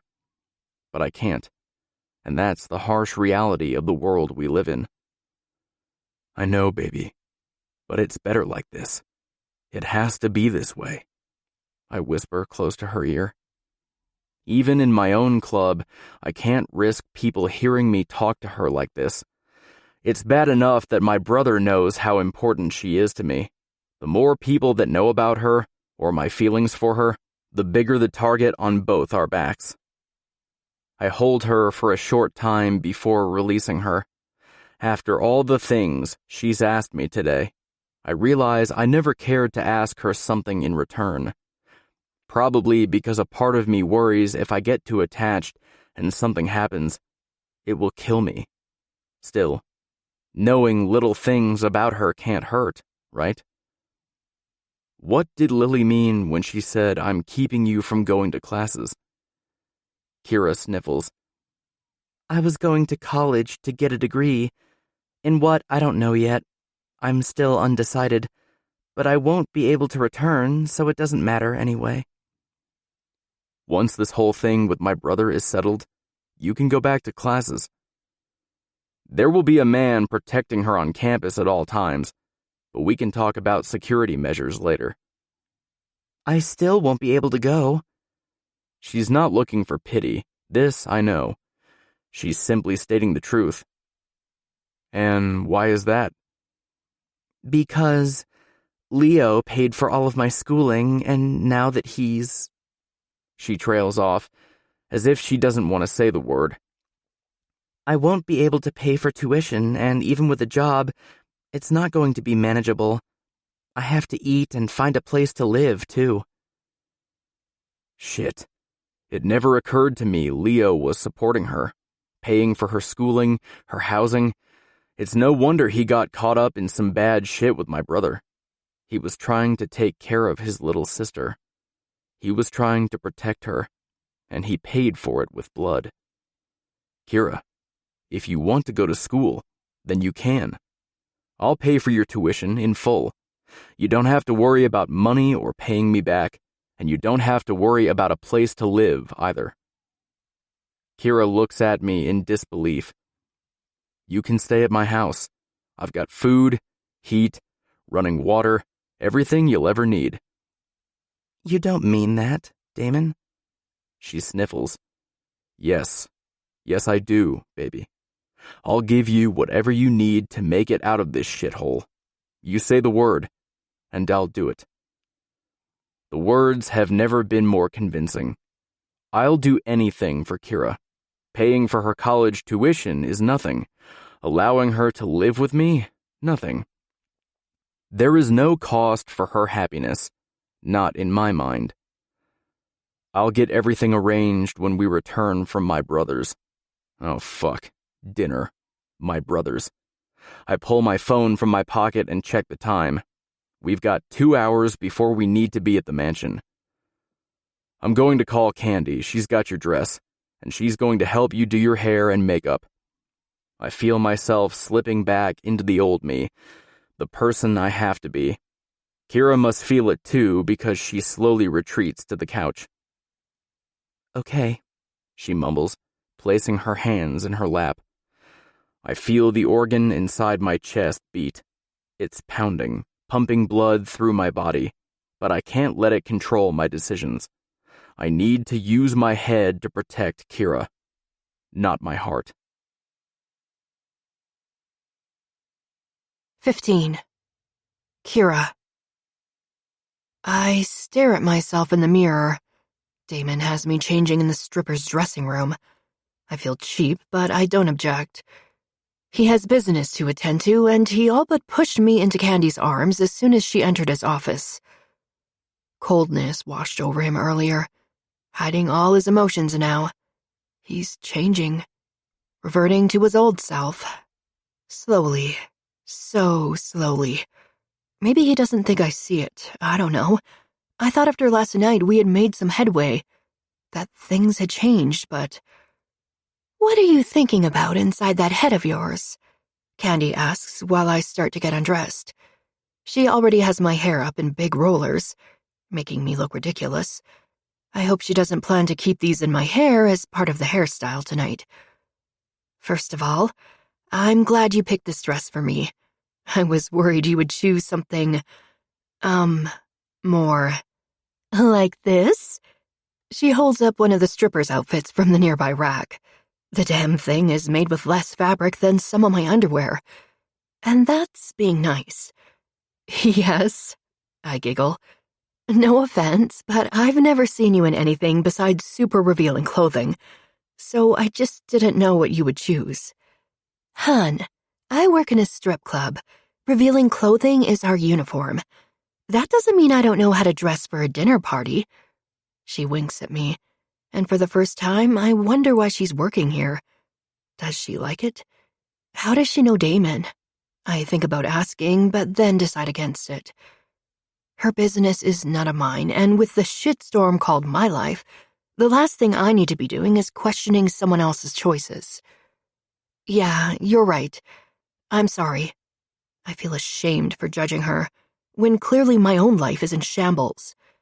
No, don't be, honey. It's okay to be curious and question things, but I only dress this way for the tips. The more revealing the clothing, the better the tips. Now, enough about me. Why don't you let me put this beauty on you? She holds the dark green ombre dress in front of me so I can step into it easily. She zips it up like she's been doing this her whole life, and I run my fingers against the material. It's soft and clings to my curves. It doesn't show any cleavage, but it highlights the shape of my breasts. And the collar falls over my shoulders. It fits like a glove, even though I never told Damon my size. Taking a step forward, I look in the mirror, realizing how far the slit on the side hikes up, revealing a lot more leg than I'm used to. It's sexy, but not overly. Plus, it suits the design and adds to its beauty. My thoughts turn to Damon. I think he will appreciate this dress. After all the things he said to me in his office, I want to be any and everything for him. You look beautiful, Kira. Candy smiles at my reflection in the mirror. Now, sit down over there so I can do your hair and makeup. I tense. Makeup and hair. Oh God, it's a dinner, not a party, right? Don't worry, I'm not going to go crazy. No stage makeup for you. Just something simple and natural. A little mascara, eyeliner, and eyeshadow. That should do the job. Candy reassures me, and I really hope she knows how much this means to me. Thank you. Seriously, thank you for being so nice to me. I take a seat in one of the makeup chairs, and Candy starts working on my face. I close my eyes as she starts to apply powder with a large brush, then the eyeliner, mascara, and lipstick. There you go. Just some blush so you don't look so pale, and your makeup is all done. I swivel in my chair so I can look at myself in the vanity mirror. My mouth pops open, and the words I want to say are there, but they just won't come. I almost can't believe my eyes. She only used a few items, but I look so much different, like an entirely new person. I'm glad you like it. Candy chuckles. Now, let's get these curlers out of your hair and you'll be all done, Cinderella. Just as she removes the last roller, the door to the dressing room opens. A string of high-pitched giggles fill the room. My stomach knots. Not only do I have to face the possibility of death tonight, now I have to face Damon's strippers. I avert my eyes to the floor and let Candy finish my hair. Oh my, look who it is, girls. Are you finally starting to work the stage, or are you going straight to the back room for blowjob duty? Haley asks me with her nose in the air. She has bitch written all over her face, and suddenly I realize why I left high school. The girls flanking her must be part of her bitch squad because they look down at me the same way. Just shut up and get ready for work, Candy snaps, but it's apparent Haley doesn't care what Candy says. She blows past her and steps directly in front of me. You know you're just some temporary toy to Damon, right? He is going to throw you in the trash as soon as he gets bored playing with you.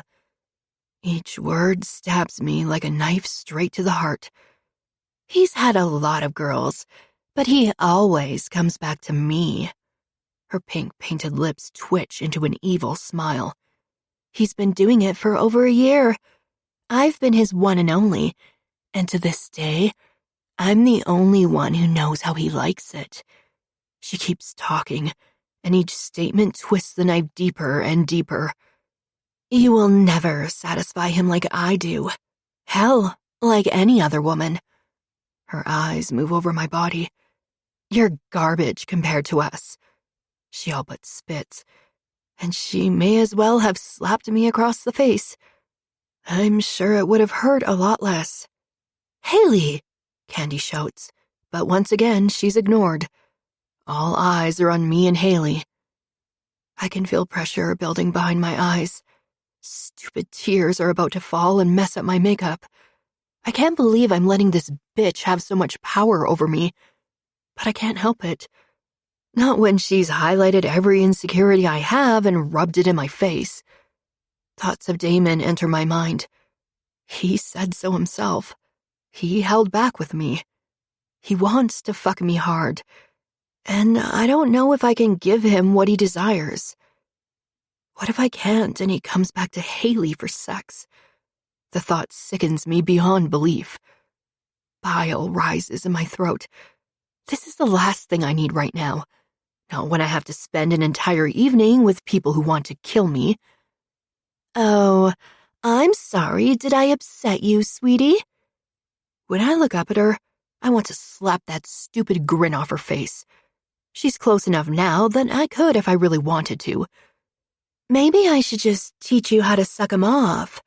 Or fuck 'em better so you can last a little bit longer. Since clearly it upsets you to know he's going to come crawling back to me. She snickers like it's the funniest thing ever.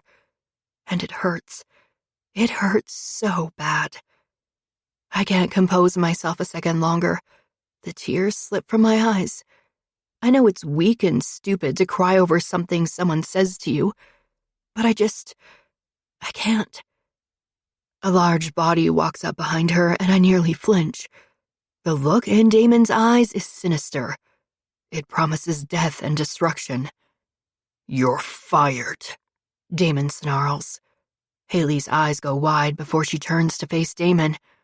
As soon as she sees his face, she takes 3 steps backward, nearly running into me. You don't mean that, she stutters. Take your shit and get the fuck out of here. He looks around at the other strippers.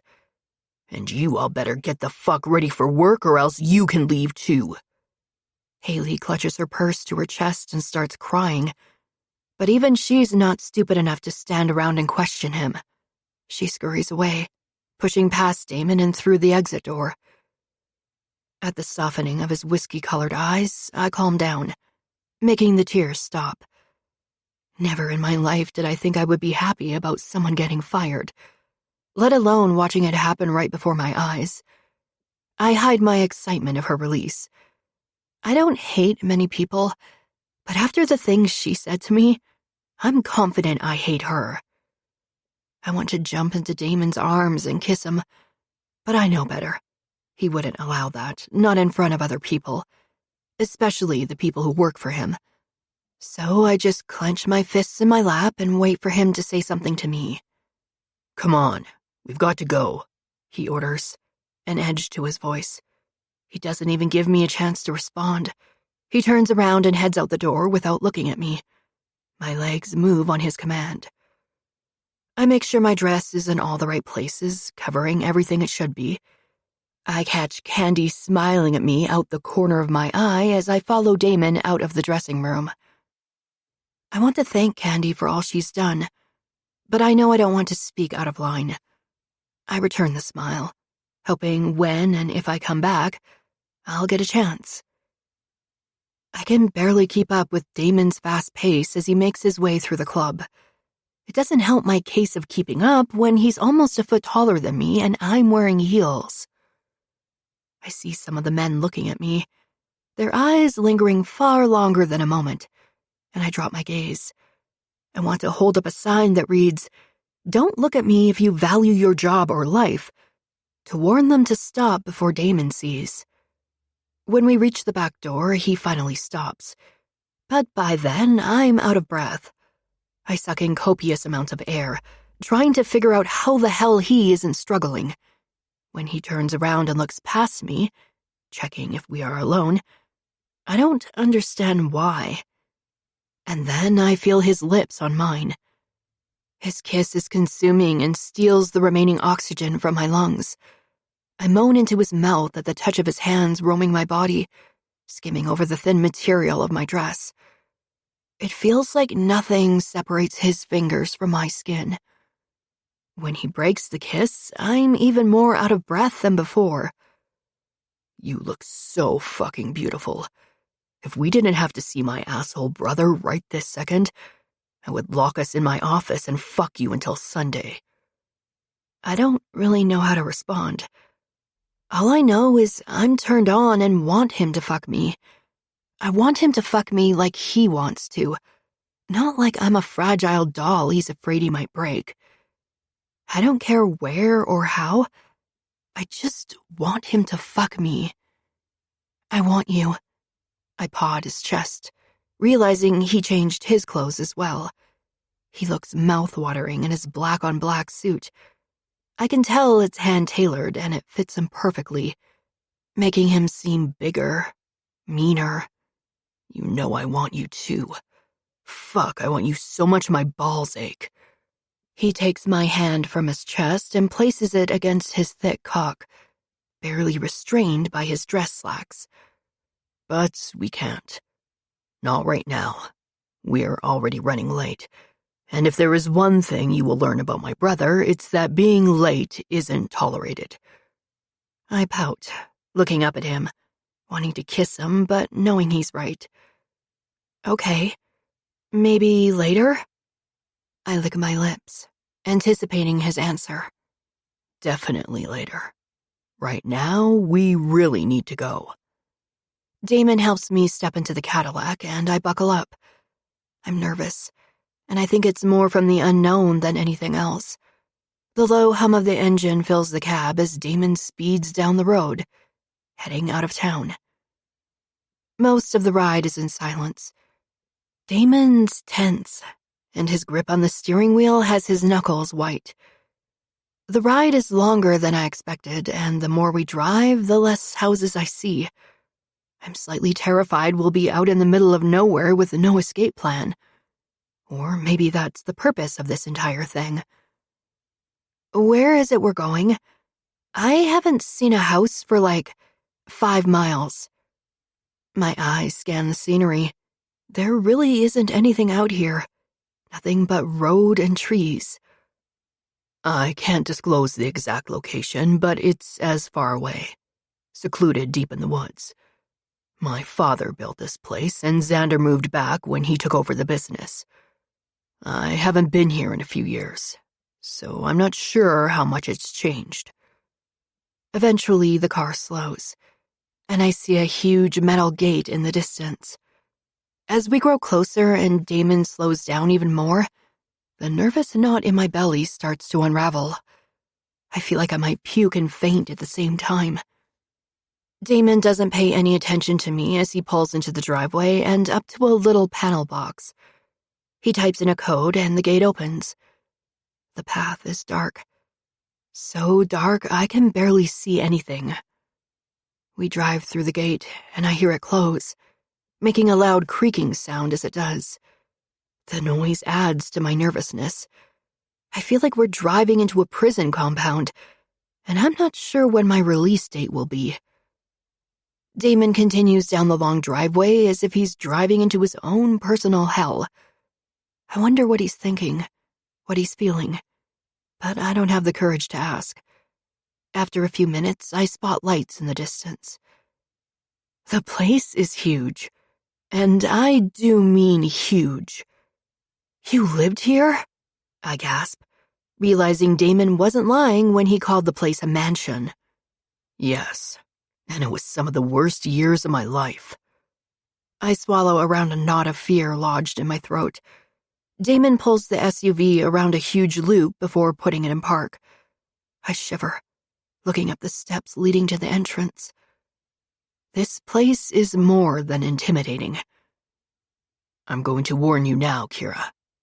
Damon's voice is cold and almost lifeless. It scares me. I don't know what's going to happen here. I don't know if my brother is going to try to take you away from me, or if he's going to try to kill both of us. But I want you to know, I will do my damnedest to protect you. I will bargain. I will steal. I will use whatever power I still have in this family to make sure we both walk out unscathed. I force myself to breathe, knowing he means every single word. But I must ask one thing of you. I nod my head without thinking twice. Whatever you want. Damon smiles, and it makes me feel warm inside. Listen to me. If I tell you to do something, just do it. Trust me and my word enough to know whatever I am asking you to do is for a reason. My brother sees women as garbage, as a whole and nothing more. So if I come off as harsh or mean, that's why. I nod again. Got it. Speak only when spoken to. That shouldn't really be a problem. Not with how scared of his brother I am. The bruises on my throat confirm how dangerous he is, and how stupid Damon and I are for walking right into the lion's den. 16. Damon. I push down and swallow every single fucking emotion inside me. I cannot show weakness in front of my brother, or any other member of my family. I blink slowly, exhaling, feeling the invisible mask slip across my features. As I open my car door, I spot my brother at the top of the steps. He's dressed similar to me, and I realize some things never change. It may have been years since we've last seen each other, but he is the same person he was when I left, and vice versa. I walk over to the passenger side and open Kira's door. She eyes me with a hesitant glare before stepping out. Everything about Kira screams innocent, from the softness of her eyes to the way she sees people as if they could do no wrong. She knows I'm a bad man, yet she thinks I can save her. Taking her hand into mine, I squeeze her fingers and close the door. I can feel my brother's eyes on us, and I know I need to prove a point. Without warning, probably catching Kira completely off guard, I sink my fingers into her curls, wrenching her head back. Then I press my lips to hers. Her body shakes, and a cry of pain escapes her, filling my mouth. I kiss her hard, bruising her lips, making certain my brother sees the ownership I have over her. When I release Kira, she wobbles, and the need to pull her close overwhelms me, but I'm not dumb enough to make such a grave mistake. We ascend the steps together, and when we reach the top, I stand man to man with my brother. He has a satisfied grin on his face. His eyes are dark, the color of coffee mixed with a dash of darkness like mine. Hell, looking at him is like staring at my reflection in the mirror. He's only older by a few years, and his age doesn't show. He looks the same, right down to the monster flickering deep in his eyes. I watch those monstrous eyes move from me to Kira. I like the way you dressed up your doll today. She's beautiful. She is, and she's mine, I sneer. By the way, I enjoy placing bruises of my own on my property. So the next time you decide to touch something that isn't yours, you'll return it the way you found it. Xander's eyes ghost over Kira's throat. I'm sorry, little brother. I didn't mean your pet any harm. She is a fragile little thing. Her skin bruises with barely any force, I see. He snickers. However, we shall predict her future this evening and see who she truly belongs to. Until then, you can keep her at your side. The smile on his face makes my stomach turn. Life and death are nothing but a game to him. He doesn't care who lives or dies. He only cares about making an example of someone. Xander strolls into the house through the huge wrought iron door. Like everything else here, this door holds nothing but bad memories. I should be thankful it holds the memories inside the house and not outside them. God forbid I let them control every single aspect of my life. As I walk up the steps, my heart sinks. A memory slams into me so hard it steals the breath from my lungs. I can't believe she's dead. I stare down at my hands. She's gone. That's what Father said, but I don't believe him. She was fine this morning, happy, smiling, and now I'll never see her again. The thought hurts. My father told me not to cry for her, and I'm doing my very best, but my eyes are burning with unshed tears. They are going to spill over soon, proving again how weak I am to my father. I clench my tiny hands into fists. I better go outside so Father won't see me. I run down the stairs. I think he's in the study. I can't pass him by accident. My hand is on the brass doorknob when I hear heavy footsteps behind me. No, no, no. Treacherous tears run down my face, staining my cheeks. I try to wipe them away, but it's already too late. Where do you think you are going? My father's voice booms, igniting fear deep in my belly. I hate my father. I know this to be true. Just outside, I say, trying to keep my voice even. Maybe if I make myself seem less conspicuous, he will ignore me. I pull the door open and sprint outside, or try to. My father's hand is already on my neck, jerking me backward before I can take a second step. He twists my body around so he can look down at me. His grip is harsh, and I try to stop from shaking. Are you fucking crying? His eyes are daggers glaring down at me, and his fingers dig into my arms with bruising force. And now you are trying to run from me with the proof of your indiscretion staining your cheeks? I don't get a chance to answer. Not like there's anything I could say to make this better. I've learned to take the beatings and lick your wounds when done. The less fear you show, the less he beats you. That's what Xander tells me. My father's fist hits my jaw, causing my head to snap to the side. I would have fallen to the floor if he didn't have an iron grip on my arm. 3 or 4 hits follow. I lose count. If he let me go right now, I'd stay down on the floor. I'd give in, letting him win. I'm halfway passed out, the pain overtaking me, when he shakes me awake. Don't you fucking pass out, you little shit! I'm not done teaching you a lesson. You take your fucking beating and learn something from it. Clearly, I need to teach you in other ways. His heated breath fans my face, smelling of whiskey. Has he been drinking? He beats us so much when he drinks. He yanks me to the side and places my hand between the door frame and the heavy iron door. You want a real reason to cry? Then I'm going to give you one. I shake my head and try to pull my hand away, but he is so much stronger than I am. He always is. He swings the door open, and I squeeze my eyes shut, waiting for it to crush my hand. Then I hear heavy footfalls and open my eyes. No! Xander cries, and my father releases my hand. I watch with wide eyes as Xander tries to tackle him. Xander is only 14, but he's big for his age, and my father can't push him around like he used to. But Xander isn't big enough to overtake Father yet, so instead of proving a point to Father, he ends up below him, our father's huge body crushing his.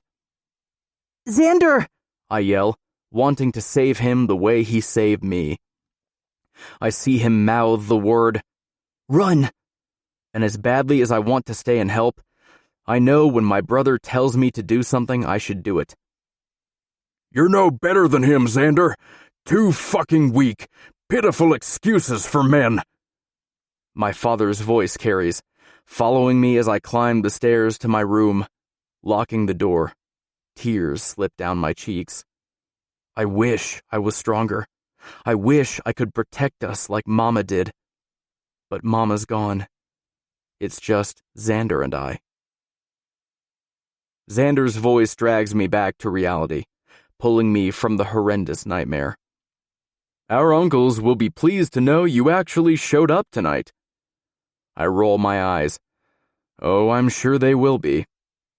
Out the corner of my eye, I watch Kira's face absorb all she's seeing. The paintings, the marble floor, the high ceilings, the chandelier, the glitz and glam, the part of my life she's never seen. I keep a tight grip on her arm and pull her closer to my body. She nearly trips over her own feet, a gasp escaping her lips, but rights herself before doing so. Her heels clack against the flooring, echoing throughout the space. We walk through the foyer and straight into the open kitchen that leads to the garden. The place is lit up, just as it was when we were kids. I hear voices, 2 of which I know, and a few others I don't. When we enter the room, the voices dwindle to nothing more than breath. All eyes move to Kira and watch as a soft blush creeps up her cheeks. She has no idea how beautiful she looks tonight, and she has no clue how much these evil fucking men are going to want her by the time the night is over. Damon! Uncle Dom, the man I'm partially named after, breaks the silence first. As he pushes from his chair to stand, the wood scrapes against the floor, causing Kira to jump. I ignore her tells and focus on the task at hand. Dom's face is worn, a permanent expression of tired. When he smiles, it seems unnatural. Uncle Dom. I force a smile, letting him hug me. He pulls back and directs his attention to Kira. His eyes reflect hunger for something other than food as he drinks her in. The gun digging into my back reminds me I could easily shoot each and every one of these fucks in the head just for looking at her. But I don't. I won't. At least, not yet. And you must be Kira. She nods, nibbling on her bottom lip. She averts her eyes to the floor as if she's submissive. All this trouble over such a small little thing? Dom shakes his head, as if he doesn't understand. Well, he would, if he had a fucking heart. Yes, Uncle. All this trouble over Damon refusing to let go of something he doesn't actually own. I clench my jaw. Dom must sense my hostility because a burst of laughter erupts from his throat as he slaps a hand on my back. Now, boys. You can always share her. Hell, I remember a time when you shared everything. I'm sure she could survive at least one session with the 2 of you before you'd have to kill her. I feel sick to my stomach, and I can practically see the horror appearing on Kira's face. Now she's going to freak the fuck out and worry about me sharing her with my brother. She visibly shies away. Seeing her like this is worse than getting punched in the face. I look at her, hoping she remembers everything I've told her, willing her to trust the promises I made this morning instead of believing the words I speak now. I direct my attention to Xander. Times of sharing my toys with you are over. You've broken them one too many times. Memories of the last woman we shared come to mind.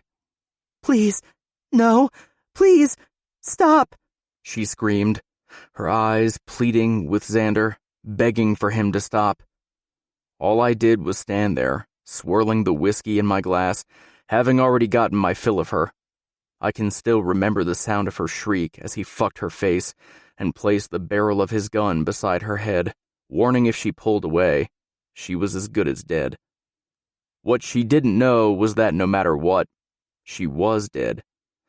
Humans are disposable in my brother's eyes. The way he's watching Kira tonight reminds me of the way he watched that woman, predatory, with a purpose. The woman's blood will forever coat my hands and my black soul. There's no way in hell I'll make that same mistake twice. No, Kira's blood would never coat my hands. I can always get you a new toy if I break this one by accident, he boasts, smiling at Kira, though it would be a shame to break something so fragile. She really is far too pretty to break so soon. I watch her shudder, and I want nothing more than to wipe that smile off Xander's face with my fist. All right, then. Let's sit down for dinner, and we can discuss the technicalities. There is no need to fight over pussy, no matter how good it is. There are plenty more women for the 2 of you to select from.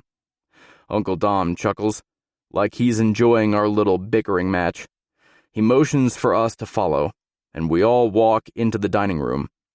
I have half a mind to tell Dom Kira's pussy feels like no other, but that isn't any of his damn business. None of it is anyone's business. My other uncle, Vincent, is already seated at the table, a drink in his hand, and an annoyed expression on his face. Look who made it. I didn't think you would actually show. What's it been? 3 years? Unlike Xander and Dom, he pays no attention to Kira. In fact, he ignores her, acting like she isn't even there, and that's perfectly fine with me. Hello, Uncle Vincent. My greeting sounds like a chore. This entire fucking event is a headache. I make Kira sit on my right while Xander takes the seat beside me. My Uncle Dom sits across from us and beside Vincent. The table is set, looking like we're about to have a Thanksgiving feast. When Xander sets up dinner, it's a fucking party. An extravagant event and nothing less. I watch as some of Xander's men meander around the room, standing guard. The thought of my brother needing a guard makes me laugh. The bastard could kill all these fucking people with his bare hands. He doesn't need a bodyguard, but the fact that he feels the need to have one is amusing. Kira fidgets in her seat. I want to tell her to hide her fear from these men, that they will do nothing more than eat it up, but I don't. Warning her of anything that is to come is a slippery slope and will only be seen as a weakness. "Bridget!" Xander yells, and a staff member scurries into the room. "Get my brother and the girl whatever they would like to drink." Bridget's fearful gaze moves to Kira and I. "She'll have a water, and I'll take a whiskey." I save my pleasantries for another time. She's not expecting a please and thank you, I guarantee it. Bridget runs back to the kitchen, bringing the attention back to us. "Oh, come on, brother. Can't the girl have some wine?" "Nope. I want her coherent when I fuck her later." I don't miss a beat, and Xander chuckles. Our drinks appear moments later, and I keep my gaze anywhere but on Kira. Tonight is going to be hard for her. I may have to do some things I'm not proud of, but I'm certain she'll leave here in one piece. I take the glass of whiskey and down half. I don't even feel the burn as the brown liquid slides down my throat with ease. Fuck. I'm going to need a lot more of it if I plan to get through the rest of the night still sane. The salads arrive, and we start eating. Tension hangs thick in the air like a fog. I keep peeking at Kira, but avoid eye contact. Her hands are shaking so much, I worry she might drop the salad fork. Before I reach out to steady her with a calming hand, my brother clears his throat. "So, let's start talking business," Xander announces, setting his empty whiskey glass on the table. My uncles nod in agreement, dabbing at their mouths with their napkins. What business is there to discuss? My gaze stays trained on the remaining amber in my glass. I try to sound aloof. Kira is rightfully mine. Her brother worked for me, then betrayed me. He stole a lot of money from me. Just before I slit his throat, he said he couldn't pay me back, but that I could have everything he owned, and clearly, that includes her.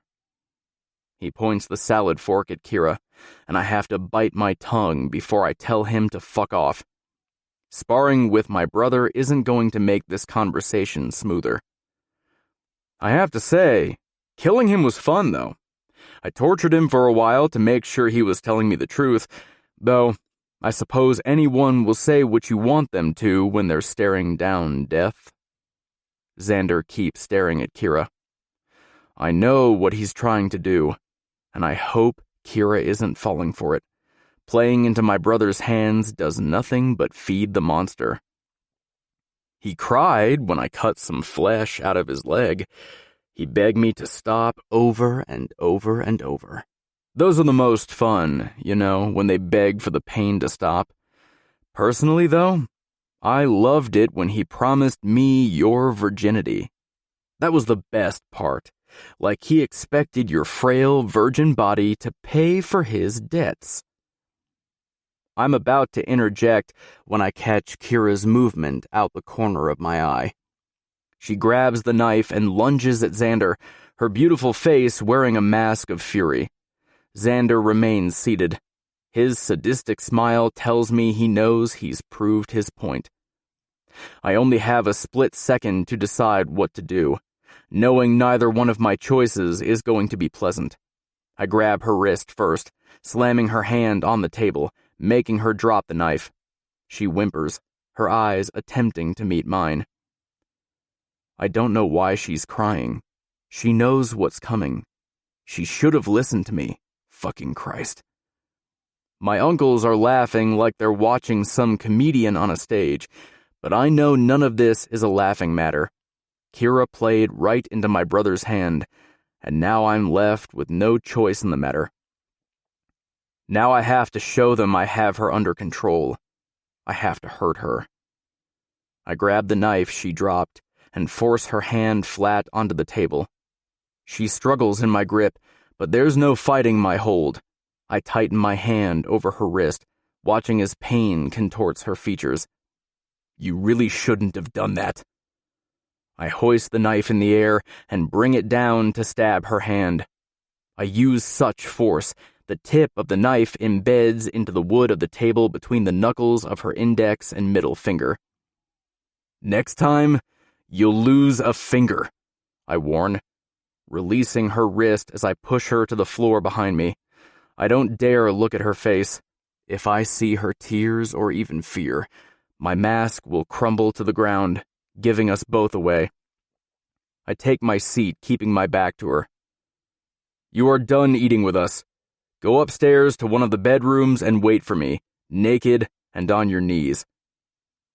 I clench my jaw, and when I hear her soft footsteps leave the room, I damn near exhale in relief.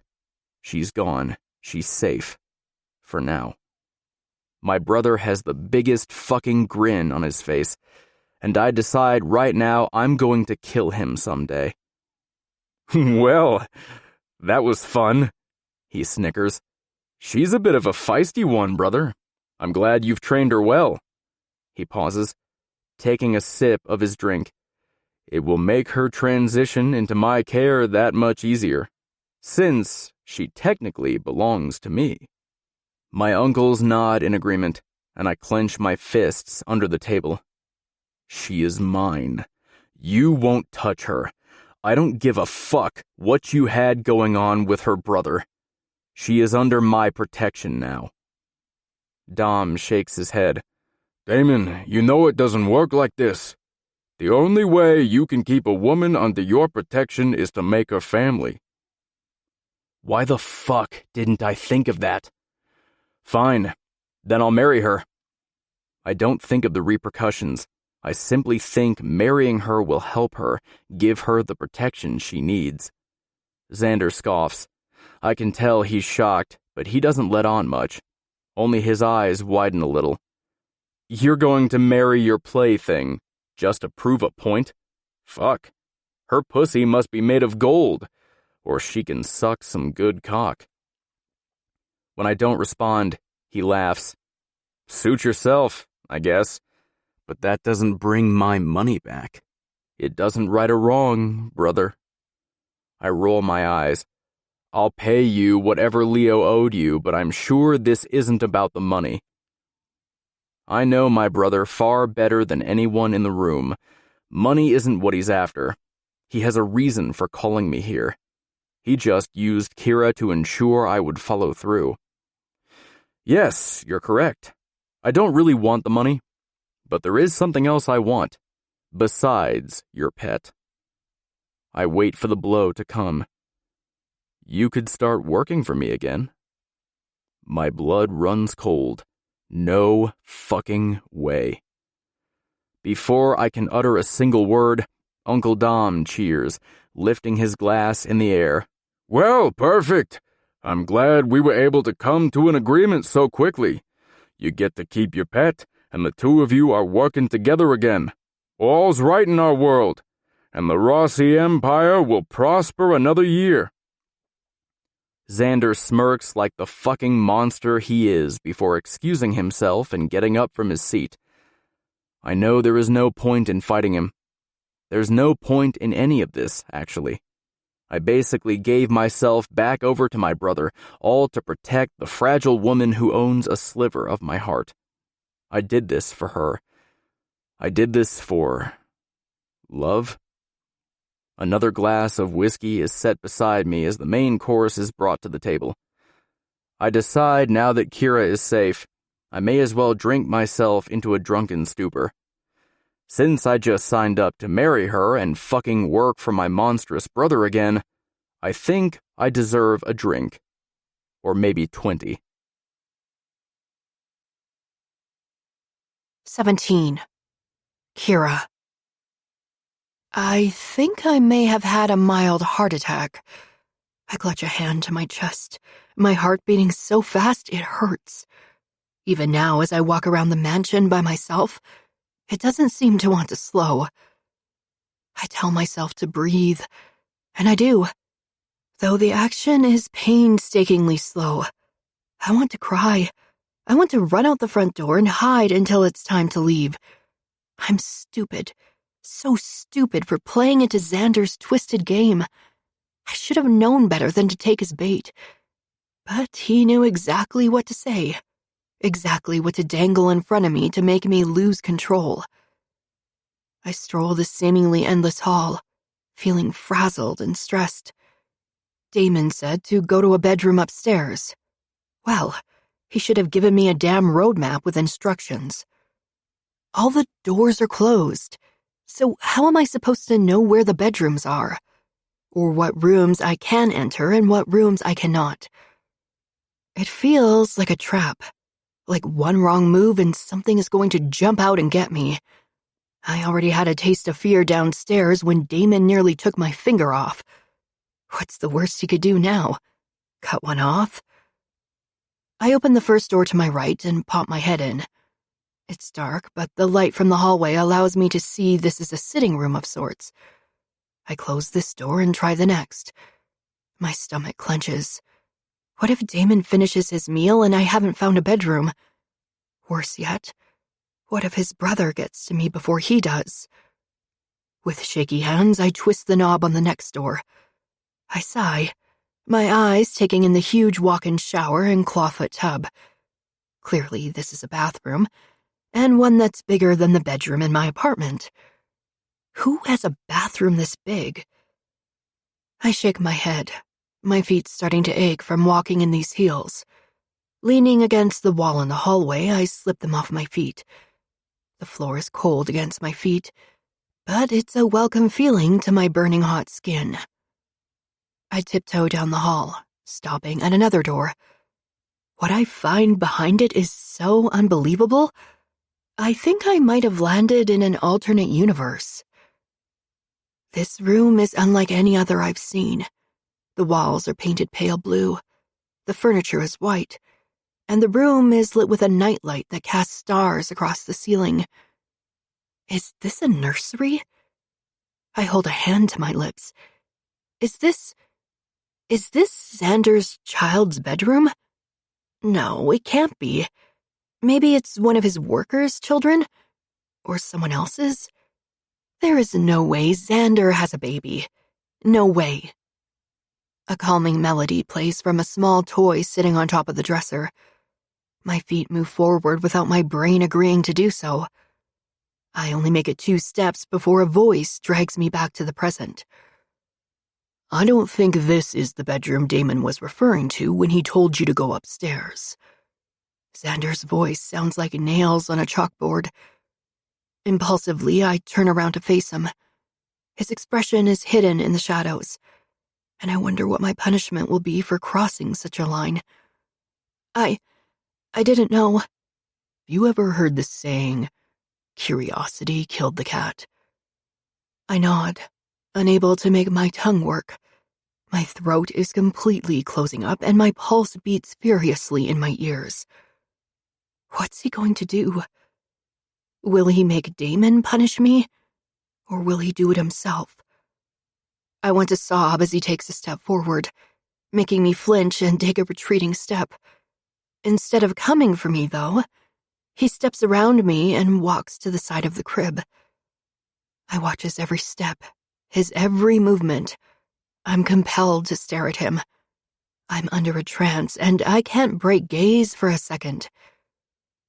My body shakes as he leans over the side of the crib and takes a baby into his arms. The movement is so mundane, so simple, so gentle. For someone who isn't him, someone who has a heart and a soul unlike him, I immediately have the urge to grab the baby from him. To protect the innocent little human from someone as evil and vile as Xander. Courage pulses through my veins and I take a step toward him. My intention is to stop him from hurting this baby. However, that thought leaves me when I witness something that can't be true, even though I know it is because I am seeing it with my own 2 eyes. Xander leans down slowly and ghosts his lips over the baby's forehead. He's possessive and caring, and he cradles the baby's head as if he knows what the child needs and how to nurture him. They must have slipped something into my water, because there is no way in hell this can be reality. Why do you look so shocked? He whispers, his voice silky and soft. It's a strange contrast to his features, since his eyes and face always seem to scream murder and pain. With trembling lips, I ask, Is that your child? If this is his child, then what happened to the mother? Why isn't she at dinner? Is she being held hostage somewhere in this mansion? 1,000 thoughts circulate in my mind. When Xander takes a step toward me, I straighten my back, forcing myself to remain standing in place. I know he can sense my fear, taste it probably, but he doesn't make it known.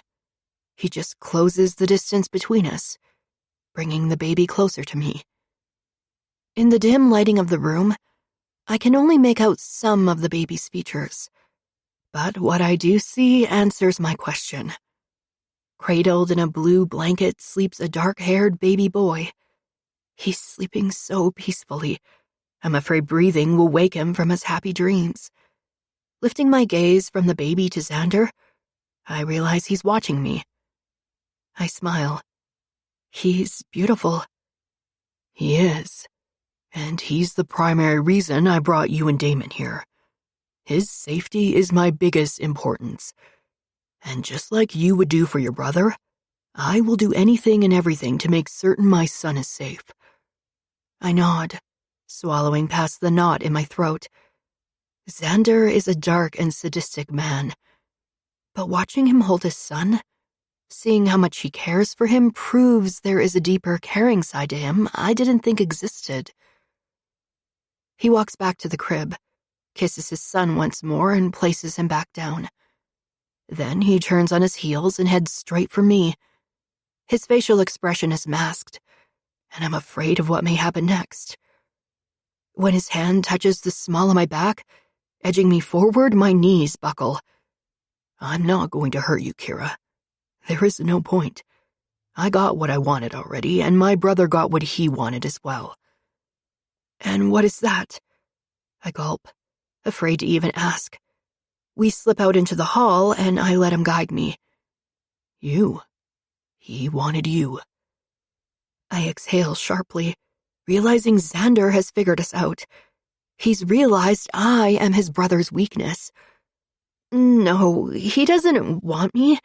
He just wants to use me. I stumble over my words, trying my best to make some of them sound believable. Xander chuckles. You're a terrible liar. Terrible. He shakes his head, stopping in front of a door to our right. I'm not sure how long we've been walking, but I'm terrified to see what is on the other side. When he twists the knob, I squeeze my lid shut. Xander ushers me forward, and I assume this room is his torture chamber. My legs wobble, thinking about all the pain and suffering I'm about to experience. You don't have to be afraid of me anymore. Yes, I am very much the monster you assume I am. But you're my brother's property now, and I will respect that. He has something he cares for greatly, just as I do. We're even now. I open my eyes and realize I'm not being led into a killing room. I'm standing in a huge bedroom with a 4-poster king-size bed. What happened to his mother? Did you kill her? I scurry away from Xander, wanting to put as much distance between us as I can. The rest of the lights in the room flicker on with my movement, and now I can see Xander's entire body. He slides his hands into his front pockets and gives me a somber look. He appears more like a laid-back businessman and less like an unhinged murderer. Yes, but not because of what you're thinking. She betrayed me. She planned on using our son against me, and I just couldn't allow that to happen. I blink, trying to understand what he's saying. I can't wrap my head around everything I've learned tonight, and I can't wait to tell Damon all about it. When he removes his hands from his pockets and takes a step toward me, I put a hand out to stop him.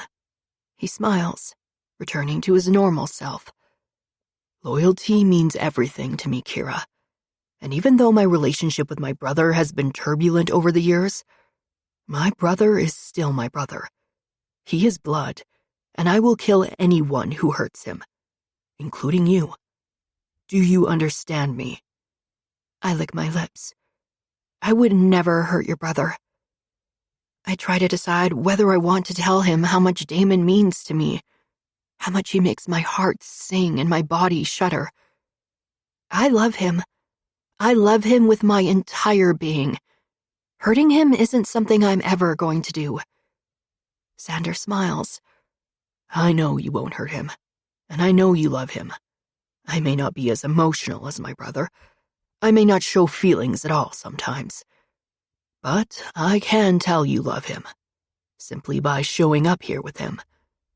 People who love someone do things for others they may not like to do, and you clearly do things for him you may not enjoy. I do. I came for him. Partly because I knew he needed me here, and partly because I knew you'd kill me if I didn't. He rolls his eyes, and the look is so unnatural I almost laugh. Who the hell is this man? Dramatic much? He scoffs. I need an actual reason to kill you.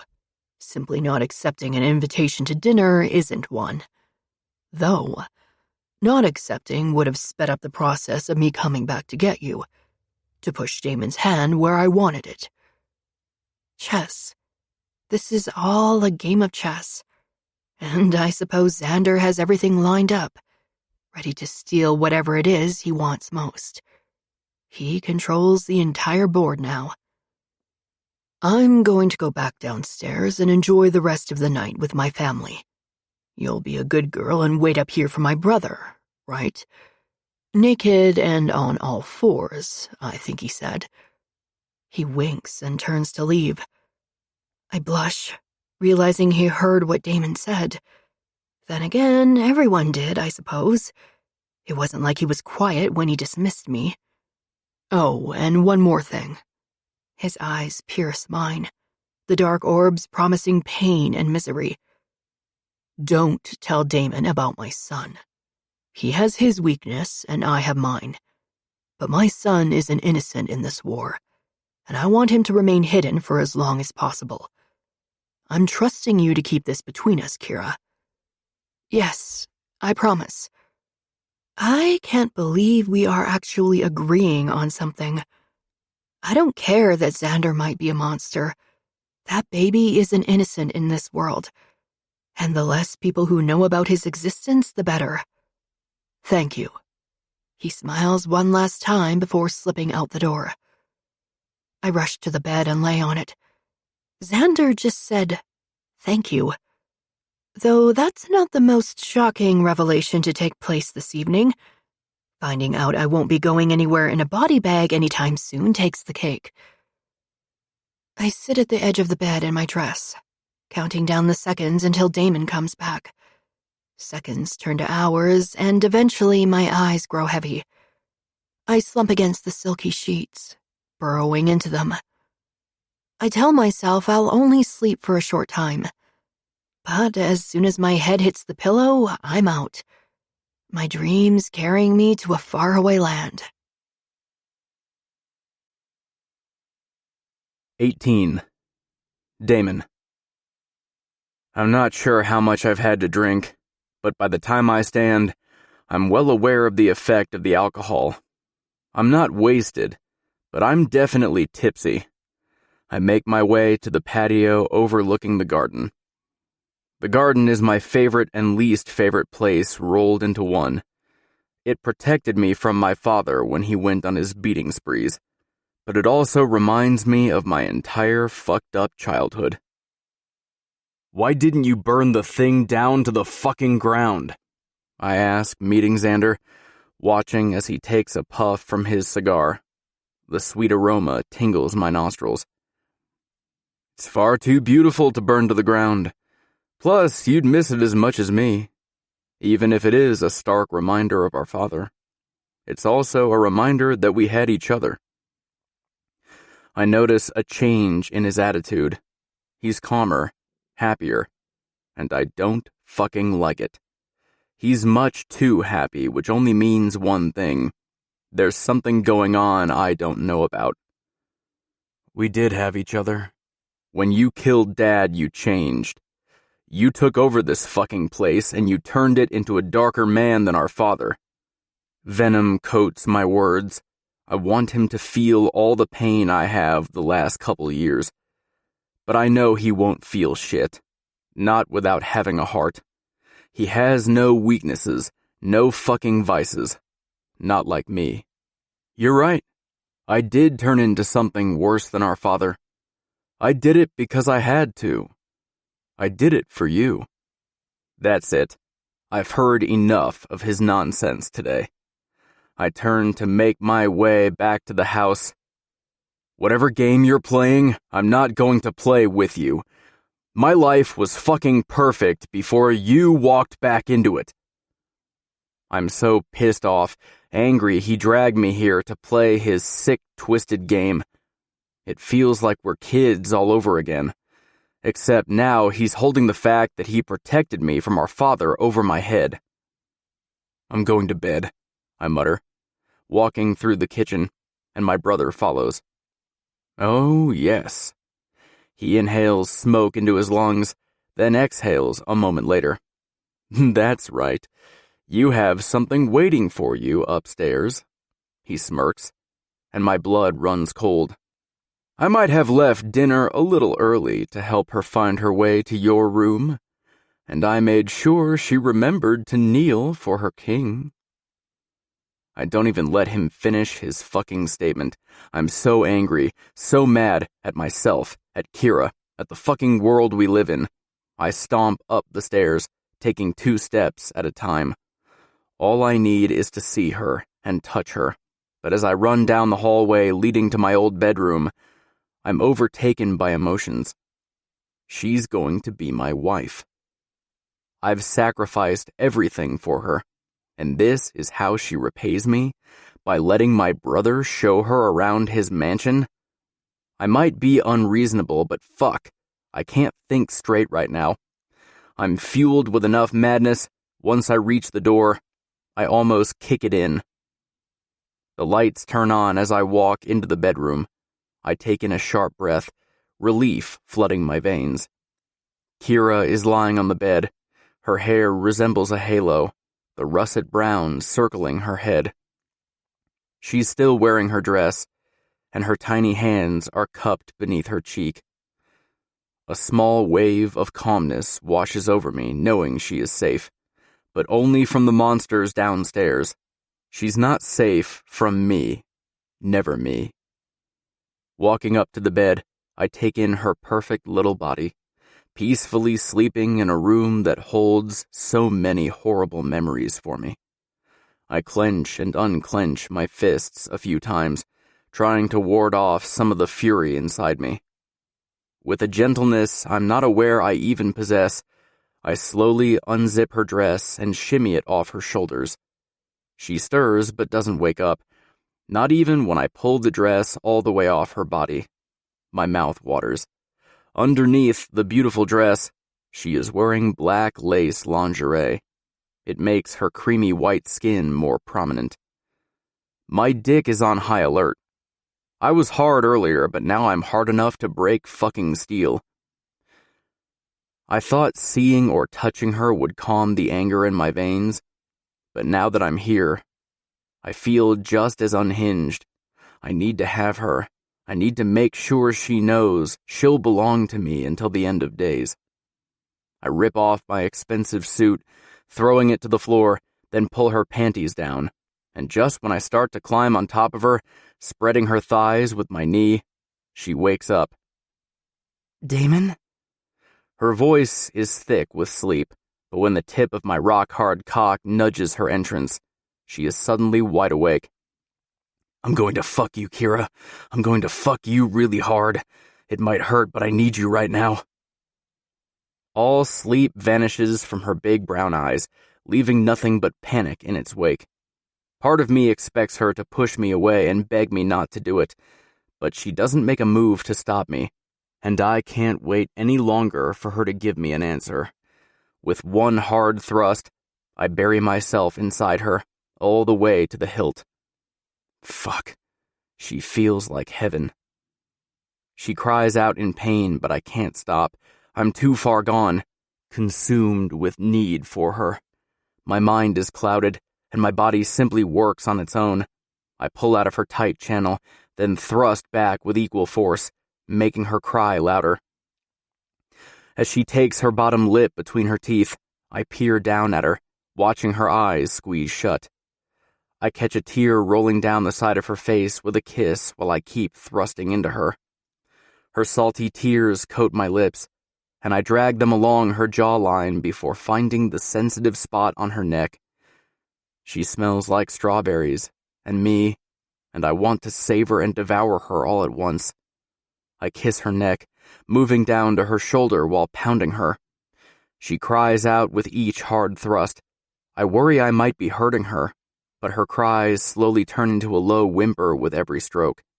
Her small hands rest on my shoulders, and her fingernails dig into my flesh, scratching my skin.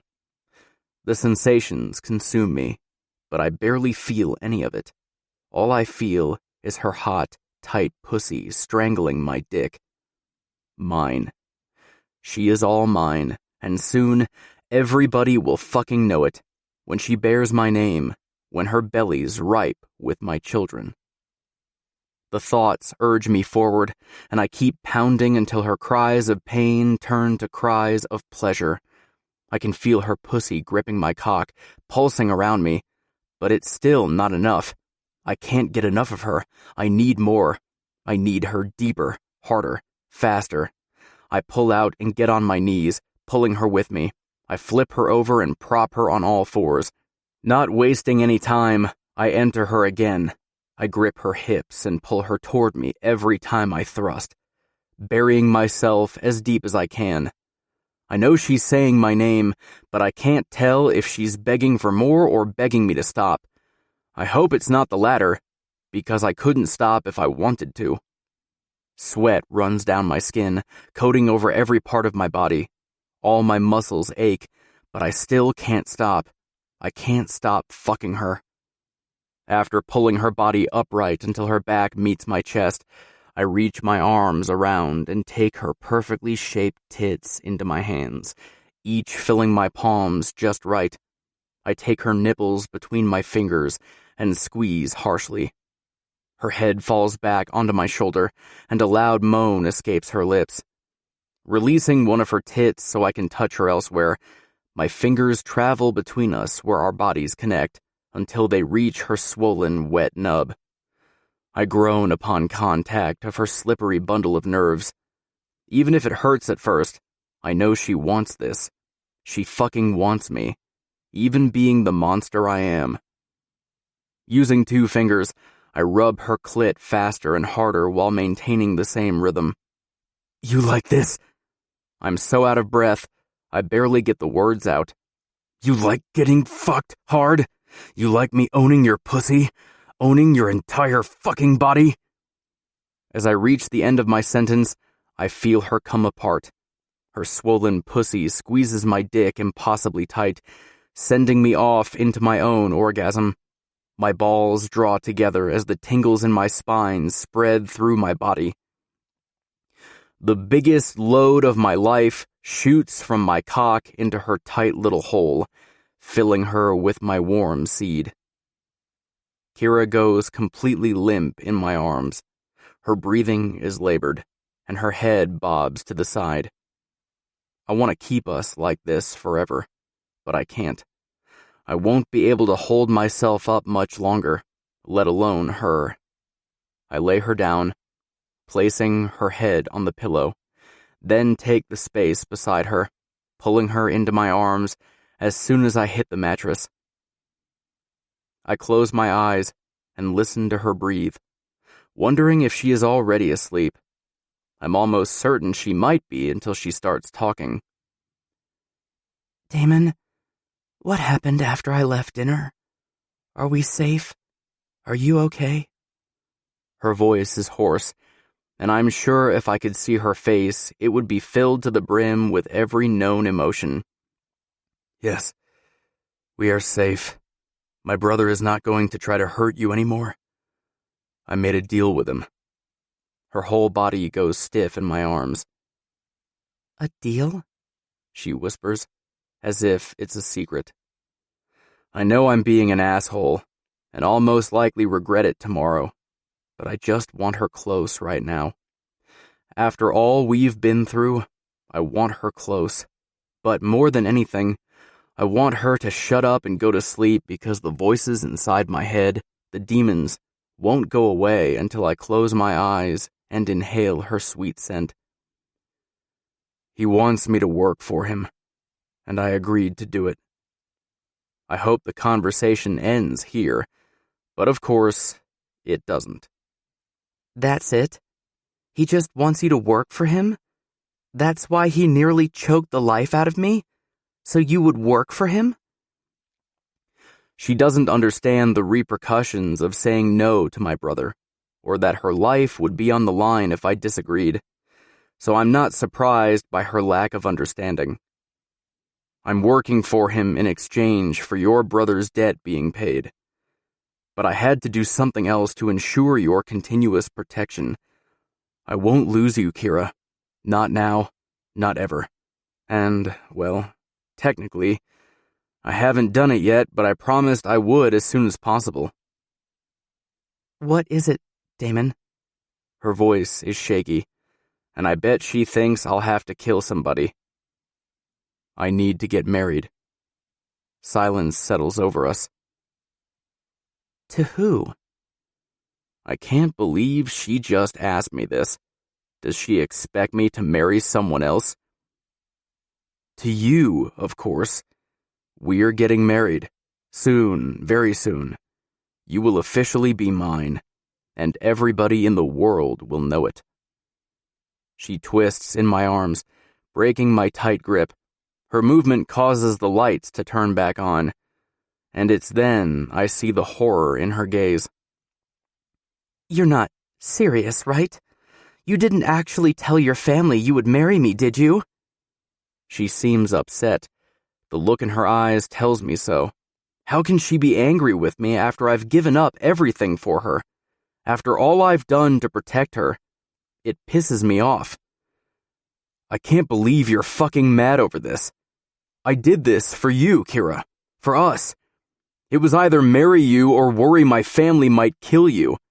Is that what you want? Would you rather die than marry me? I don't want to hear her response. I twist away from her and shove out of bed. My head is clouded. I'm not thinking straight. I run my fingers through my hair and tug on the strands, willing my mind to work. When I turn around to face Kira, she's sitting up in bed with the comforter pulled to her chest, her eyes full of worry. No, that's not what I want, Damon. I don't want you tied to me forever. Not when you can't tell me you love me. I want to laugh.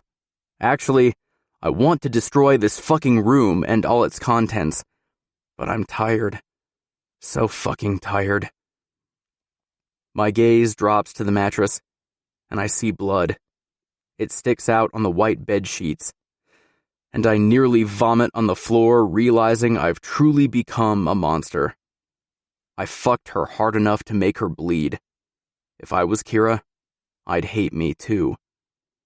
I wouldn't want to be married to a monster, but she doesn't have a fucking choice, and neither do I. Kira's eyes follow mine, and the horror in her gaze mirrors my own. She hides her facial expression as soon as she realizes the way she's looking at me, but not fast enough. I've seen it, and I'll do anything in my fucking power to make certain she doesn't have to look at me that way again, ever. I can't do this. I can't lose her. I don't deserve her. But I don't care if I deserve her. She's mine, and always will be. I walk into the attached bathroom and turn on the water in the garden tub, making sure it's the perfect temperature before I pour in the bath salts. When I walk back to the bedroom, Kira is still sitting right where I left her. Her eyes lift to mine as I enter the room. Her expression is inscrutable. I pull the comforter from her grip and reach for her naked body. I pluck her off the bed, cradling her to my chest. She's a little tense, and I hate that I'm the reason. Holding her in my arms, I'm reminded of how little she weighs, and realize I sent her upstairs without dinner. Fuck. This whole marriage thing isn't getting off on the right foot. Bringing her into the bathroom, I lower her into the hot water. Can I leave you here a few minutes? I need to get you something to eat. Yeah, I'll be fine. I'll be here when you get back. She seems surprised, maybe even astonished, that I'm going to get her some food in the middle of the night. She better get used to it. If she's going to be my wife, I'm going to take care of her any way I possibly can. Leaving Kira behind to enjoy her bath, I pull on some shorts and head downstairs. Walking through these hallways in the middle of the night awakens feelings I thought I had buried long ago. Picking up my pace, I make my way to the kitchen and head straight for the fridge without bothering to turn on the light. I find some leftovers, a few pre-made sandwiches and some fresh-cut fruit. I pull out a small tray from the cabinet and pile it on. It's so fucking weird that nothing seems to have changed. Every item in the house is in the same location. Just as I close the fridge and place 2 bottles of water on the platter, I hear it. A faint cry echoing through the house. For a moment, I panic, thinking it's Kira. But then I realize it sounds more like a child. A baby, even. And I pause. My ears strain to hear more cries, and I turn my head toward where I think it's coming from. Then it stops. Shaking my head, I take the platter and make my way upstairs. I must have had a little more to drink than I thought. A baby? In this fucking house? That's hilarious. I push the stupid thought away, and by the time I enter the bathroom, the tub is filled all the way. Only Kira's head is above the water. I set the tray down on the counter and pick up a sandwich. Kneeling beside the tub, I hold it in front of her mouth, urging her to eat. She eyes it curiously before taking her hands out of the water to grab it. No, I'll feed you. Your hands are all wet and soapy, plus it's the least I can do after... My voice trails off. I know she came. I felt her pussy gripping my cock. But it doesn't make the fact that I treated her as badly as one of my fucking lays back at the strip club, or how I treated her after dinner. She means more than that to me. Please, stop. It's okay, Damon. It's not like I didn't enjoy it too. She smiles softly and lets her hands fall below the water while she opens her perfect mouth to take a bite. Her pink tongue darts out over her bottom lip, and I want to kiss her instead of feed her right now. If you don't like this, I brought a variety of foods you can try. I see that. She smiles while chewing. This is really good. I like it. I feed her the whole sandwich, bite after bite, and I don't know how, but my cock starts to harden all over again. I had no fucking clue feeding someone could be so erotic. But fuck, it is. The way her plump lips form around the bread, grazing my fingers, it's so fucking sexy. I want to fuck her again. Now. I tamp the need down, though, and grab the bottle of water, twisting off the cap. I hand it to her and watch her finish almost the whole bottle. God, I am horrible. Clearly she was hungry and thirsty. I should have taken care of her needs before taking care of mine, and for that, I am a prick. A big-ass prick. I'm sorry, baby, I'm sorry. I was a selfish prick tonight. I should have made sure you had food and water sent up. I lean over the tub and press a soft kiss to her forehead. It won't happen again. Kira sighs, sounding as if she's enjoying the luxury of being pampered. And I must say, I'm enjoying it too. I grab a washcloth from the cabinet under the sink, then kneel back down beside the tub. She rests her head on the rim and stares at me in awe as I take the cloth and start to wash her body. She closes her eyes and lets out a low moan, sounding as if this is the best thing she's ever felt. I will have to make note of the things she enjoys so I can do them more often. As I wash lower down her belly and between her legs, I am extra careful my movements are slow and graceful. I watch for any signs of discomfort. Her eyebrows pull together, and her delicate features tense up as I brush the washcloth over her thigh.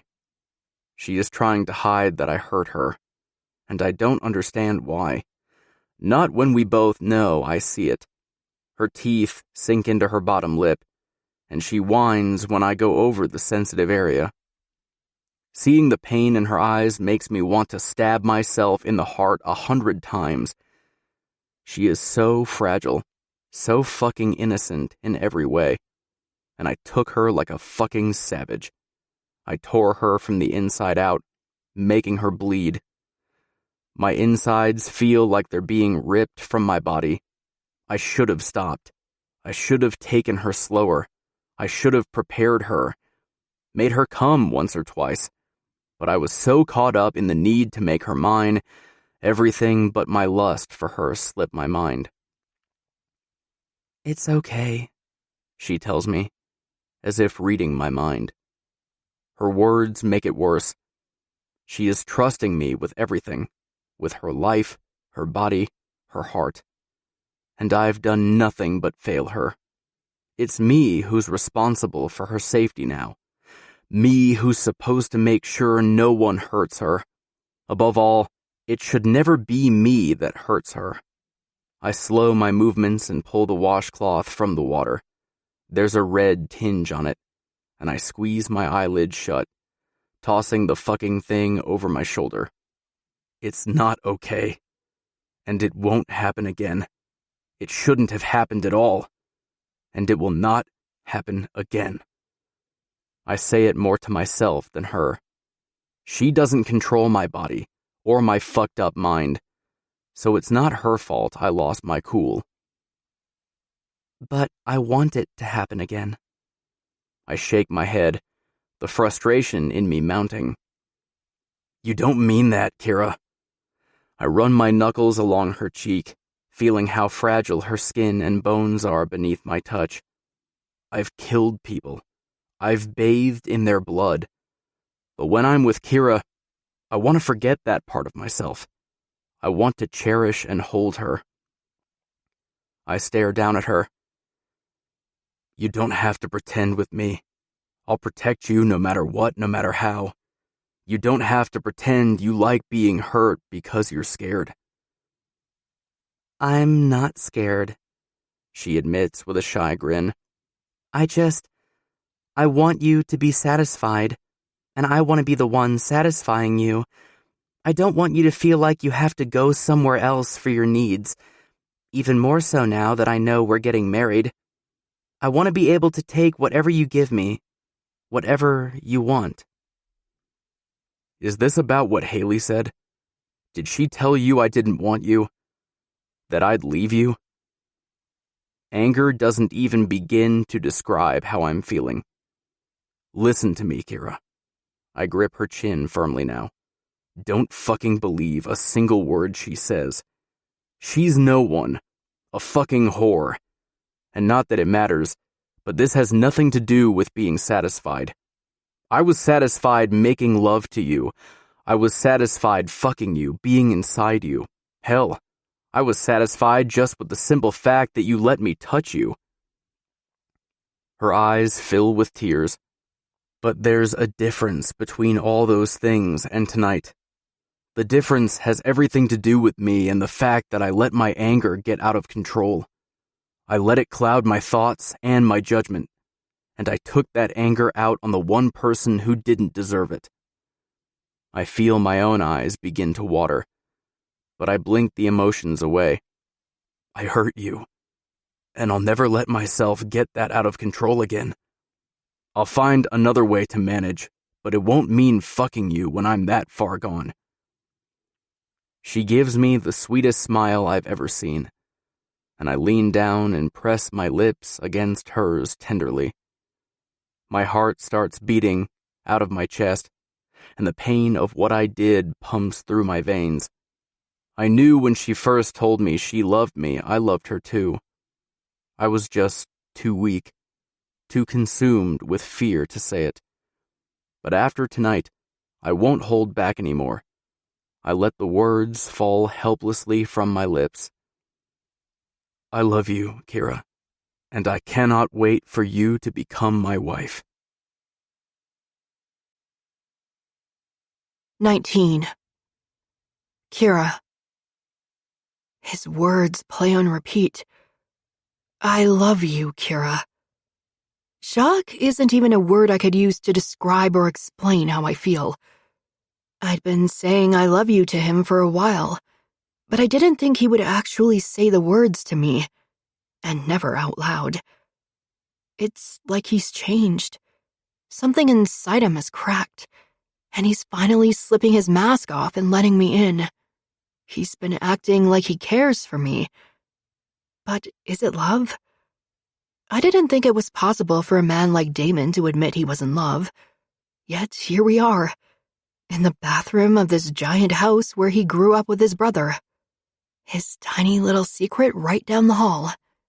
If Damon was ever going to tell me he loved me, I didn't suspect it would happen here. Come on, your hands are turning to prunes. Let's get you dried off and into bed.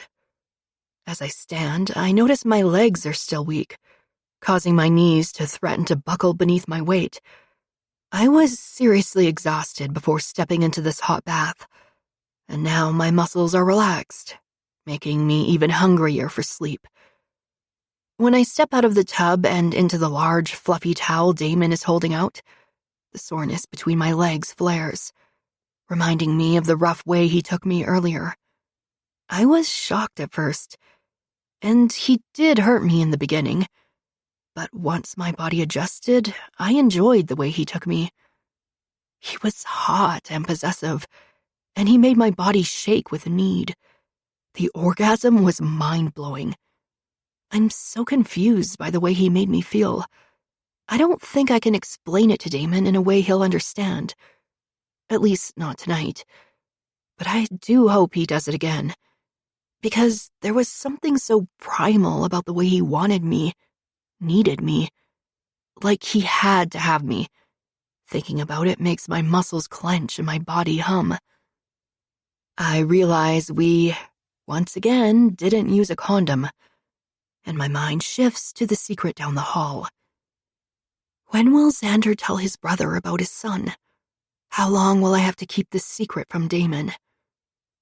Damon's touch pulls me from my thoughts as he wraps me up in the towel, pulling me into his chest.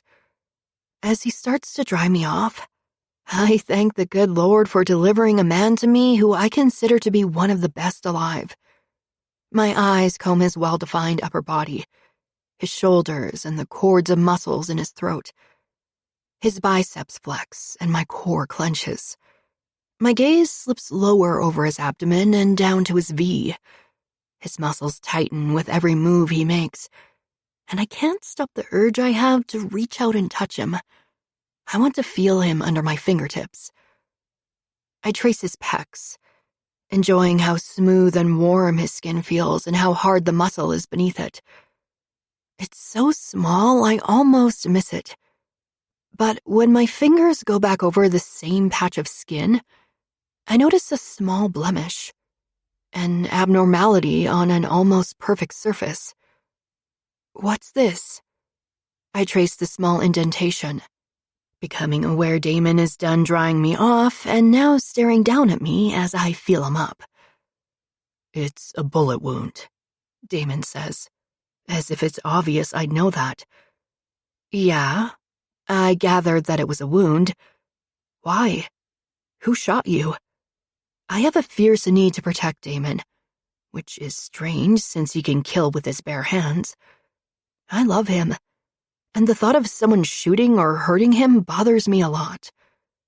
He tosses the towel over his shoulders, pads out of the bathroom, brushing past me, and I worry he may not give me an answer. As fast as my legs allow, I follow behind him, watching as he walks to his dresser and pulls out a t-shirt and a pair of boxers. Here, you can sleep in these. I forgot to bring the luggage inside, and I don't want to go back out to get it. He gives me a soft smile. Hope that's okay. I narrow my gaze. Who shot you, Damon? His eyes darken. I don't think you're ready to hear the dirty details about my family, baby. We're a seriously fucked up crowd, and I intend to keep you as far away from it all as I can. For as long as I've known Damon, I've been a pushover. I've allowed him to sweep things under the rug. But if I'm going to marry him and make it through a life with him, then I'm going to need to tighten my backbone. I'm going to need to say what I want to when I want to. It's a little late to save me from the gory details. I know things now. Things that can't be unseen or unheard. I soften my voice. And I know it's in the past. A past that doesn't include me. But I am a part of your life now, and if you're seriously going to marry me, I'll be a part of your future for a long time. I want to protect you like you protect me. I want to hear about your problems, your fears. I want to be your equal. So damn it, just tell me. When my eyes meet Damon's, I expect to see anger, maybe even fury. But there's humor in his gaze and smile. I don't know how you do it, Kira, but you make me fucking want you more and more every day. It's sickening and terrifies the fuck out of me. His response warms my heart and makes me smile. I cross the room and get dressed in the items he set out, waiting impatiently for him to tell me.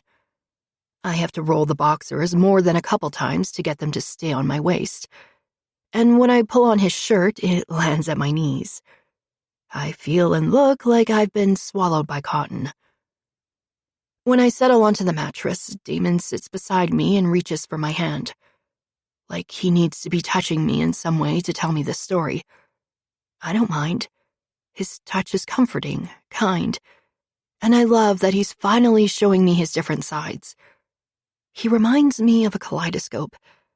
I see a different shape and color every time I look, and then they become clearer. My dad shot me. That scar is from the bullet. It was the same night Xander shot him. Damon's gaze seems far away, and I wonder if he's thinking back to that night. Actually, it was the reason Xander shot him. My father tried to kill me. He wanted Xander to do it. When my brother refused, my dad shot me instead. It's a good thing he's a lousy shot. If not, I'm sure I wouldn't be here today. He grins, but it makes me feel sick. I'm sure he's smiling to lessen the blow, but it doesn't. Unfortunately, he can't protect me from all the bad in this world. At least his father is dead, I guess. My chest hurts thinking about what Damon must have went through. His own father tried to kill him. Then their father died by the hands of his brother, right in front of him. It sounds horrendous and makes my life problems seem mediocre. I'm sorry. I give him a somber look and squeeze his hand tightly, as if that will take his pain away. I am, really. I'm sorry we had to come here. I can't imagine what being here in this house has done to your head. Damon shrugs. It's okay, Kira. I don't want your pity. I wanted to come here, and it was worth it. You make every hard thing worthwhile. If you didn't bring me back here, it would have been my brother with his asshole ways. So don't feel bad, baby. Damon pulls me into his arms and drags me to the bed. We cuddle up in the heavy comforter, and I bask in the feeling of him holding me like this. It feels so good, I almost don't want to go to sleep. The last thing I think about before sleep finally claims me is how Damon's story gives me a newfound appreciation for Xander. Discovering all I did about him tonight shows me there's more than one side to him. Sides he's trying to hide from the world. The question is, will he ever find someone to pull him out of the darkness he tries to hide himself in? 20. Damon.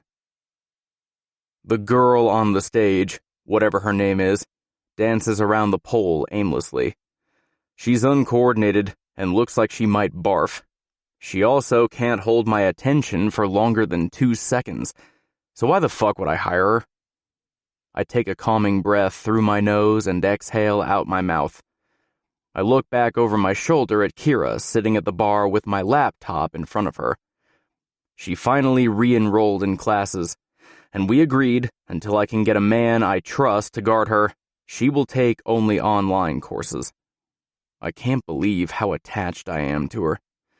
Normally, I couldn't care less for a woman, but Kira isn't just any fucking woman.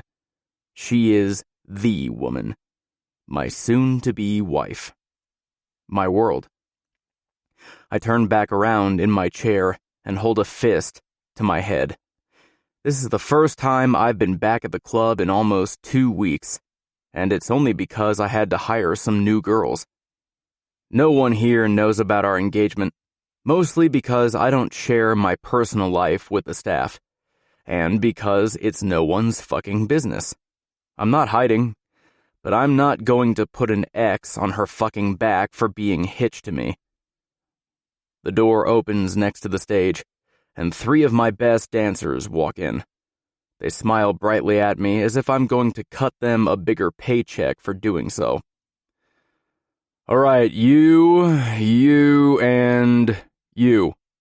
I point to the top 3 girls who auditioned. These are 3 of my best dancers. They're going to show you the night routine. If you can keep up, you're hired. I'll let them be the judge. My eyes drift to the remaining girls. The rest of you are welcome to audition again later in the year. 2 of the girls frown, and the other flips her hair over her shoulder like I inconvenienced her. If this place didn't make me so much fucking money, I'd burn it to the ground and start over. I scrub a hand down my face. I want a drink.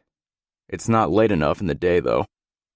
Seconds after the rejected chicks walk out, a long-legged blonde in a pencil skirt walks in, carrying a bunch of folders.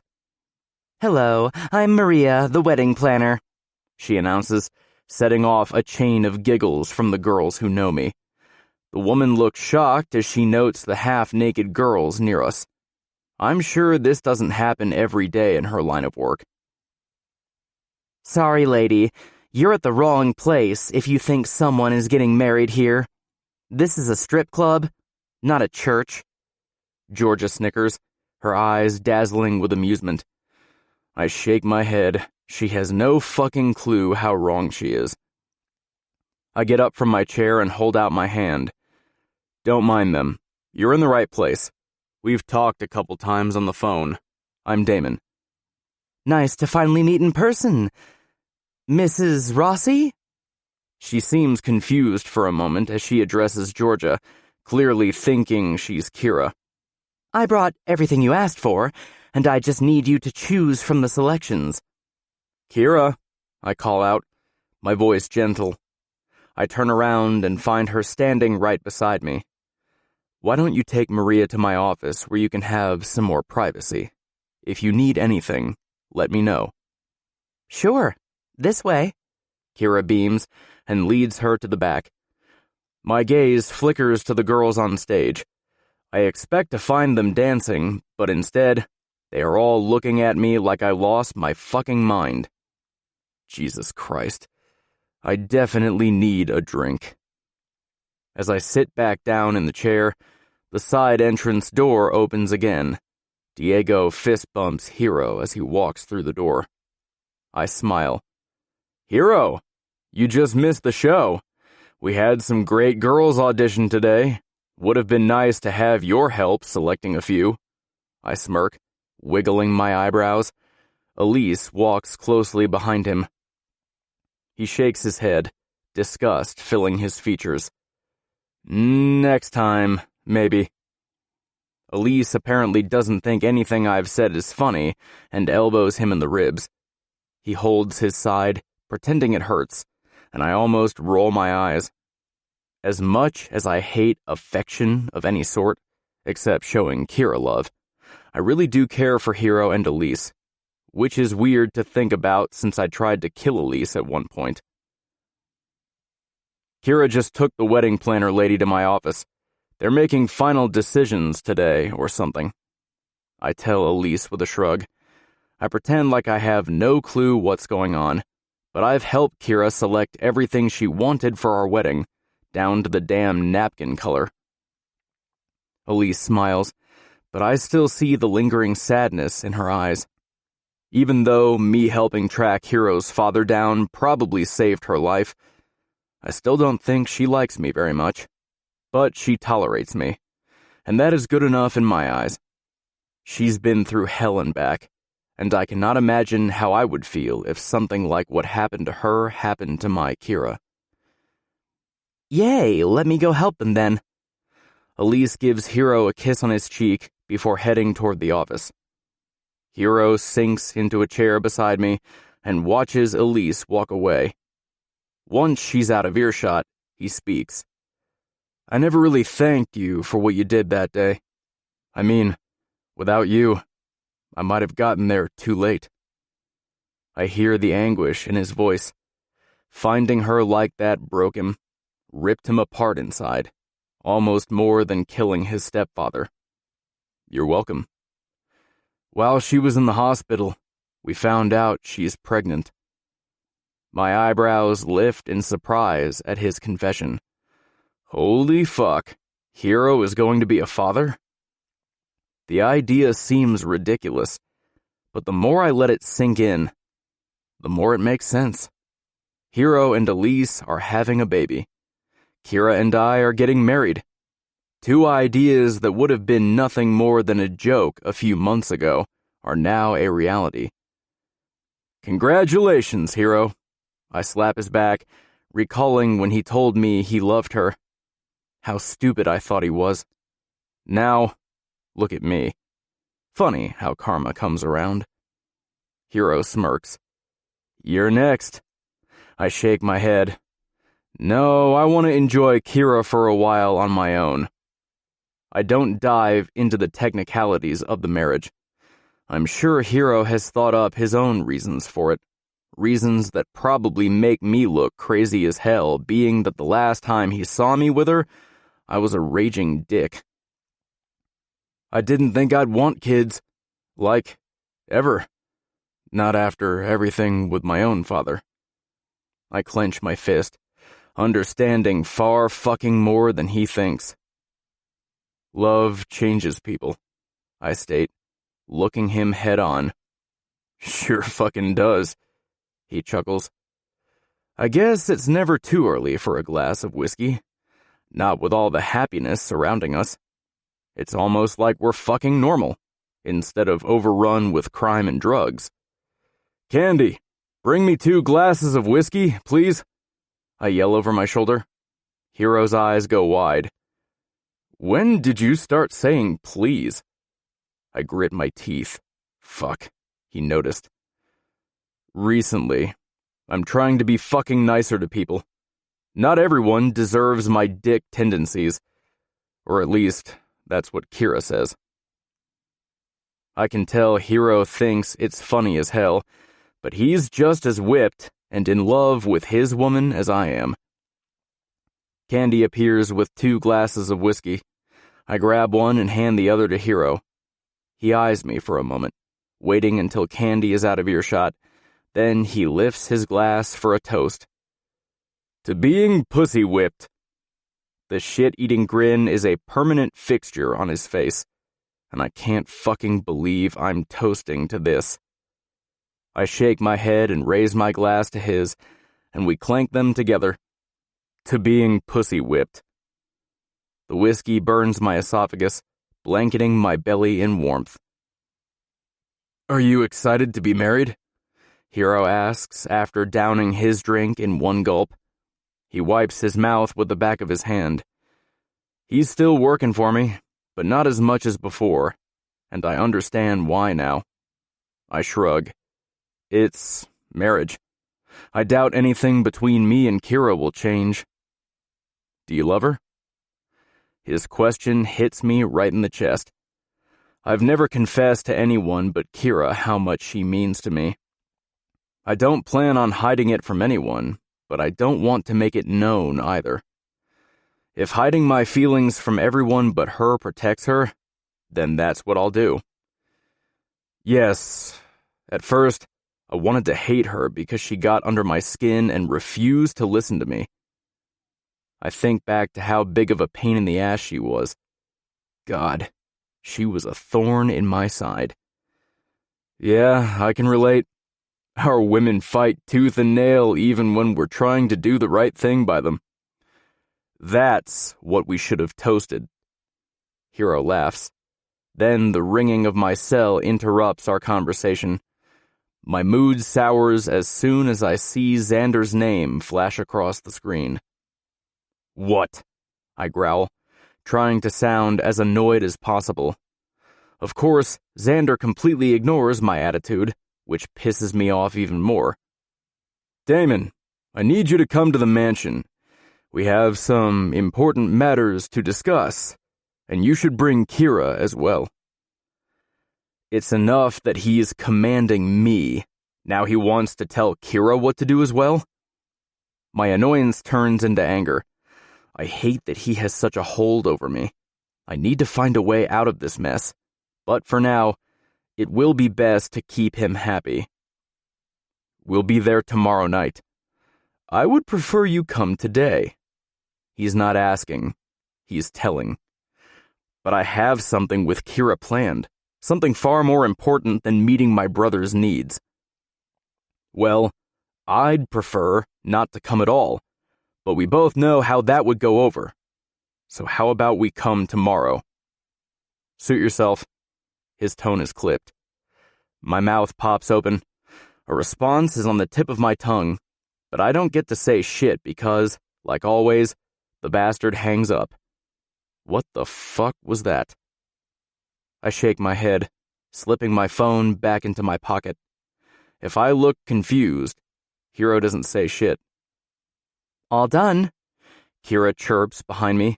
When she comes into view, I see a huge smile on her face. Her eyes are bright and full of happiness. I hide my features and smile back at her. The unease I feel from talking to my brother consumes me. My brother's a dick, but he doesn't do shit or ask for shit unless it's truly needed. Maria joins us. Yes, Mr. Rossi, we're all set. This will be a beautiful wedding. I think you will be very pleased with the outcome. Of course.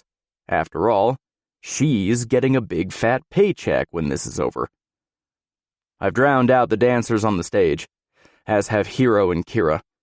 Maria and Elise, however, are clearly uncomfortable with the half-naked girls dancing in the background. Well, if no one needs anything else, I guess we'll see each other at the wedding. Maria tries to hide her discomfort by being overly chipper. Armed with her stack of folders and books, she walks out the door like she can't get away fast enough. Watching her leave reminds me I want to get out of here too. But boss duties will keep me here most of the day. The excitement of what's to come tonight eases some of the tension from my veins. I've got it all now. What could possibly go wrong? I can't believe how fucking nervous I am. It's just a stupid ring. It's not like I'm asking her to marry me. So why does it feel like someone kicked me in the stomach 10 times? I wipe my sweaty palms against my dress slacks. She's already agreed to marry me. Not that she has a choice in that matter. Even if she said no, I'd still make her mine. I grab the little black velvet box from my pocket. Kira is curled up on my couch, reading a book. I had planned on giving her the ring at dinner, then at dessert, and then I pushed it back to when we arrived at the house. I feel sick to my stomach, thinking she may not like it.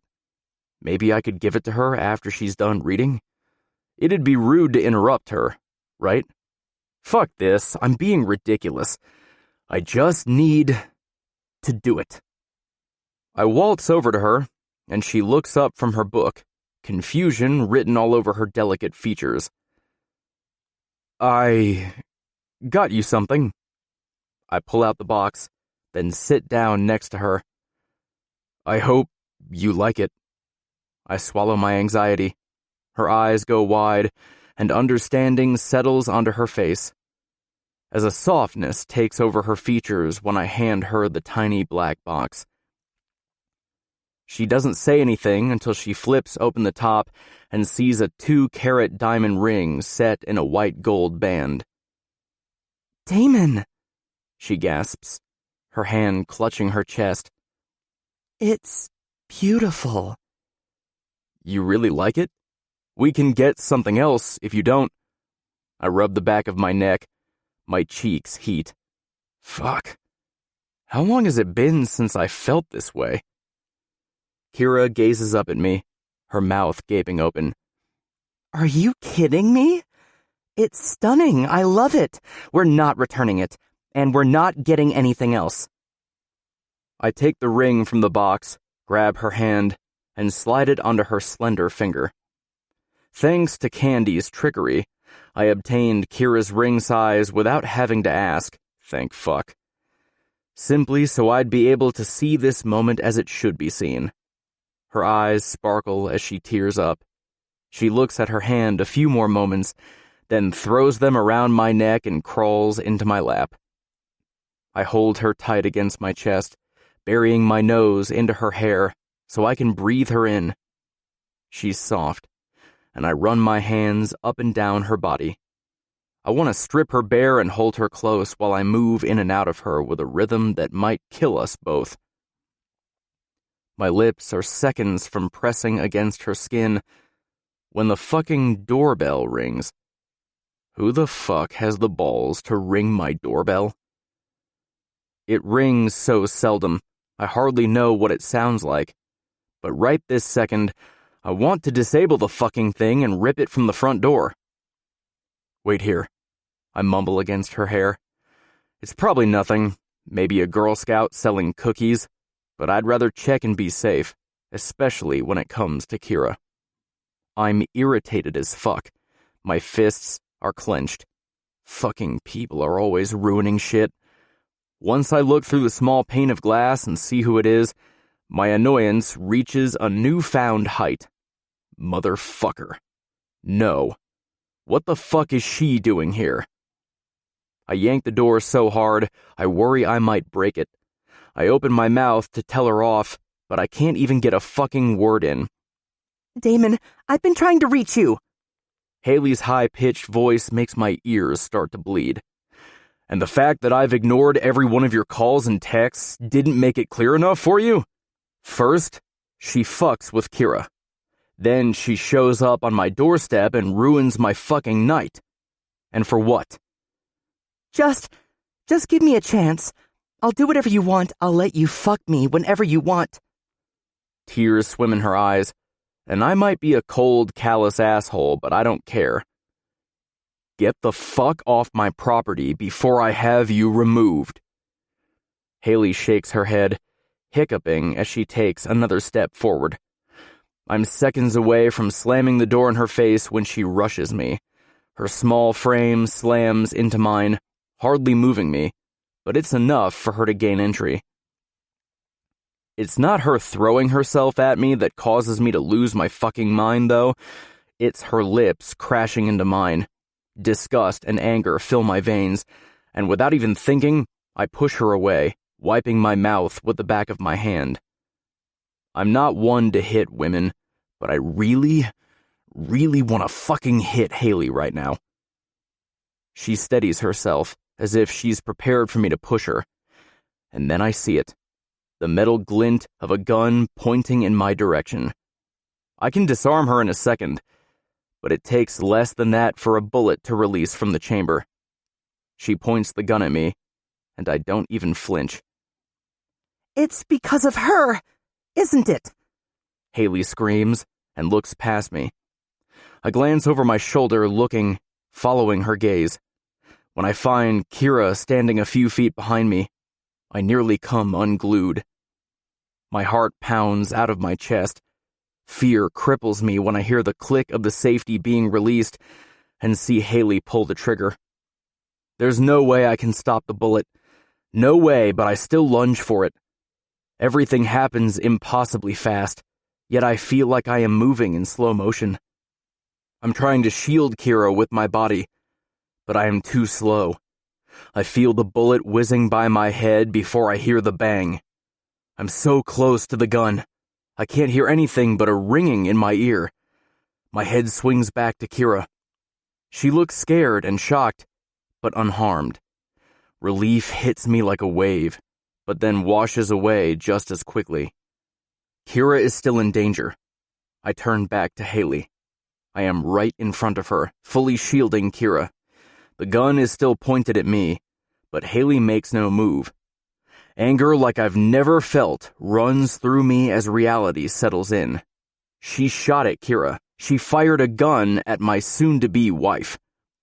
All-consuming fury floods my veins, shutting down common sense and reasoning, leaving me to act on pure instinct. My most primal instinct tells me to protect what's mine. I close the distance between me and Haley with 2 long strides. All the blood drains from her face. Her hand is shaking so fucking hard she drops the gun. Her eyes are so wide they look about to come out of their sockets. I can see her mouthing, "Please," but I'm too far gone to register her pleas, or even care.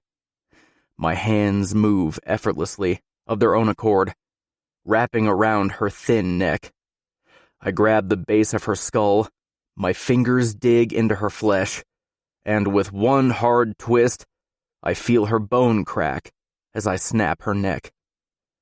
I peer down at her face. Her eyes go vacant in an instant, frozen in time, never to blink again. Her body goes limp in my hands. Adrenaline courses through my veins. My heart races furiously. As soon as I realize she's dead and I have eliminated the threat, the fog of fury lifts, allowing me to think for the first time in minutes. Shit. I just killed her in my house, with the front door wide open.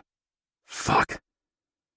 My house is fairly secluded, covered by trees and bushes, but there's still a chance someone could have seen us, and even if they didn't, they certainly could have heard the gunshot. I drag her farther inside and shut the door. Only then do I let go of her, and the lifeless body falls onto the hardwood floor with a thump. I gaze up at Kira. She's still standing in the same spot. Her entire body has turned to stone. Kira, it's going to be fine. Even I'm surprised at how low and calm my voice sounds. Holding my hands up, I walk toward her slowly, like I'm trying to sneak up on a wild animal. Her eyes are fixated on Haley's body until I step into her line of vision, blocking her view. God, I wish she wouldn't have seen me do that. And yet I don't feel a smidge of guilt, only guilt that my sweet Kira had to witness it. I gently place my hands on her shoulders, the same hands that killed someone a few minutes ago. I've killed for her now, and given the chance, I'd do it again if it meant she'd remain safe. I expect Kira to pull away and run, but she makes no moves.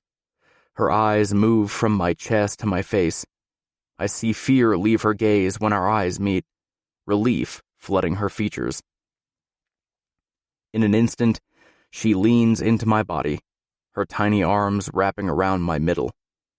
A sob rips from her throat, and she cracks straight down the middle. Everything is going to be okay, baby. No one is going to hurt you. I need to make a phone call, and then we are going to go somewhere. You could have died. It sounds like her heart is breaking, and then I realize what she said. I could have died. Those 3 little words nearly send me to my knees. After all she witnessed, watching me kill a woman right before her eyes, and she's worried about me dying? She's worried about me fucking dying. My heart soars from my fucking chest, and I reach down and pick her up, placing my hands under her ass. I hike her up my torso, and she wraps her legs around my middle with little effort. I carry her into the kitchen and settle her onto the counter, inserting my body between her legs. Her face is still buried in my neck, each little breath she takes fanning my skin. As badly as I want to calm her down, nothing I say is going to help until I get Haley's body out of the house. I pull out my cell and glide my fingers across the screen, pulling up Tony's info. I hit the green call button and bring the phone to my ear. Kira pulls away slightly, her brown eyes peering up at me. Boss? He answers casually. I've got a body I need dumped. It's at my house. Sure thing. I'll be over with the men in just a few. I hit the end key and pocket my phone. I can't imagine being in Kira's shoes. These things are normal to me. I've seen more people die than be born, so death is nothing to me. Calling Tony to remove a body? Normal. It's normal to Tony, too. Just another day of work. But to Kira, my fragile beauty, it's not. And I don't want her to ever look at me differently for the things I did tonight. Are you okay? I lean down, inhaling her sweet scent. I'm so far gone. So fucking in love with this woman. I'd burn down the fucking world. I'd kill anyone or anything that tried to take her from me. Yes, I'm just... Her lips tremble as she tries to speak. I was afraid I might lose you back there. Afraid she was going to take you from me. Her fear is understandable, but she doesn't have the slightest clue how badly it could have ended. She didn't come here to shoot me, baby. She came to shoot you. I trail my thumb over her bottom lip. And I was going to be fucking damned if I let her succeed. You are my all, my start, my middle, and my ending. She tried to take you from me, so I ended her life. Nobody fucks with what is mine. Nobody. Kira fists my shirt. I was scared. I cup her cheeks. Her skin is warm and wet with tears. No one is ever going to take me from you. The fact that you care more for me than yourself, or that I killed someone right before your eyes. I shake my head. It rattled me to the core, baby. You're selfless, and your kind and caring nature makes up for everything I lack. Kira's frown turns into a soft smile, and I lean down, pressing my lips against hers. Her head falls against the cupboard, exposing her smooth neck. I want to fuck her right now to make sure she feels secure, happy, content. But she doesn't need that right now. She just needs me, my touch. I pull away, exhaling a ragged breath. Kira's chest heaves, pressing her breasts up with each breath. As I stare down at my soon-to-be wife, her beauty reflecting upon me, my brother's words pop into my head.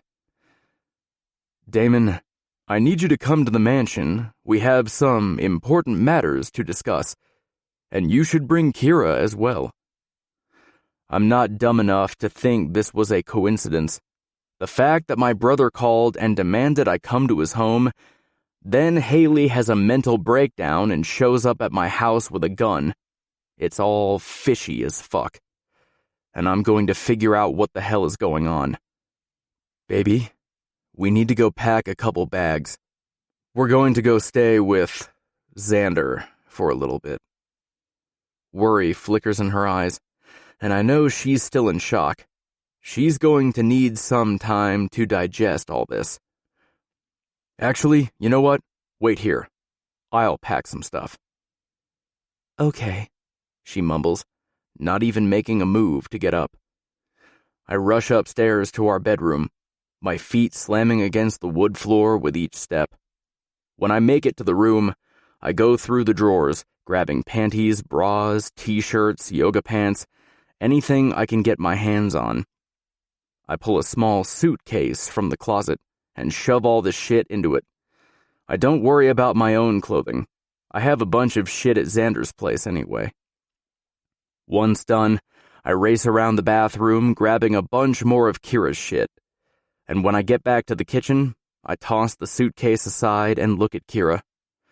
Her ass is still seated on the counter like she's a part of it. I start.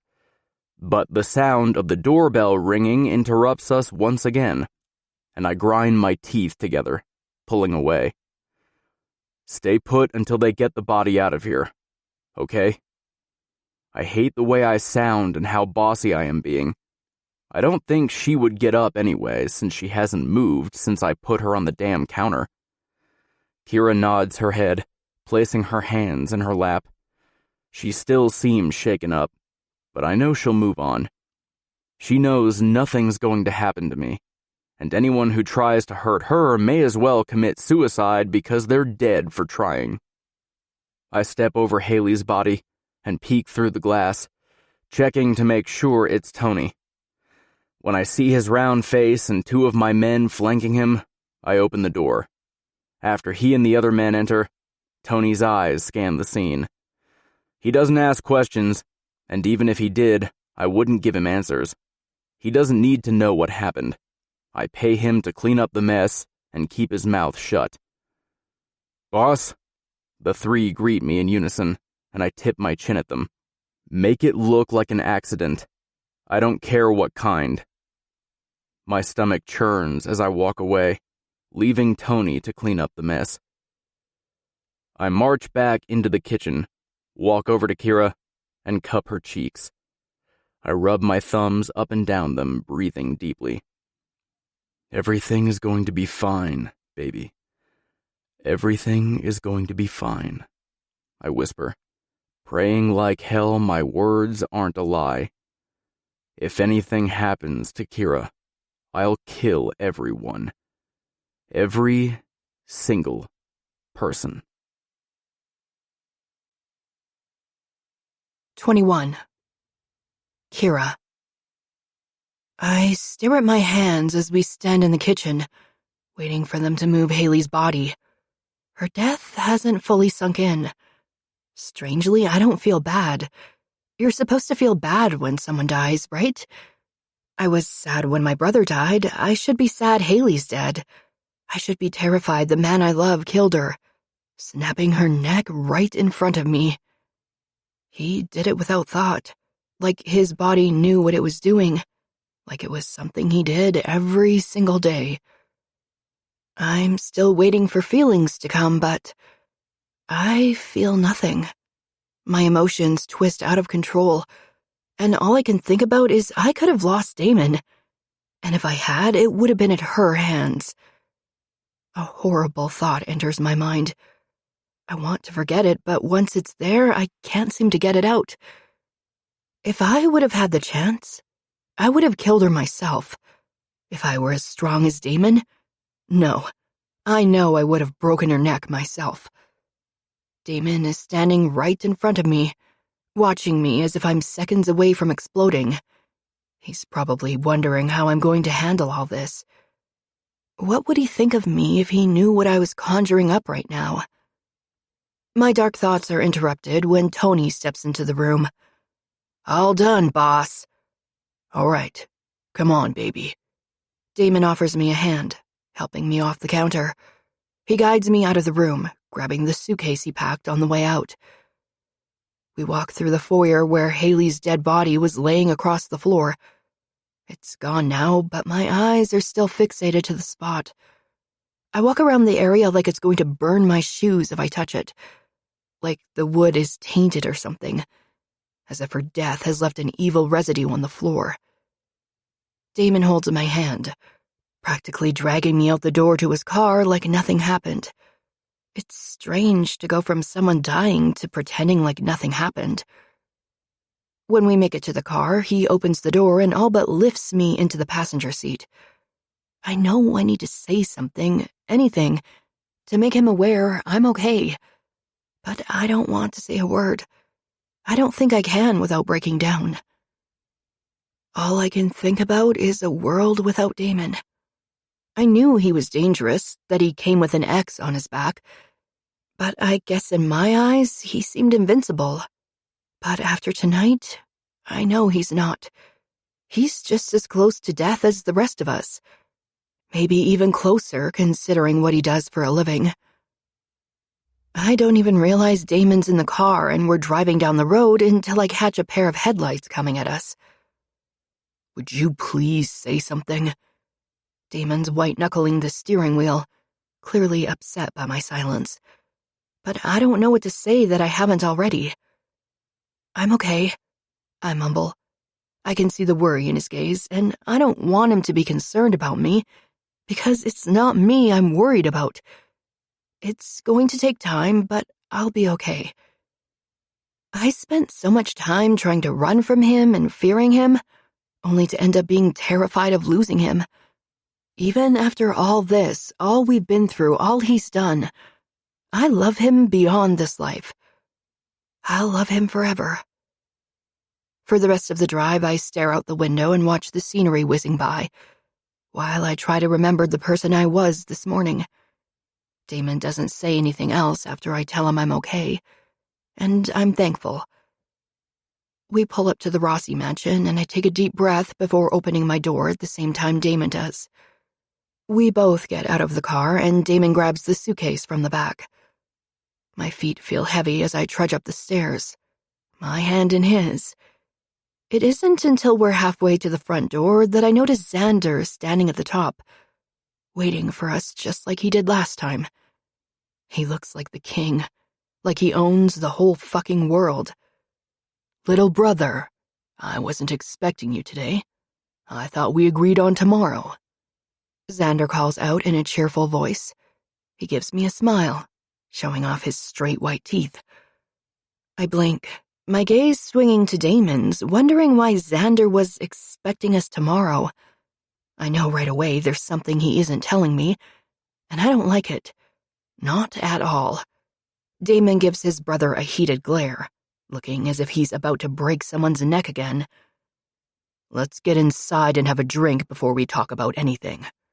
Damon sounds irritated, and his tone confirms my hunch that there is something going on I don't know about.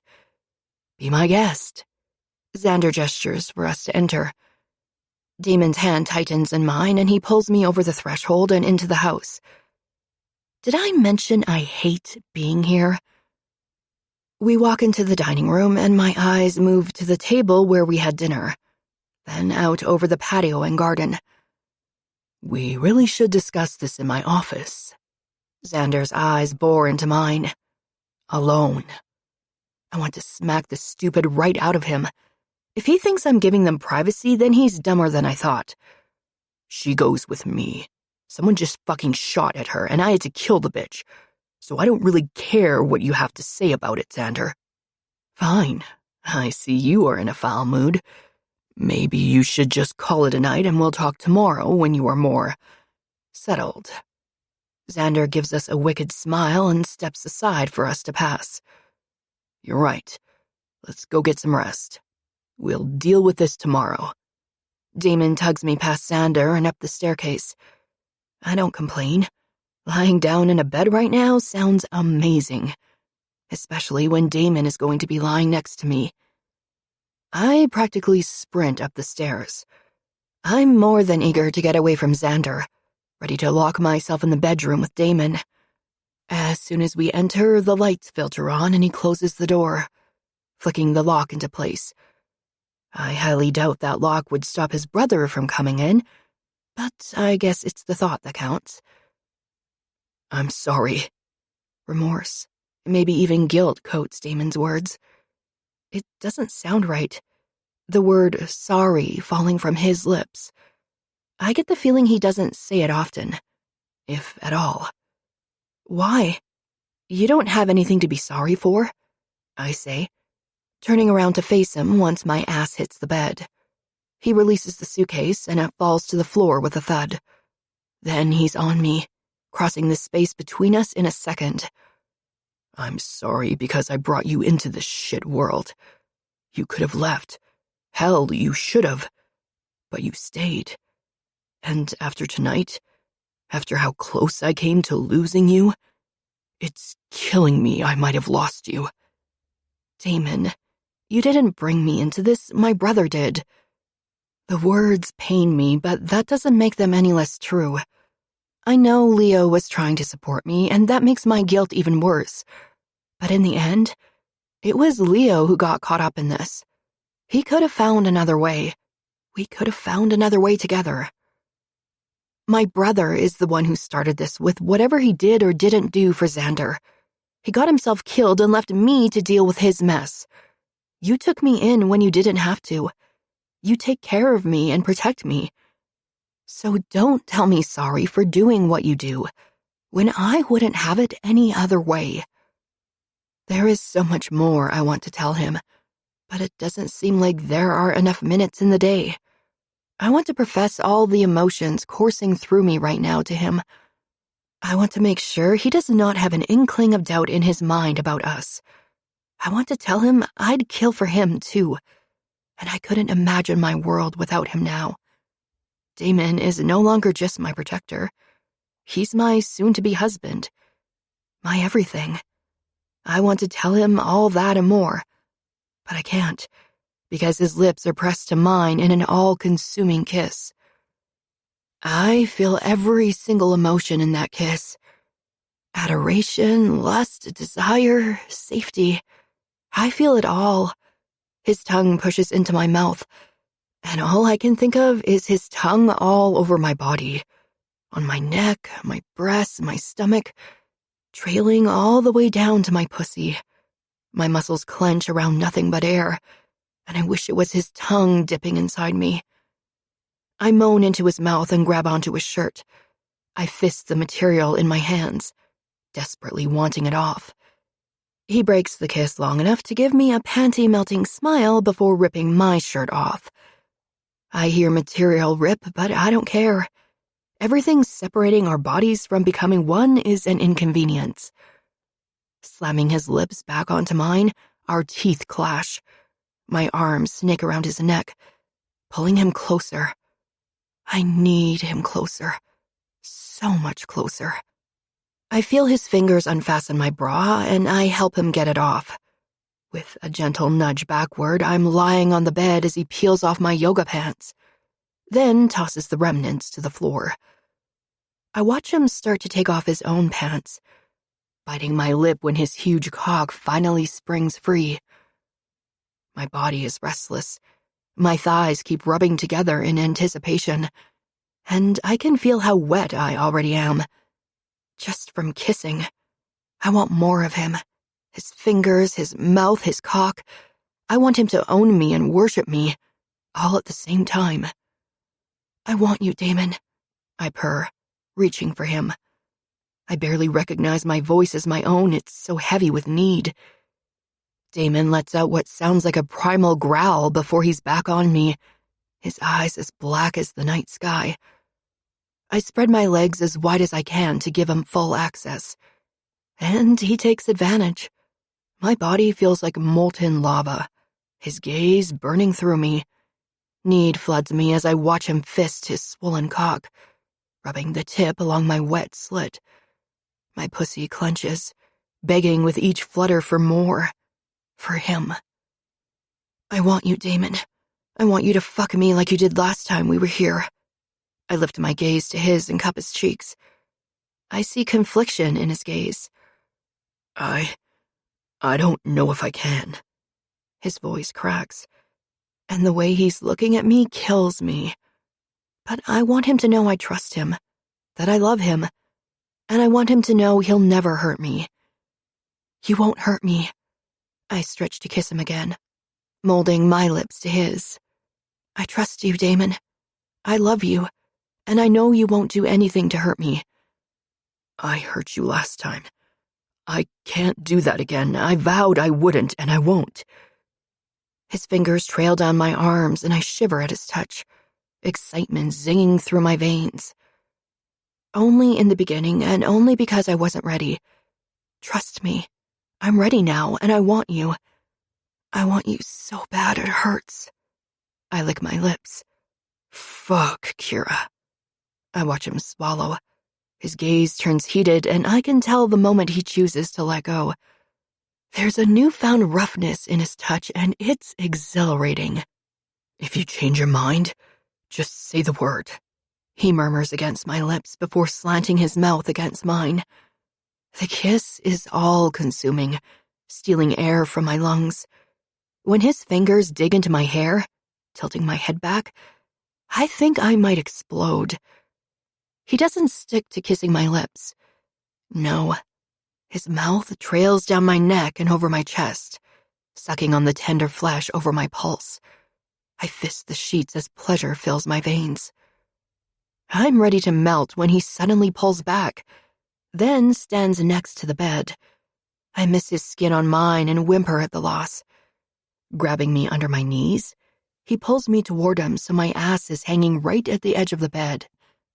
His huge hands maintain their grip on my knees, and I can feel the silky smooth head of his cock at my entrance. The contact makes my back arch off the bed. I'm ready, so ready for him. My pussy drips with need. Peering down at me, his dark orbs remain on mine as he spears me with his cock. Air fizzles from my lungs, and my eyes drift closed for a moment as I relish in the slight burn of pleasure. I cry out in bliss. There is no pain this time as his cock slides into my channel with ease. My eyes flicker open, but remain hooded as I watch him pull out and slam back in without pause. His pupils are so dilated, I can't see any color. He's never looked so dangerous when touching me, and yet I don't feel any fear at all, only desire. My hands reach for the sheets, for something that will help ground me to this bed. He lets go of one of my knees and pushes it to the bed, spreading me wide. With his free hand, his fingers travel down my inner thigh to where we are joined, finding my center, and he puts the rough pad of his thumb on my swollen clit, all while never ceasing to thrust his rock-hard cock into me. With him fucking me like this and his skilled fingers on my clit, it doesn't take me long to be panting and moaning like a wild cat in heat.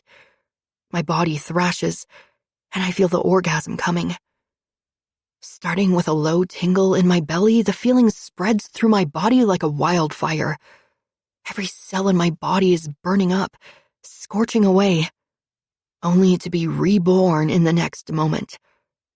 I'm pretty sure I scream his name, my mind lost in need and lust. Thinking has been replaced with the instinct to take and give pleasure. My voice is still useless by the time Damon flips me, bending me over the edge of the bed. He doesn't waste any time, entering me again before I know what's happening, making me moan into the mattress. Is this what you wanted, wife? To be owned? To have my cock claim you? I'm a mess, and I can't even form a coherent response, so I just moan louder. His hands roam over my ass and back, leaving goosebumps in their wake. And then, out of nowhere, I feel a sting, the effects of his hand having slapped one of my ass cheeks. I slip forward and sigh as he massages the pain away. Your pussy is impossibly wet. I can hear how much you want me. His hot breath touches my ears, the words sending me spiraling out of control. In this new position, he is hitting a different spot, a deeper one. This angle means I can feel his head hit the back of my channel, leaving his balls to slap my clit. His hands settle on my hips, which he uses as leverage, pulling me toward him every time he thrusts. I can feel each stroke in my bones. I don't know how long he fucks me like this. Could be minutes or hours, but I'm somewhere lost in oblivion where time doesn't exist. Only pleasure and bliss. Only Damon Rossi. When I feel another orgasm sneaking up on me, the sensation is so strong I freak out for a split second, wondering if it might be too much. My pussy clenches so hard it nearly hurts, and every muscle inside me tenses. My body goes rigid for a moment. Then a warm wave of ecstasy washes over me. I can feel Damon slow while I ride out every last aftershock. I love it when you milk my cock like that. When your pussy grips me so tight my balls ache. And you're going to do it one more time for me. I honestly don't know if I can. I'm already so wrung out.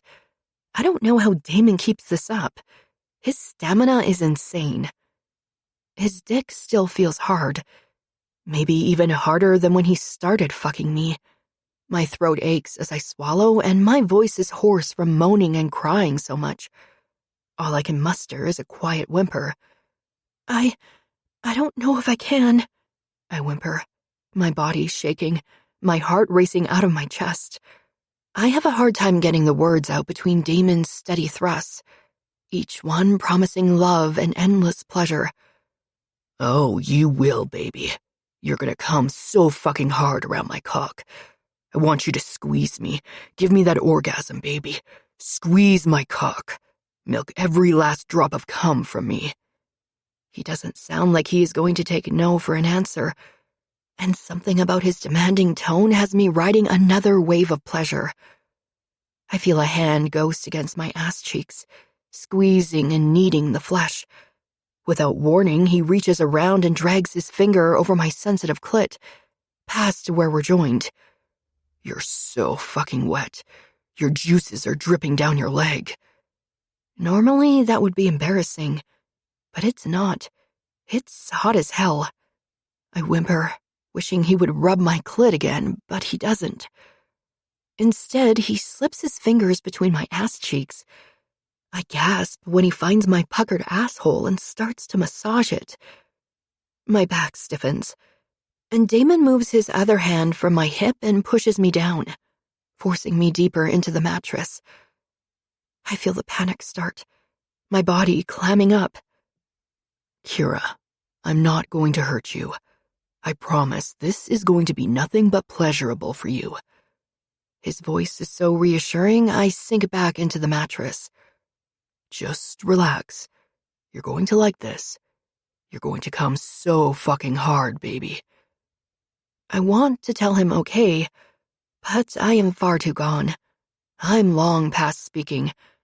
I do what he says and relax, letting him do whatever he wants to my body. He continues massaging my forbidden hole, synchronizing it with his thrusts.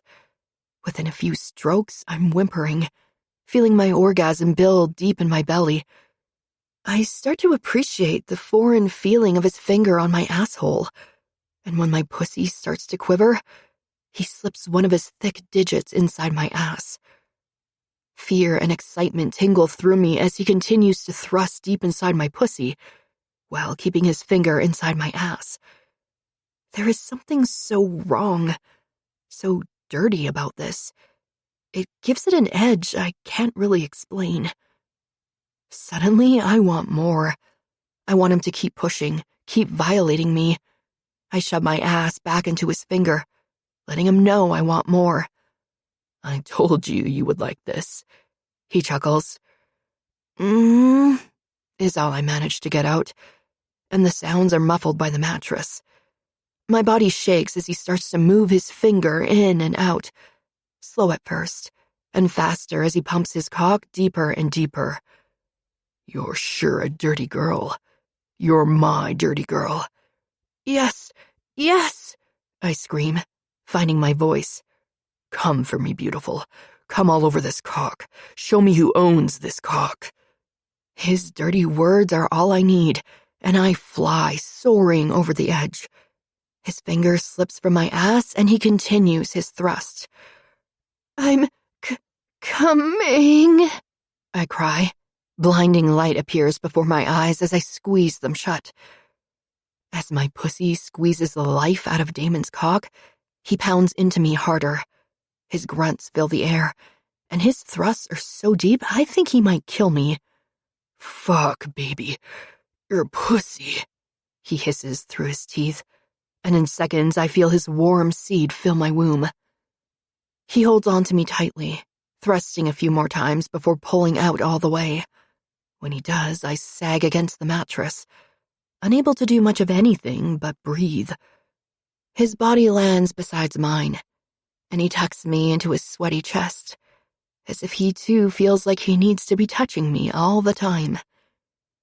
My eyes drift closed as I feel the thud of his heartbeat beneath my hands. I love you, Kira. I love you so much. I'm positive I loved you before I even met you. I sigh. Thank you for protecting me, for saving me, I murmur against his chest. Thank you for letting me love you. My eyes grow heavier with each breath, and I know I'll never be safer than I am right now, in Damon's loving arms. 22. Damon. She fell in love with a criminal. A fucking criminal. A man who didn't deserve her love. A man who was certain he was unable to love in return. She took him and shaped him into a man worthy of love. She didn't know what she had done or how much she had changed him, but every time he looked at her, he knew he wanted to be good, if only for her. Thoughts swirl around my head, making it hard to sleep. Maybe a little midnight snack will help ease the insomnia. Gazing down at Kira, I feel I don't want to leave her, but I'm not waking her up to bring her downstairs with me. She needs her sleep. She barely gets enough as it is. I peel her naked body from mine.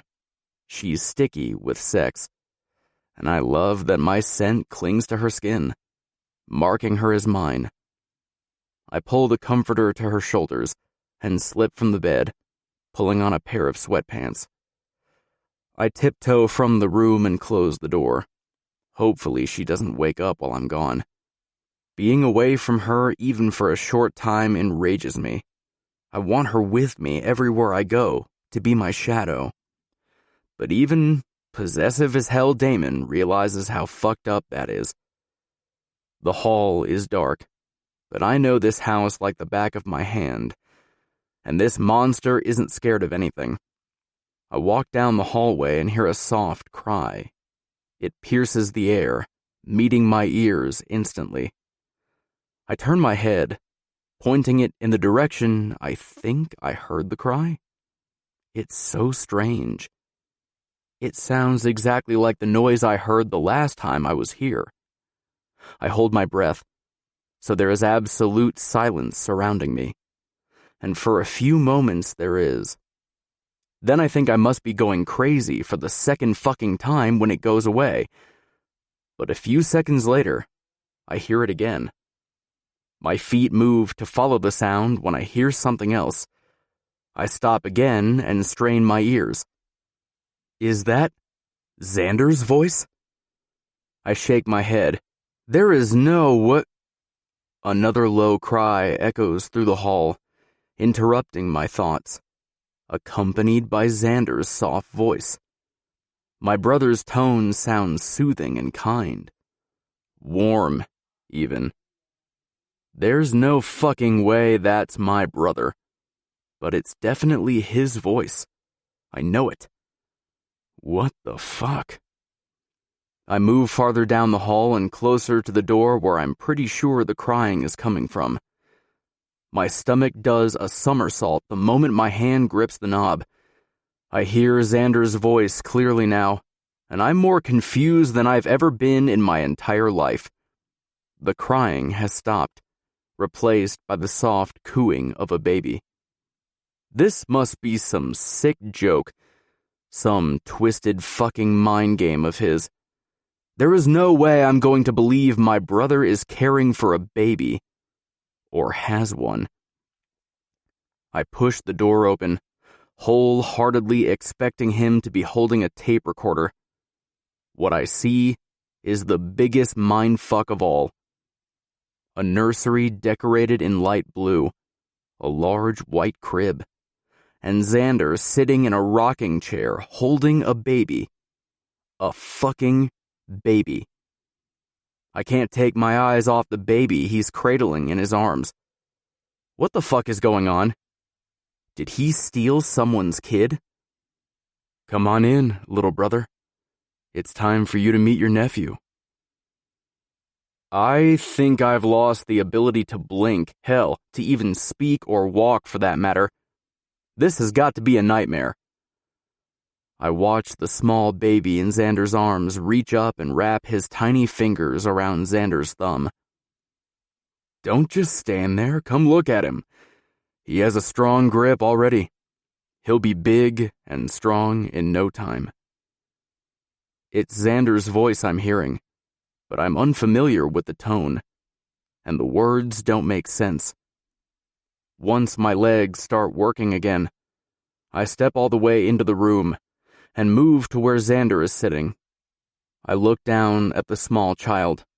He has big brown eyes and black hair, just like Xander. Have you ever held a baby? Xander doesn't wait for my answer. We both know what it is. Who the fuck would let me hold their baby? Apparently Xander, because in the next moment, he gets up and places the baby in my arms. I instinctively cradle it to my body, still not sure this isn't some fucked up joke. Where did you get this thing? I question, staring down at the little boy who looks like a replica of my brother. Xander chuckles. I'm sure I don't need to explain how babies are made. And don't call my son a thing again. His name is Quentin. I blink.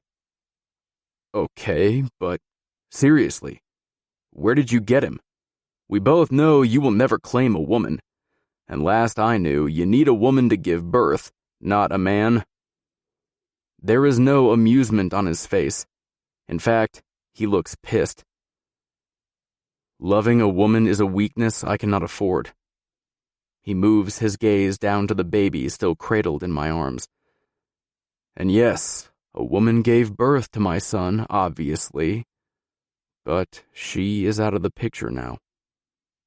Xander takes him from my arms and places him into the crib. He wraps him in a blanket and winds up the contraption hanging from the side of the railing. It starts to play a soft lullaby. It's such a mundane thing to do, and yet, watching my brother do it is anything but. It's so strange. I've seen him kill in cold blood. I've witnessed his hands crushing a man's throat. And now, those same hands are cradling a baby.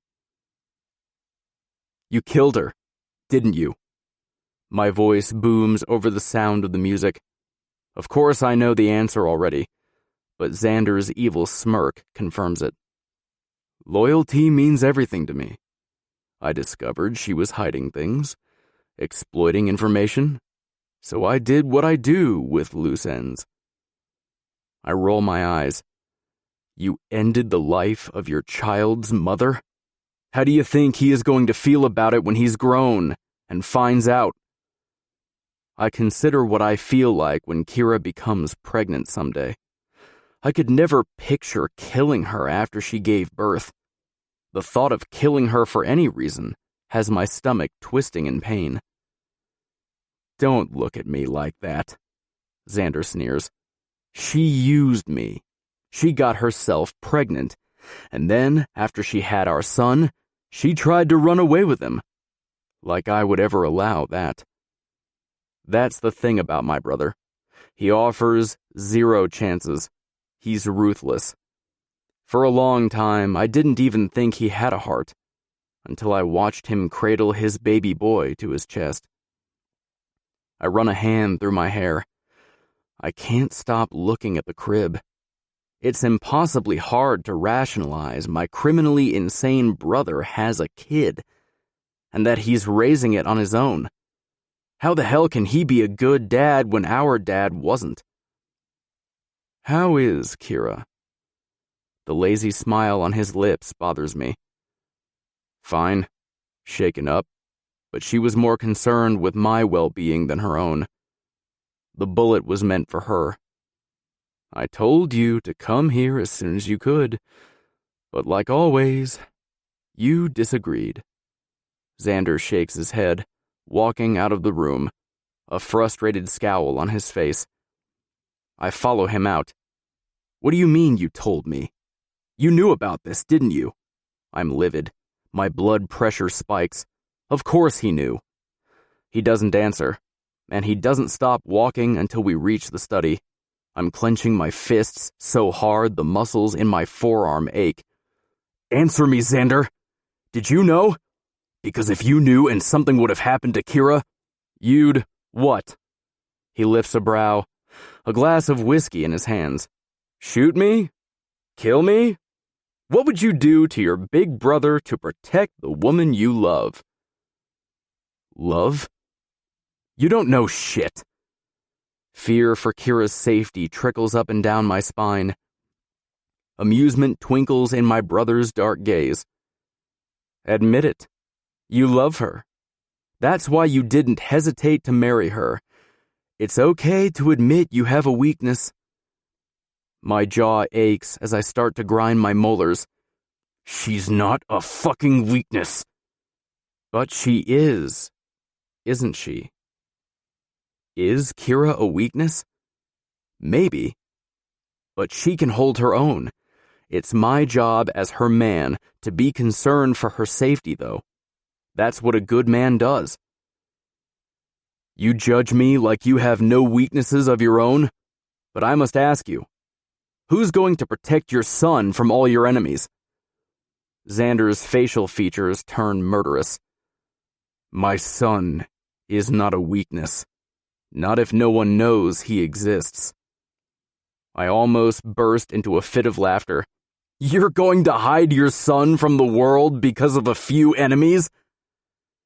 He brings the amber liquid to his lips, but doesn't drink. We're past having a few enemies, little brother. Maybe when you were an active member of the family, we had a few. But I've done some things. Changed things. And that's put more fire on us than we previously had. Okay, and hiding your son from the world forever is going to do what? I'm not hiding him from the world. I'm hiding him until it's safe, or until he can protect himself. Clearly, I'm not understanding this. You're aware of who you are and what you do for a living, right? Xander's gaze turns cold. I am. Are you? Because you continue to talk down to me like I'm scum beneath your shoe. I saved your whore upstairs from death. and I brought you back into the family. I've welcomed you with open arms, little brother, and all you've done is shit on me. Call Kira a whore one more time and I will slit your fucking throat. I know I'm feeding right into his hand, right into his sick game, but I won't let him talk about Kira like that, not when she isn't here to defend herself.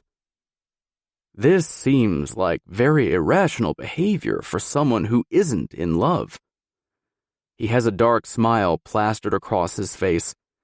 His mood swings give me whiplash, and I want to punch him in the face 1,000 times over.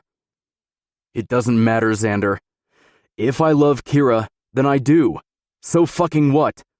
Love isn't a weakness, and the sooner you learn that, the better your life will be. He chuckles, then takes a huge gulp of his drink. You know what, brother? I sneer. There is no hope for you. You're heartless and as sick as our father. My words seem to cause him to snap. An eruption of violence breaks free, and within seconds, he's tossing the glass against the wall behind me. It shatters, and the remaining contents drip down the wall. But I don't flinch. My brother doesn't scare me. The only thing he could possibly hurt is upstairs, and I'd kill him if he ever laid a hand on her again. I'm nothing like our father.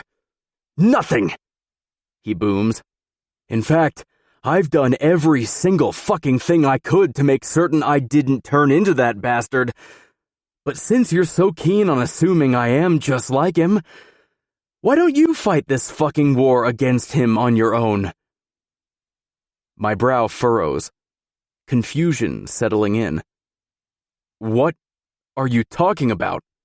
He's been dead for years. I watched you shoot him right after he shot me. He's dead. A darkness falls over Xander's face. No, we thought he was dead, but I can assure you he's not. And now that we both have a weakness worth fighting for, we need to protect the Rossi Empire. We need to protect what's ours. I can't believe my fucking ears. You're telling me our father isn't dead? Xander stares me straight in the eye. I'm telling you our father isn't dead, and he's coming for us next. The ground beneath my feet seems to disappear, and I realize how bad this is going to get. War. A full-out war is going to take place. Xander and I won once, but can we beat death again? Can we beat the monster without becoming one ourselves? The end.